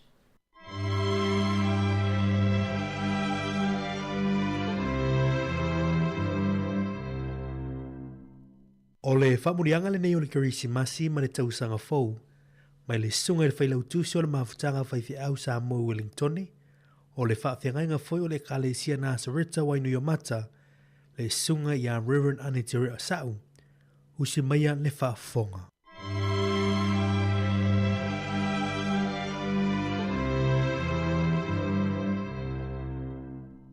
Ia tia ule, le nganga whaaloalo tele o te whatalofa ma o ofalofa tuai, i le suafa manu malo o Yesu Keriso le tātou ali i whaola, i le nei fo i vaenga o le i tuaso. Ia i ele tantonunga le to tau whailoina, e e whaamoe pe ona tātou iai, i le whaamanatuina fo'i o le nei Krismasi, ia i le whanau mai, ma le soifua mai, o le tātou ali o Iesu Keriso, e pe ona iai le lalongi atoa, ia bea ila nei avanoa tāua e moli atua i fo'i ni alo whaanga mwhaamamianga, ia mo i lātou uma fo'i sa mawhai o na au iai se au aunanga, ia ele ngata i lea o tūlanga e pe ona iai, ia sa moa ilo na o tele. I le luka lo na mata upu e lua lo na whai upu e sfono mare wha lo iai fo i tau whapea. O le bi ina i le atua i lea o pito lunga, ma le manuia i le lalolangi, o le fina ngalo alofa i tangata. Ia, o le anganga le nā e peo na tau mwhai atua i le nei taimi. E le mwhai lava na whai titia le vi inga, ma le wha manu, e whapeo na whaao lea i lo tātou atua. A wale manuia o ia wha manuia mai ai le lalolangi atoa, ia e peo na fo ina mai ai lo nalo. Ia e mole atua i le ngang whaftai tele lava tu lau Samoa i au pa ia, le a le mwhai na o iai se whamtalanga, mai lava i le ao mamalu o le malo Samoa, tātou malo tu totasi, ia le ngata i leo le pāle mia ma le kāpeneta, ia se pa ia se wau pito i titi, ia vende ia vano tāua e moli atuai alo whaanga mwhamamianga o le Krismasi ma le tausanga fau. E le titi a fau i le nganga whaftai, i le maftanga whaife au so whatasi Wellington, por lua ma le Hart Valley, i la auto o nanga i nei tausanga atoa, le wafionga pātele, ia le ngata i leo le sunga i le sea, whapea le sui toi ina, e meise le taitai fono ma lau a fono, ia e meise whaletua whapea ka le CSS, ia mai lato uma lo whapea na no pia iai ma pun no wai, i whatawhai taulanga i fia i lau mua nei, ia e moli atu alo whaanga mwhamunianga mo auto uma, ia ele ngata i lea, ele mwhaio na whaangaloina foi, ia unanga SS Pasifika, ia lo i tono nei lau mua i la auto tautua, e peo na iai le soifua maloloina, ai le ngata i leo, o mea SS o lo mwhaio na o ma iai la auto unanga, ia awale manuia lau tele o tātou tangata, o le tatalo, ia lo whangia e le atua, o tau soifua, ia iai o na aolofa e tau siai o tau, i so se mea tau te iai, i le nei vai tau o whai ngā malolonga Krismasi, ia lo whātu le atua ia te utau umalava. Ia siri whaftai le au unanga, a le siu fonga le lau mua, ia ma la utau au unanga, mai lava le sunga le lipule, ia te alu molesi a whamasanga, ia e meise le au whai ngā ruenga, ona o la utau tau tua le nei tau sanga, e maofa lava le loto, ia no fo e pe ona maua le maftanga, mai mātou nei, e whai na tātou tau soa whatasi ai, ia le tala le lei, lungo le neisi, le nei a la leo, e le ngata i leo, penga te whai langi, ia o mwhai o na au ai le ia la, o na au iai la autou au nanga le nei tau sanga, ia lo whangia le atua loto soifua, wha manuia te le atu le, te Krismasi ma le tau sanga fau, ia te autou umalava, wha peana i autou a inga, ia e maise na i autou whanau, ia o se so atu lea ma le nganga whalau le tele, tau na ia whamanuia mai le atua ono o Iesu. Amene ma amene.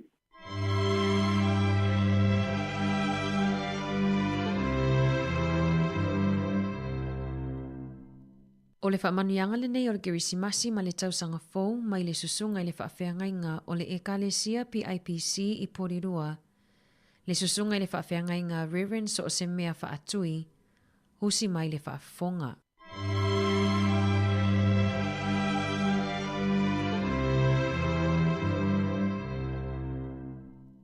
Samoae le atunu pele, ta liu lava e popoe lau tapua inga mamana. Wao oe o le atunu mamala. O le ala lea e tau whaapoi poi li ai se langona, ina ne isala se ngangana, a o ala le mafua li lau tapua inga Samoa.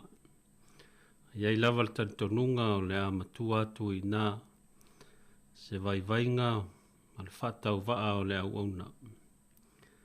A opa ia le popo maupa le solo Samoa, i au mamalu wha le anganuu, mamalu wha le malo, a pea upa ia wha le tala le lei.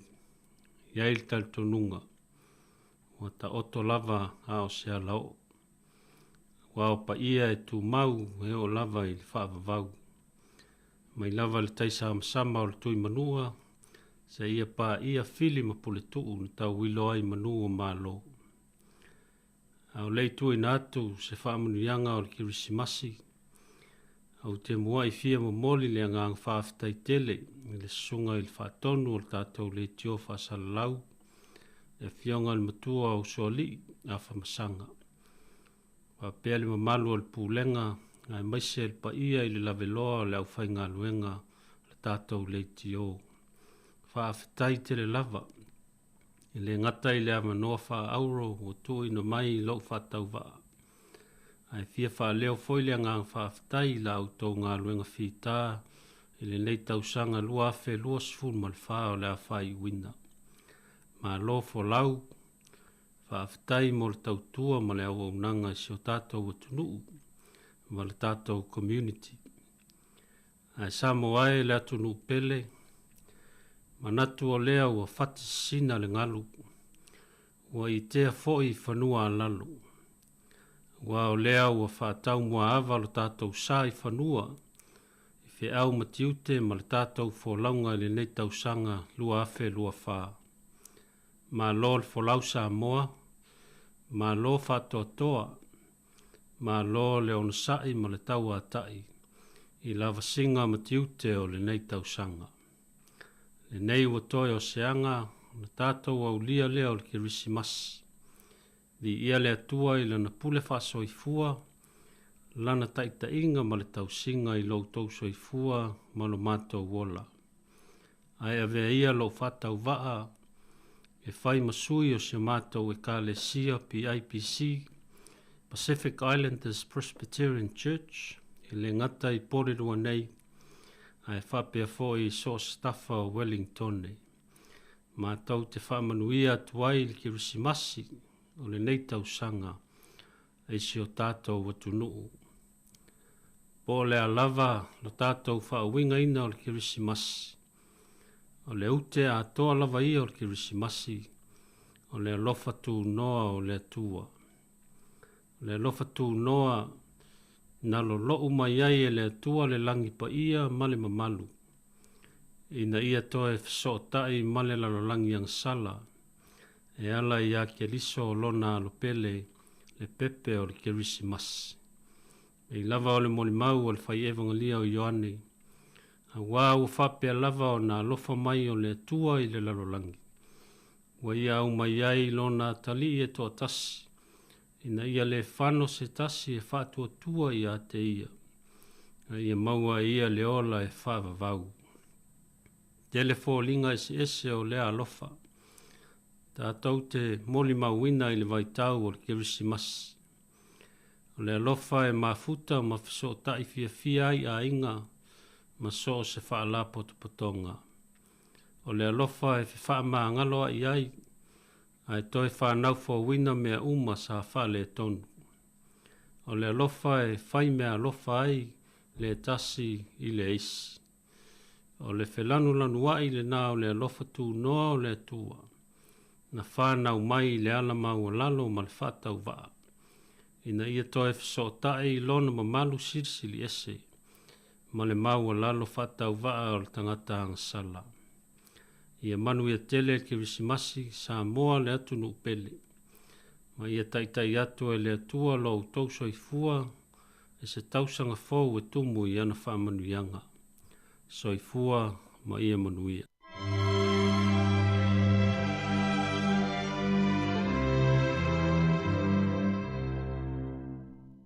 O le whamonianga le nei o kirisimasi ma le tausanga fau, mai le sunga le apostolo, o le taitai au au le Kalesia Assembly of God Church of Samoa, o le taitai foi o le Assembly of God Church of Samoa i Poridua, le sunga le apostolo Reverend Talosanga Kome, usi mai le whaafonga.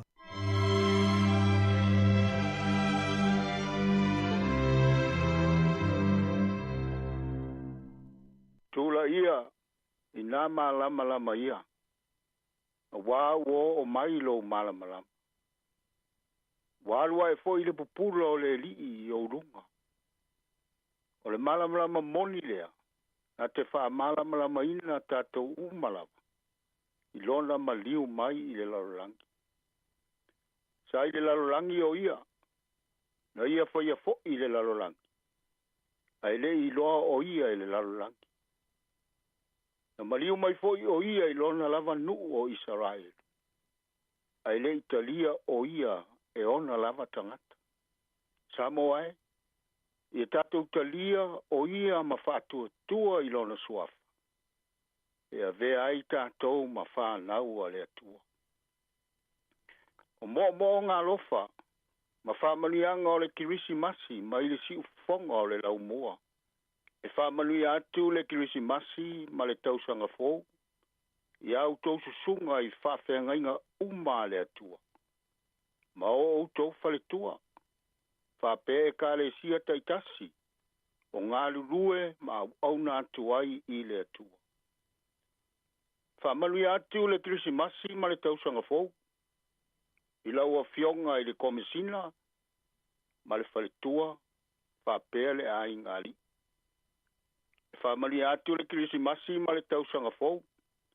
I laua fionga i le konesula, ma le whaletua, whapea le a ingali. Whamali atu le kirisi masi, ma le tausanga fōu. I fionga i whaipule, ma outou whaletua, whapea a ingali. O tupu matamali, whaletua matausi. O tama uma matina uma o si o tātou atunu. O tama mateine, e o lava i alo ma whānau. Ia maluia le kirisi masi, ma le tausanga fōu. Whamani atu le kirisi masi, ie o whaafafonga mai a ai o sulu whainga. Whamani atu fo i le kirisi masi ma le tausanga fōu, ie o whaafafonga mai a ai o whale pui pui.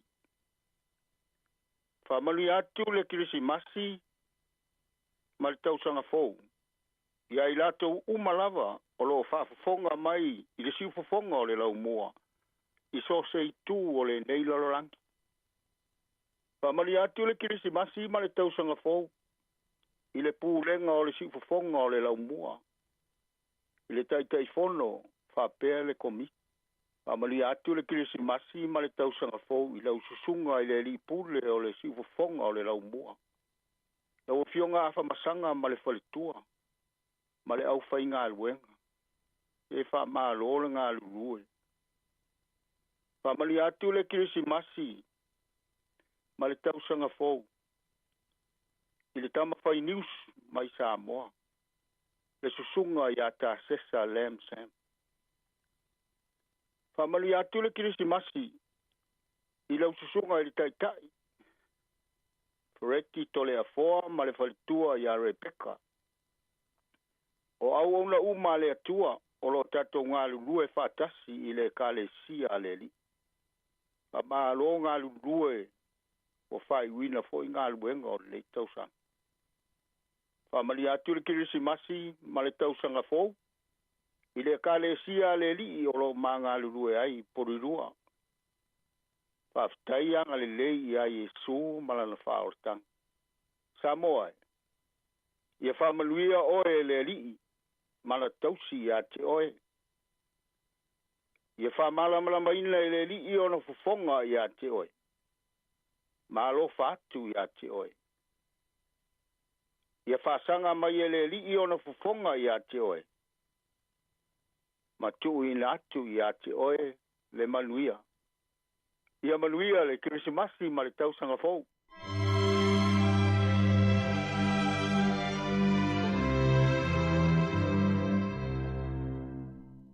O le whamunianga le nei o le kirisimasi ma le tausanga fōu, mai le sunga le apostolo, to outa lo lii. O le taitai au ao le Ecclesia Worship Center, Christian Church Worldwide i Samoa, ma le lalolangi atoa. O si maia le whaafafonga.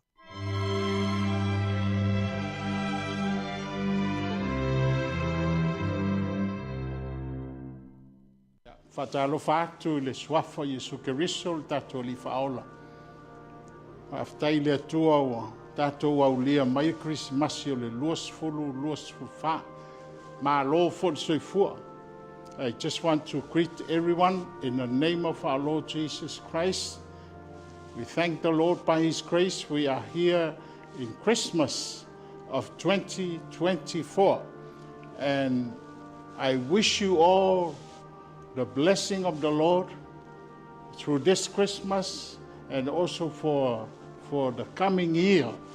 Yeah, wherever you're listening from, I wish you all the blessing of Christmas. Yeah, atalofat fo ile tātou ngaluenga Worship Center Worldwide a fai fo mai ia le fai ngaluenga to ina te akono ia mai se lo le kalesia aftai le tu tai mai alo to soifua ia ile nei ia Christmas ia o te talo ia whamanuia le atua ia te oe malo ainga ia a mai se fo ile tāpena pena atu mo le tausanga fau ia maua se tausanga fau manuia ia iai le pui ngā le atua ia te oe malo ainga ia sauni Christmasi ia o se avanoa nei ua whaamanuia mai ai le ni pei o le upo le angelu fai mai au tau te matata o le aso nei ua whana wai le ayo tāwita lo o tau whaola le li o Yesu Kiriso ia o se momoonga lea ma se tatalo ia e moli atu ia te oe le nei lava i tūlā, a mai se tātou toi ne nai tūlā, ia on tātou taunua tūle le Christmas. Ia alofa tere atu i le swafa Yesu Kiriso. Amene, amen.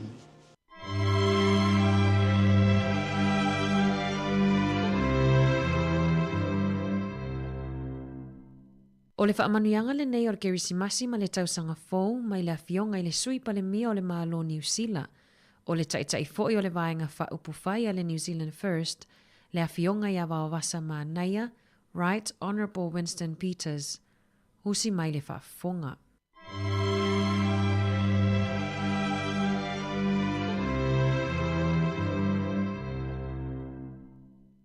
To all the listeners, look after yourself this summer. Have a great Christmas. Make sure that you're safe on the roads. Make sure you're exceptionally safe when you're in the water. Don't forget all those people who have to work all over Christmas, and give some thought to them because they're in essential services. Have a wonderful Christmas and a bright new year, and all the very best.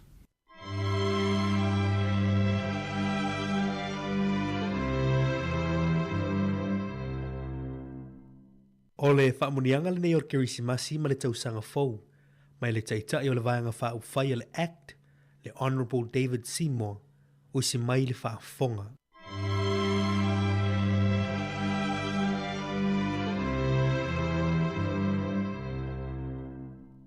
On behalf of Brooke Van Velden, myself and the entire team at the ACT Party, we'd like to wish you a very Merry Christmas and a happy and prosperous New Year.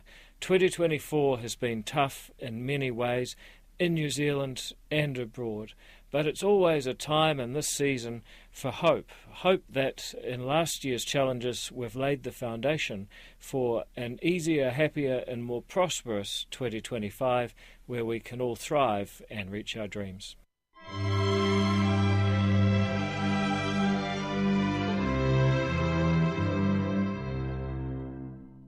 O le whamunianga le nei o Kerisimasi ma le tausanga fōu, mai se tasi o taitai o na vaenga whauwhai le te pāti Māori, o Rāwiri o Waititi, usi mai le whaafonga.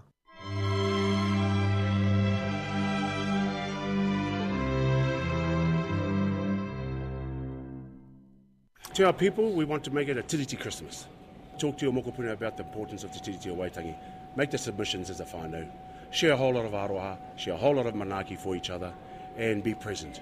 Don't worry about the presents, be present.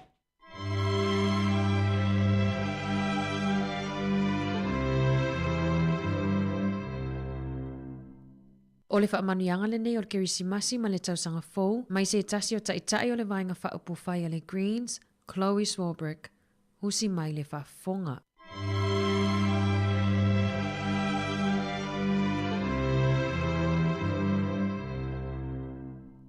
Despite some politicians' best efforts to divide us, I think that I have never seen Aotearoa New Zealand more unified in my entire lifetime. Power to the people, mere kirihime te Aotearoa.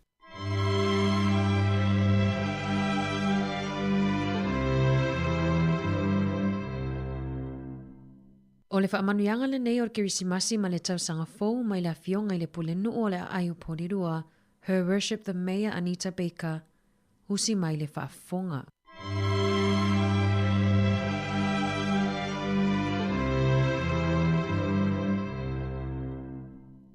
Talofa, my name's Anita Baker. I'm the Mayor of Porirua City, and I want to wish you a warm Pacific greetings from Porirua. I hope you have a fantastic Christmas and a happy New Year. Get to celebrate with your family and friends and relax, and all the best for 2025.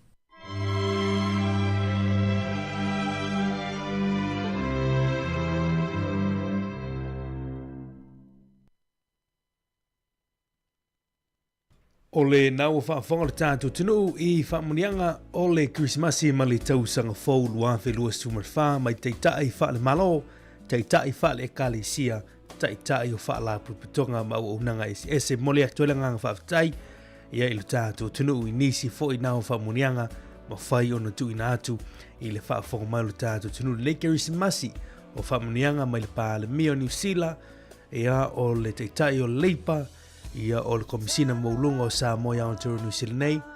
Te whono le maftanga whai whiau so whatasi i Wellington, malona whai lau tusi, ia whaafonga fo i le teitai o le karisi meo tisi Samoa i Wellington nei le sunga le sea, sinote a Wellington, apena fo i le soina whaatonu, ia o le kale sia i whakasa, ia i le mtanga luenga lau mua Aotearoa, ia le pūlenga fo i saute, ia whapena fo i le whionga ia pātele marako tufunga o le sui o le kalisi katoliko, ia ua lau ngatasia uma fo i niso e kalesia ia ese i tono lau mua ia mataitai o e kalesia o au ia mnatu ia na ua whaafonga le tātou tunu te maua leisi whaapoponga ia o tātou whamunianga i lea soa tāau i le tātono le Julai se fulu whaona e whaafonga i lunga le tautuamna unanga a le si ufonga lau mua i Wellington i whamunianga na o le Krismasi ma le tausanga fau ia la toi tu inatu i lea soa tāau. Ia lewa te alitu lai suma lua, ia i minute valu, to e whaatalo whatuai ma o wholo whatu, i le whaafomelu tātu. Turu i le nei aso o le Krismasi la so rosu lima nei, ia o le nei masino te sema whaatalo whatuai, ia i le tātu tunu, ia inga i la tau o whiangai ma tau mawhitanga le nei au uli, e meise ia o malolonga a whainai tau te maloloi na i le a matawhanga, ia po se paka fo i nei aso ia malolo sa ia whai fo na e te malolo i lo mota mno lao, whai fo i stauta mawhtanga spapa ki o lasi tūlanga o nei aso, ia manuia ia whiawhianga ia mawhtanga fo i mainga ma uo i le nei Krismasi. La tau fo i whiangai mga luenga o lo ngā solo pia ngā luenga nei teimi ia malolo na sai, malolo whātoa toa, e le mawhai lavana tu ua ia tūlanga ngā luenga, e mesia ua unanga tāu e peo na iai le ofisa tanga luenga leo leo, ia ole tanga luenga o le tinei mu, a pia fo i whale mai, ia awane ngalo whaftai fo ia i la tau, o lo tapuni telo whale o loa nei aso, ia le waa matan tu e tala nisi o whale o loa fo i la Haiti, ia o supermarketi la tau, ia pia na il pack and save, countdown maisi, ia o lo o tapuni uma, i le nei aso, pia na wela so atai au, la so atai au le Boxing Day, ia mo le sil whio tāna tuturu, tele fo i wha atau ngai nisi o whale o loa tele, se vanga nā ai ia supermarketi. Ia, bole sir whio tātou tunu, ia a tātou angatu fo i musika mwhawhawhianga siu whiwhiloi, tali tulai lua tātou malolo ma tātou whamawai mo se tautua siu whonga lo mua i le nei a surulu. Ai awane ngalo liki kirkiti lea soa tai au le wha sa momoni, ia le wha tiro ino le wha ingoino le tamisanga le wha ingoino le whiri malai. Whiri malai lena sa unoa tuai ia le sunga i le tuai autoina, ma laki moi awa i lea soa nafi.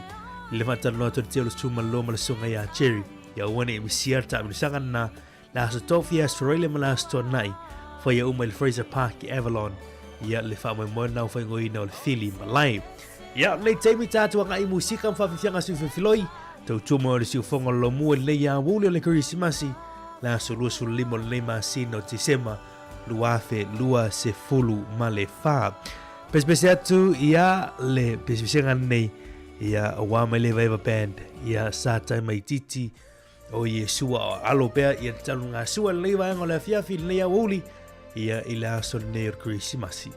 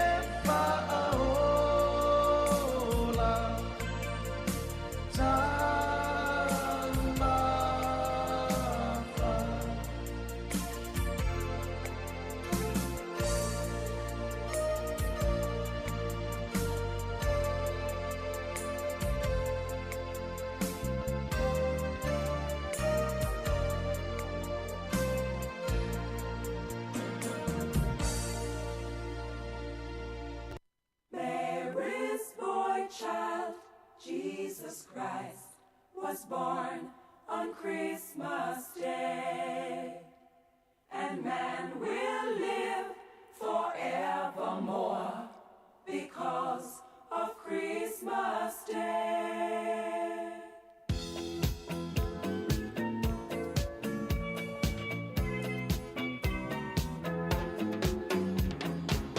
Long time ago in Bethlehem, so the Holy Bible said, Mary's boy child, Jesus Christ, was born on Christmas Day.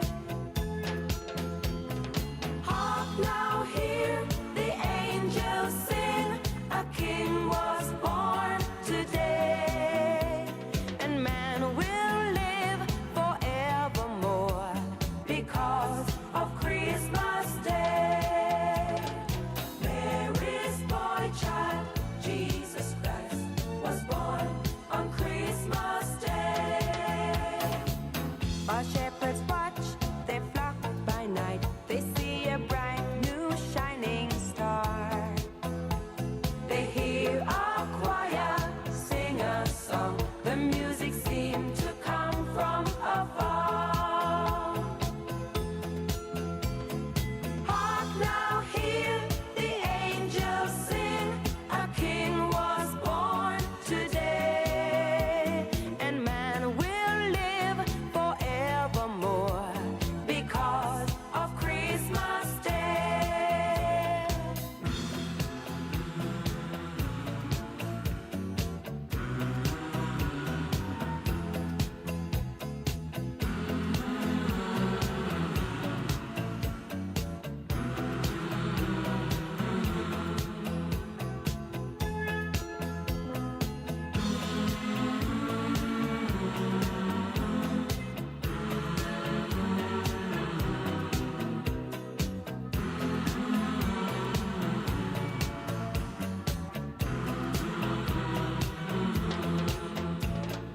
For a moment the world was aglow, all the bells rang out, there were tears of joy and laughter. People shouted, let everyone know, there is hope for all to find peace.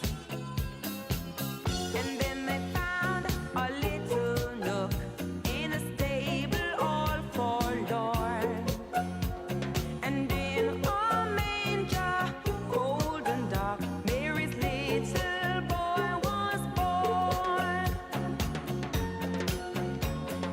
Hark now, hear the angels sing, a king was born today, and man will live forevermore because of Christmas Day. Mary's boy child, Jesus Christ, was born on Christmas Day. For a moment the world was aglow, all the bells rang out, there were tears of joy and laughter. People shouted, let everyone know, there is hope for all to find peace. Oh my Lord, you sent your Son to save us. Oh my Lord, your very self you gave us. Oh my Lord, that sin may not enslave us and love may reign once more. Oh my Lord, when in the crypt they found him. Oh my Lord, a golden halo crowned him. Oh my Lord, they gathered all around him to see him and adore. This day will live forever. Oh my Lord, they had begun to doubt you. Oh my Lord, what did they know about you? Oh my Lord, but they were lost without you. They needed you so bad. Oh my Lord, with the child's adoration. Oh my Lord, there came great jubilation. Oh my Lord, and full of admiration, they realized what they had. Oh my Lord, you sent your Son to save us. Oh my Lord, your very self you gave us. Oh my Lord,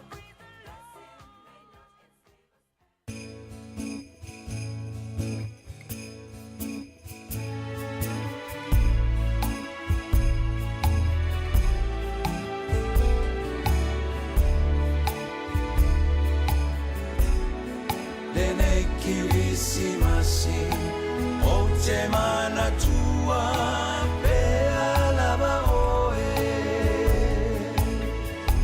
Mana tua pea oe ile nei Kirisimasi Ewe ina whaingata Ua Mesia O fōlinga Patatanga se ai nei lo fatu O Yahweh ta whiawha ai atu Atono e ai se aso E tali ai Ola o tatalo mana tua pea oe Ilene Kirisimasi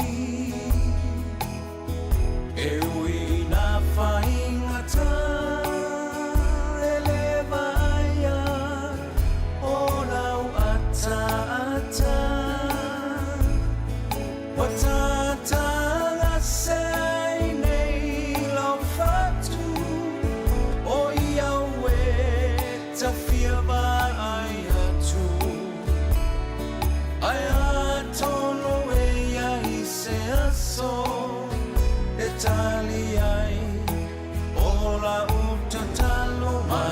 tua pea oe la upele ilo ulo toe e malingi loi mata le mana mea se I fai mai se tala ta via fusi e tu ma opo mai oe e mali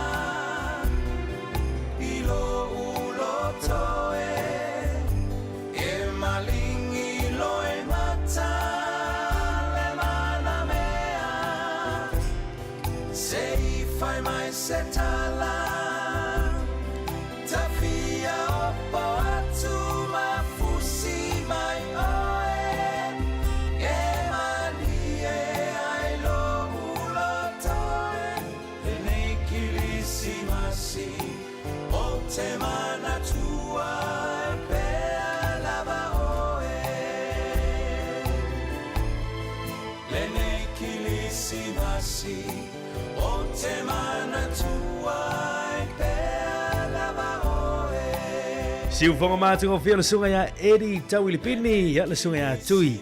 I le nei vaengo lea wuli le ua lusu 5 minuti o te eneli tulai sfuma lua. Tali tulai tasi tātou lulu lima tātou whātou whai lunga on frequency. Tasi ono te simara tasi wha mo.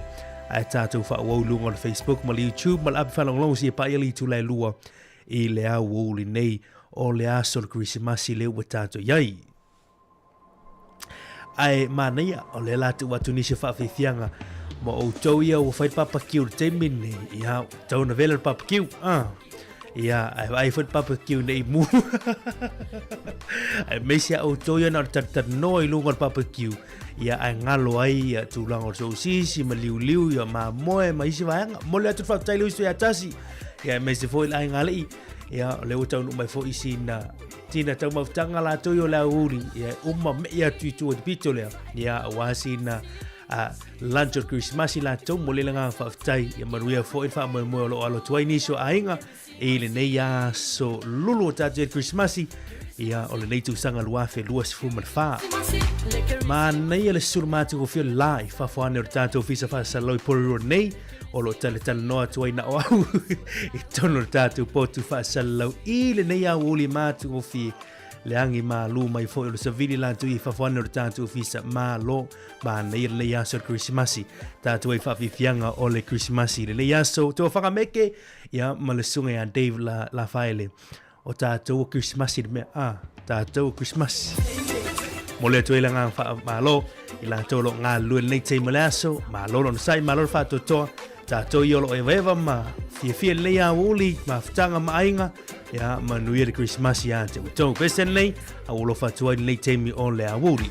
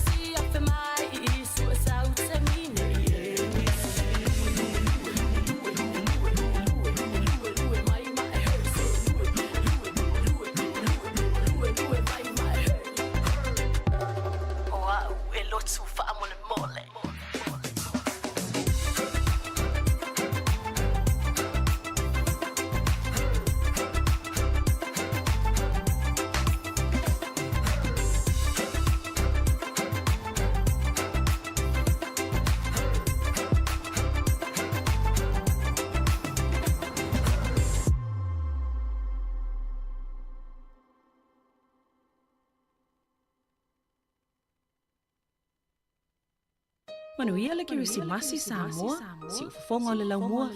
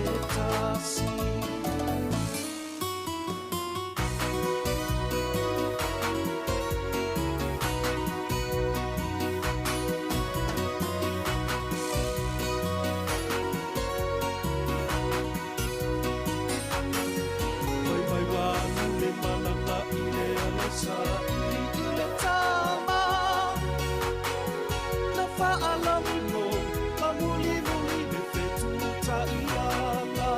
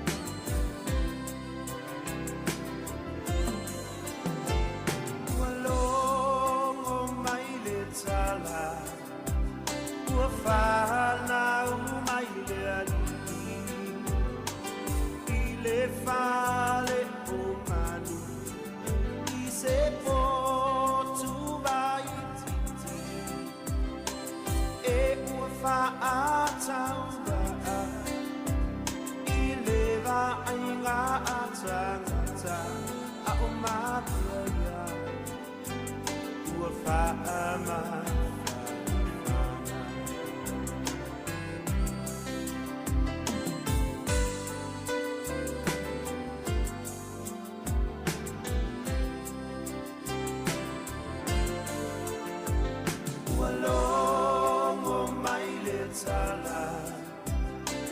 Fana umaile ani ile fale umanu I se po tu vai titi E ua fa a taua ile va ainga a tangata A umakuia ua fa a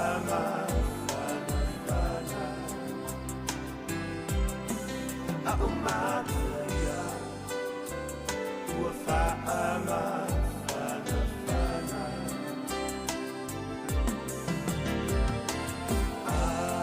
Aleluia Osana Lanu Mamana Ua Fio mai le tanga Fa'alomo I le tanga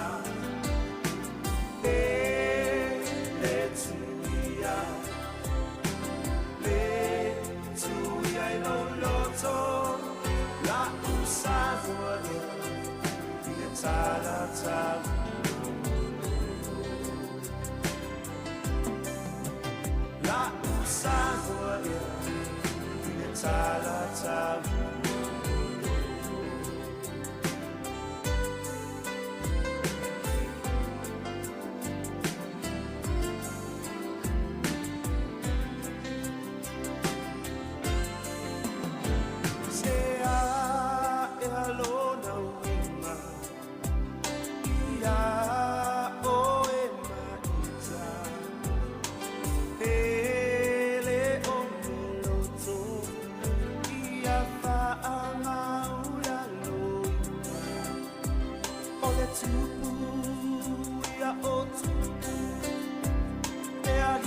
le feeling as I feel my eyes full on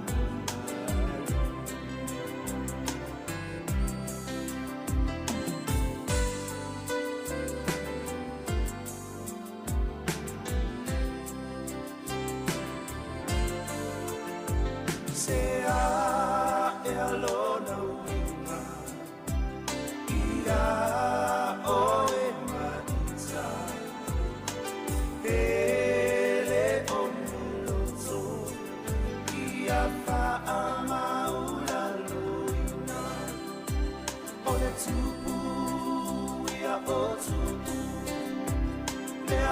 Io le file as I feel my I too low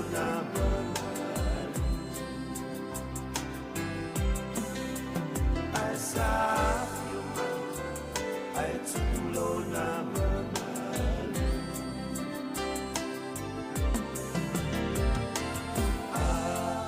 Hallelujah, Osana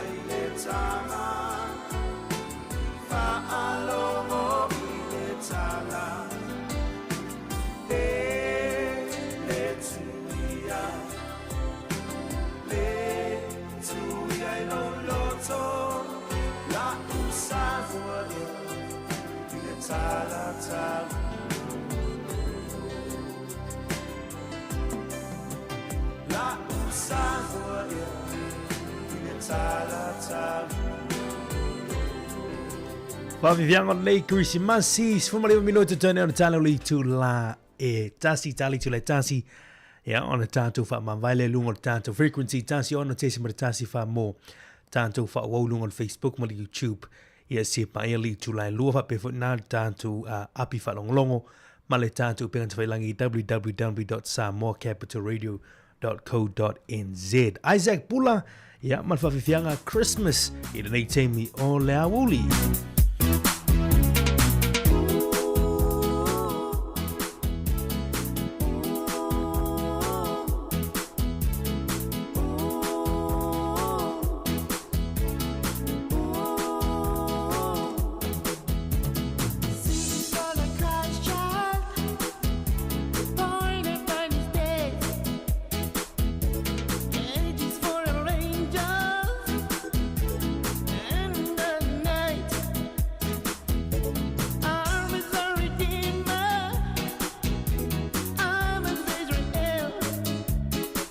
Ia, leo i tātou walau, ia wā foi molingo whaamunianga o Christmas i tālo whal walau, mālolo seifua. Talofa, malo soifua e lau sunga Mari. Ia, mālolo seifua. Lupe tō luti mosere lunga o telefoni. Mālolo seifua. Tālo wha, mai le tau i nai Rotorua. Ia, o le ma nai o tau lo suru ma nai o le lama ia ngiangi ma lia savili. Mālo, ia. Wa mata foi o na whaitonga ia inga o le Christmas. Mālo, ia, mawolo o wano le ia wuli a wā foi ia whamunianga o Christmas. Tai. Ia, mo le whafonga mai o wā inga. Ia, amatatu nei New Zealand. Ia, momo ia o wharupenga. Uoma, paanga i sunga i whawhenga inga, mai so mātou taitai ma. Ia, whapea pūlenga taitasi a le Assembly of God. Ia, maso se e kālesia. Lo au auna i le whilangalo le tua, moli atu alo whaanga. Ia, o lo tangata o au whai, lupeto, lutimose le lunga o telefoni mai Rotorua. Ia, o tau sunga i whawhenga inga le ngata i New Zealand, Australia, Samoa. Ia, whapea fo i toke lau. Ia, e mamole o lo whaanga i wainga ia fo i Australia. Whaanga ua o uso matua whawhine Melbourne, whapea fo i lau uso i Sydney. Uso ia mose mala inga lo whatu mo utou. O ainga i Samoa, moli atu lo whaanga i lau uso ia pispisa o. Ia, mare tina ia kika, ia mainga i nai lotopa. Lo whatu mo utou, malafa pele sunga i le tausi mtanga luenga ya veta mal mtanga luenga metisi lotupa lo fat fo uso awauna ya pastor Reverend Asolima ya malfatua ya ilau mal faumina mal kalesia AOT vai lo faleata lo fatu mo to manuel fa mo le fa pa ina le malu le tua le malu le tua ila sofraile lo mo le to lo faanga ya lo sinfoina ia ma le whanau nu fau, o ka inga i sari moa, mo li moa no whaanga le wauna le atua, sunga i le tausi mtanga luenga, ia li ua savainaya, ma le mtanga luenga me tisi le vi sari moa, whapeo a inga, tina ia whapaia, ma le whanau sioro, ma le whanau mele, ma le whanau, lo whatu foi, le uso a wauna ia tua langi a yeki maila, i le lau moa le me tisi le waula, manuia Christmasi, o a inga i sari aula, lo whatu tina ia makerita,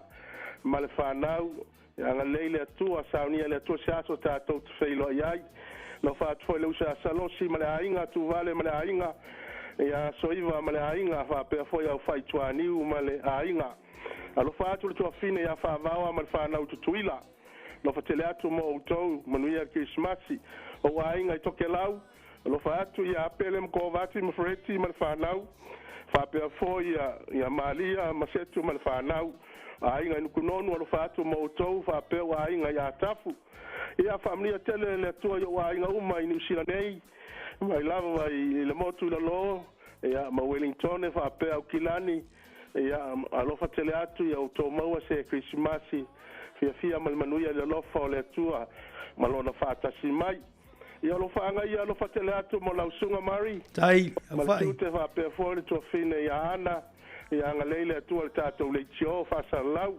mina foi le sauni atu le tausanga fōu na vaiaso ia no fatele atu mo lau sunga whamnia tele le atua i whai tiute o le nei aso ia whasoi fo ia Mari ia se fo ia u whai manuia Christmasi ma le tausanga fōu soi fo ia ia soi fo ia taile sunga u whai ia mai Rotorua ma futa mai ai i le nei a wuli o le a sor Christmasi ia o whamunianga o Christmasi ma le tausanga fōu o le o tāte o le nei aso ia o whamunianga o Christmasi vai aso fou ia tsala foi tātou le telefone wa famulianga o le tausanga fou la tātou savalia tātou fatu lua filo sutfa tātou fa filo ia tu lua filo lima pule lofo le tue mule atu le tu se fu ma samatu wola e le na tausanga fou ia ua fotua mai fa o pe tātou fa fianga musika su filoi on le Kirisimasi.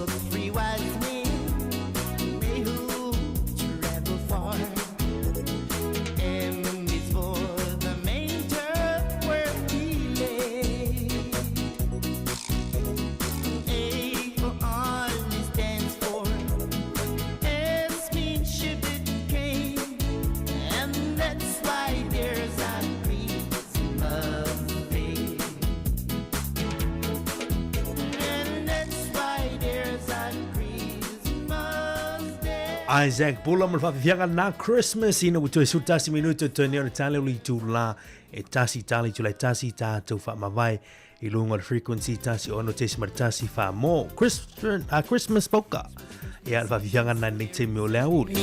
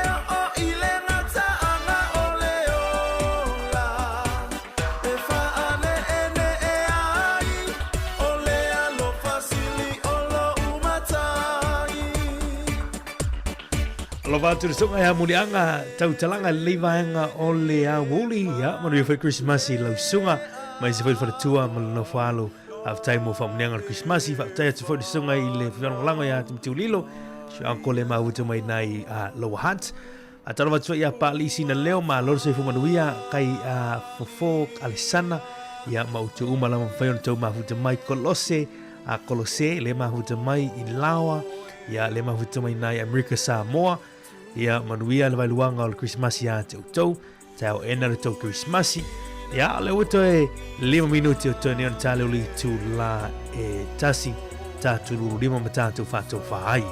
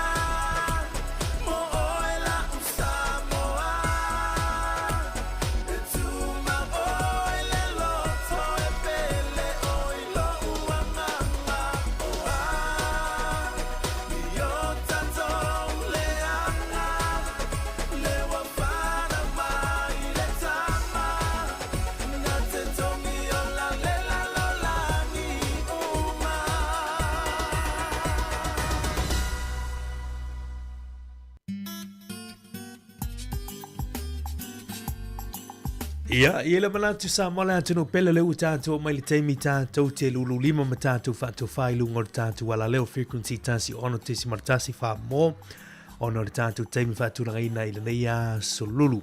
Ia mana tu fa wo per ta tu unanga lu ngor frequent ta tu Facebook mal ta tu YouTube channel.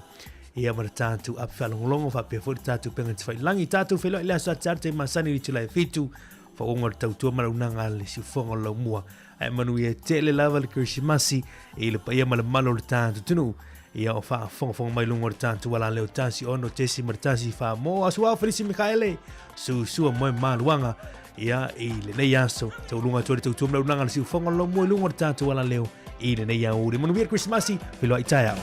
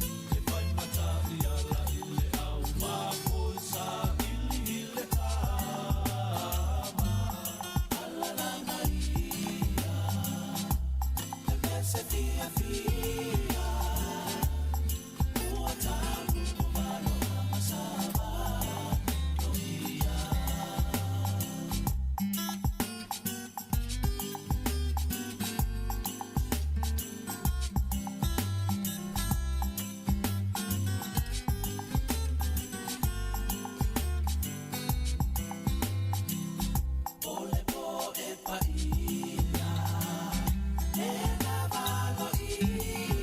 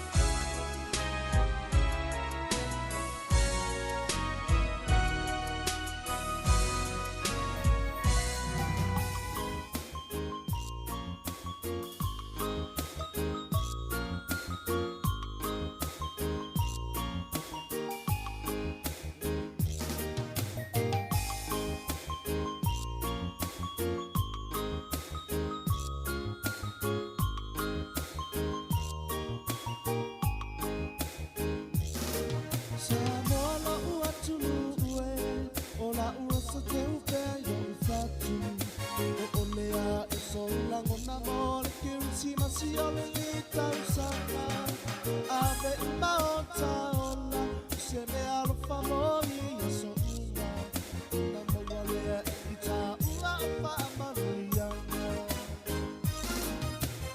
se la ia ma fa afeta ya lona la fa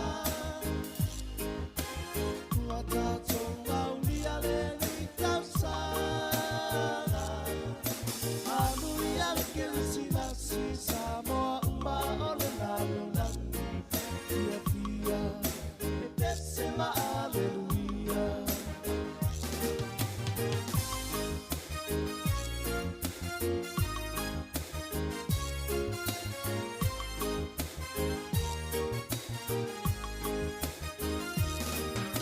Hamu ia la vasita si o salamo moli fuli tua ile lasi Tina nama ole o langa uso e awa e tito e pa ia Ia abele whana umai o me pepe fau e te fuli tua Ile leanga Pale mama fatu o le masana Sena ia mafa afeta ia lona lofa Ua tato waulia le litausanga Anu ia le kirisi basi samoa uma ole la lona Via via desema alleluia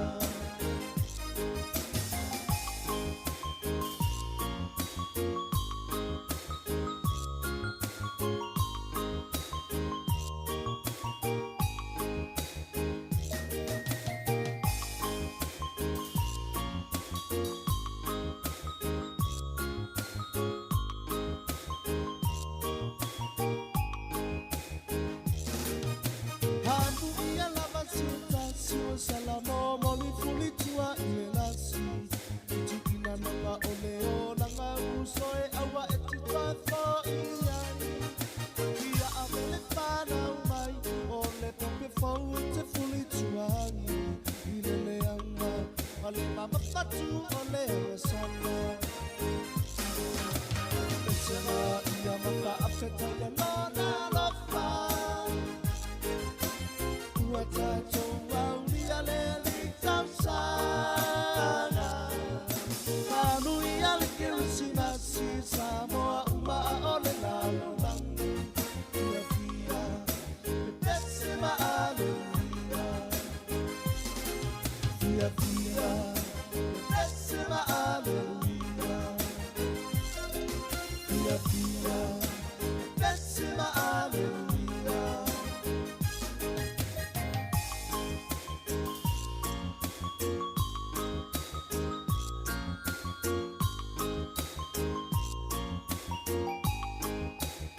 Whatever the fuck was trying to find name, you might be too soon. They used to free the boat you call you so right in.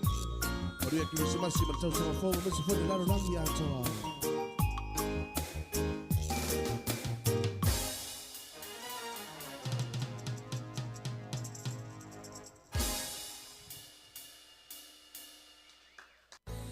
Joy to the world. The Lord is come. Let her receive her King. Let every heart, yeah,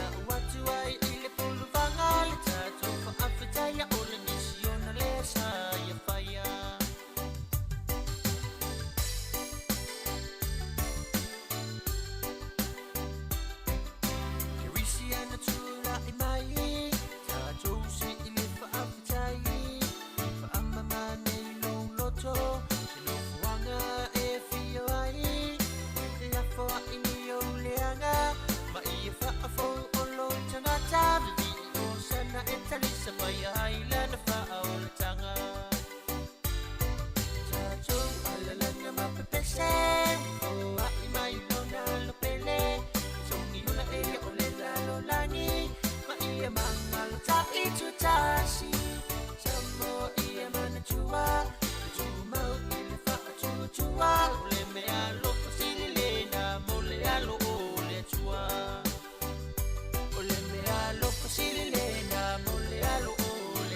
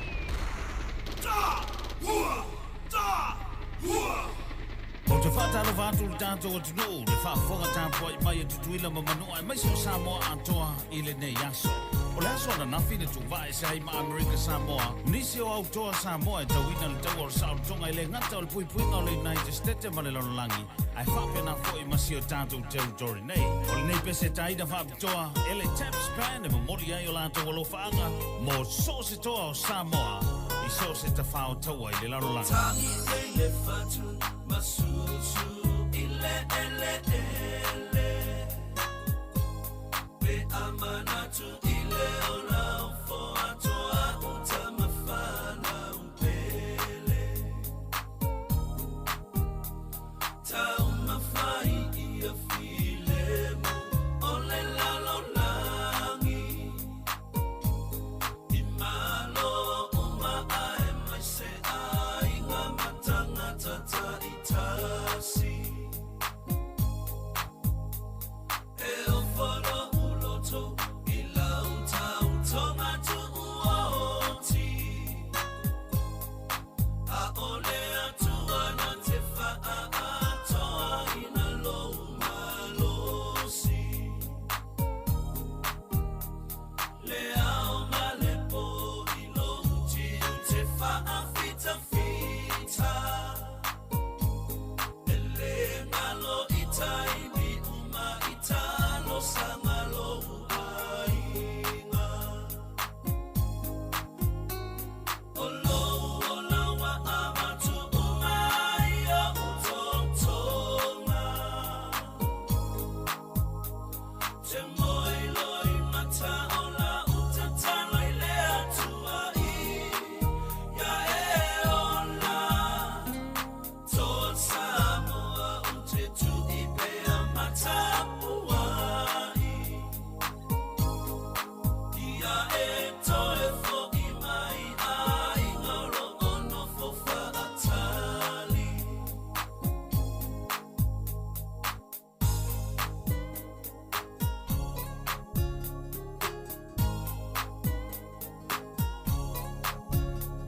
Te whaatu sa oe I le tauranga ana whanua Na tau mo Samoa umama le tali tonu I le atua Watali mai le langi le sa olo tonga wai ai nei Samoa e le ingoa lea ua whai ai mo usei Le awa lava o se moe I lo umana tuatu Pe e te toe fo I mai Musu e pe ai lo ufatu Tatalo I le atua Alofangia o soulangona Ya awane I solo le falu te pe a fe o se malai lo ola Olo ola wa amatu umai a utontonga Te moi loi mata ola utatalo I le atua I Ya e ola Toa Samoa ute tu I pea matapuai Ia e toe fo I mai ai ngaro ono fo whaatali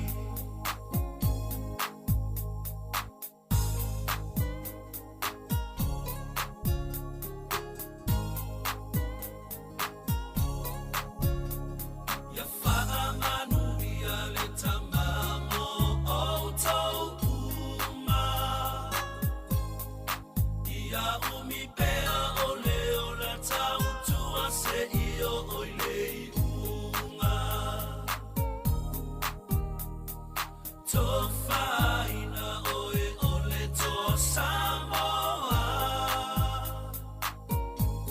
Ye o mailo tatou ma o manu nei o manuna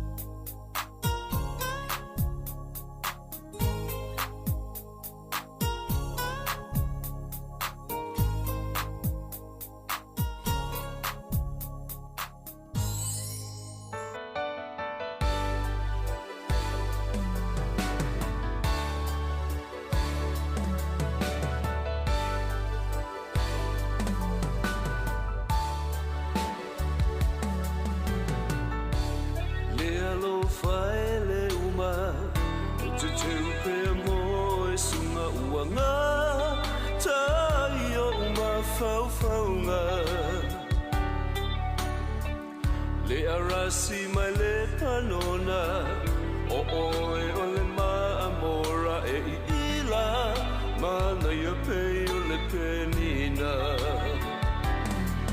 ta ta la mai a me fai ta ta fi ai lo su ngai so wa lo fa a toa wa pei ta o se polonga fi ai lo su ngai so wa lo fa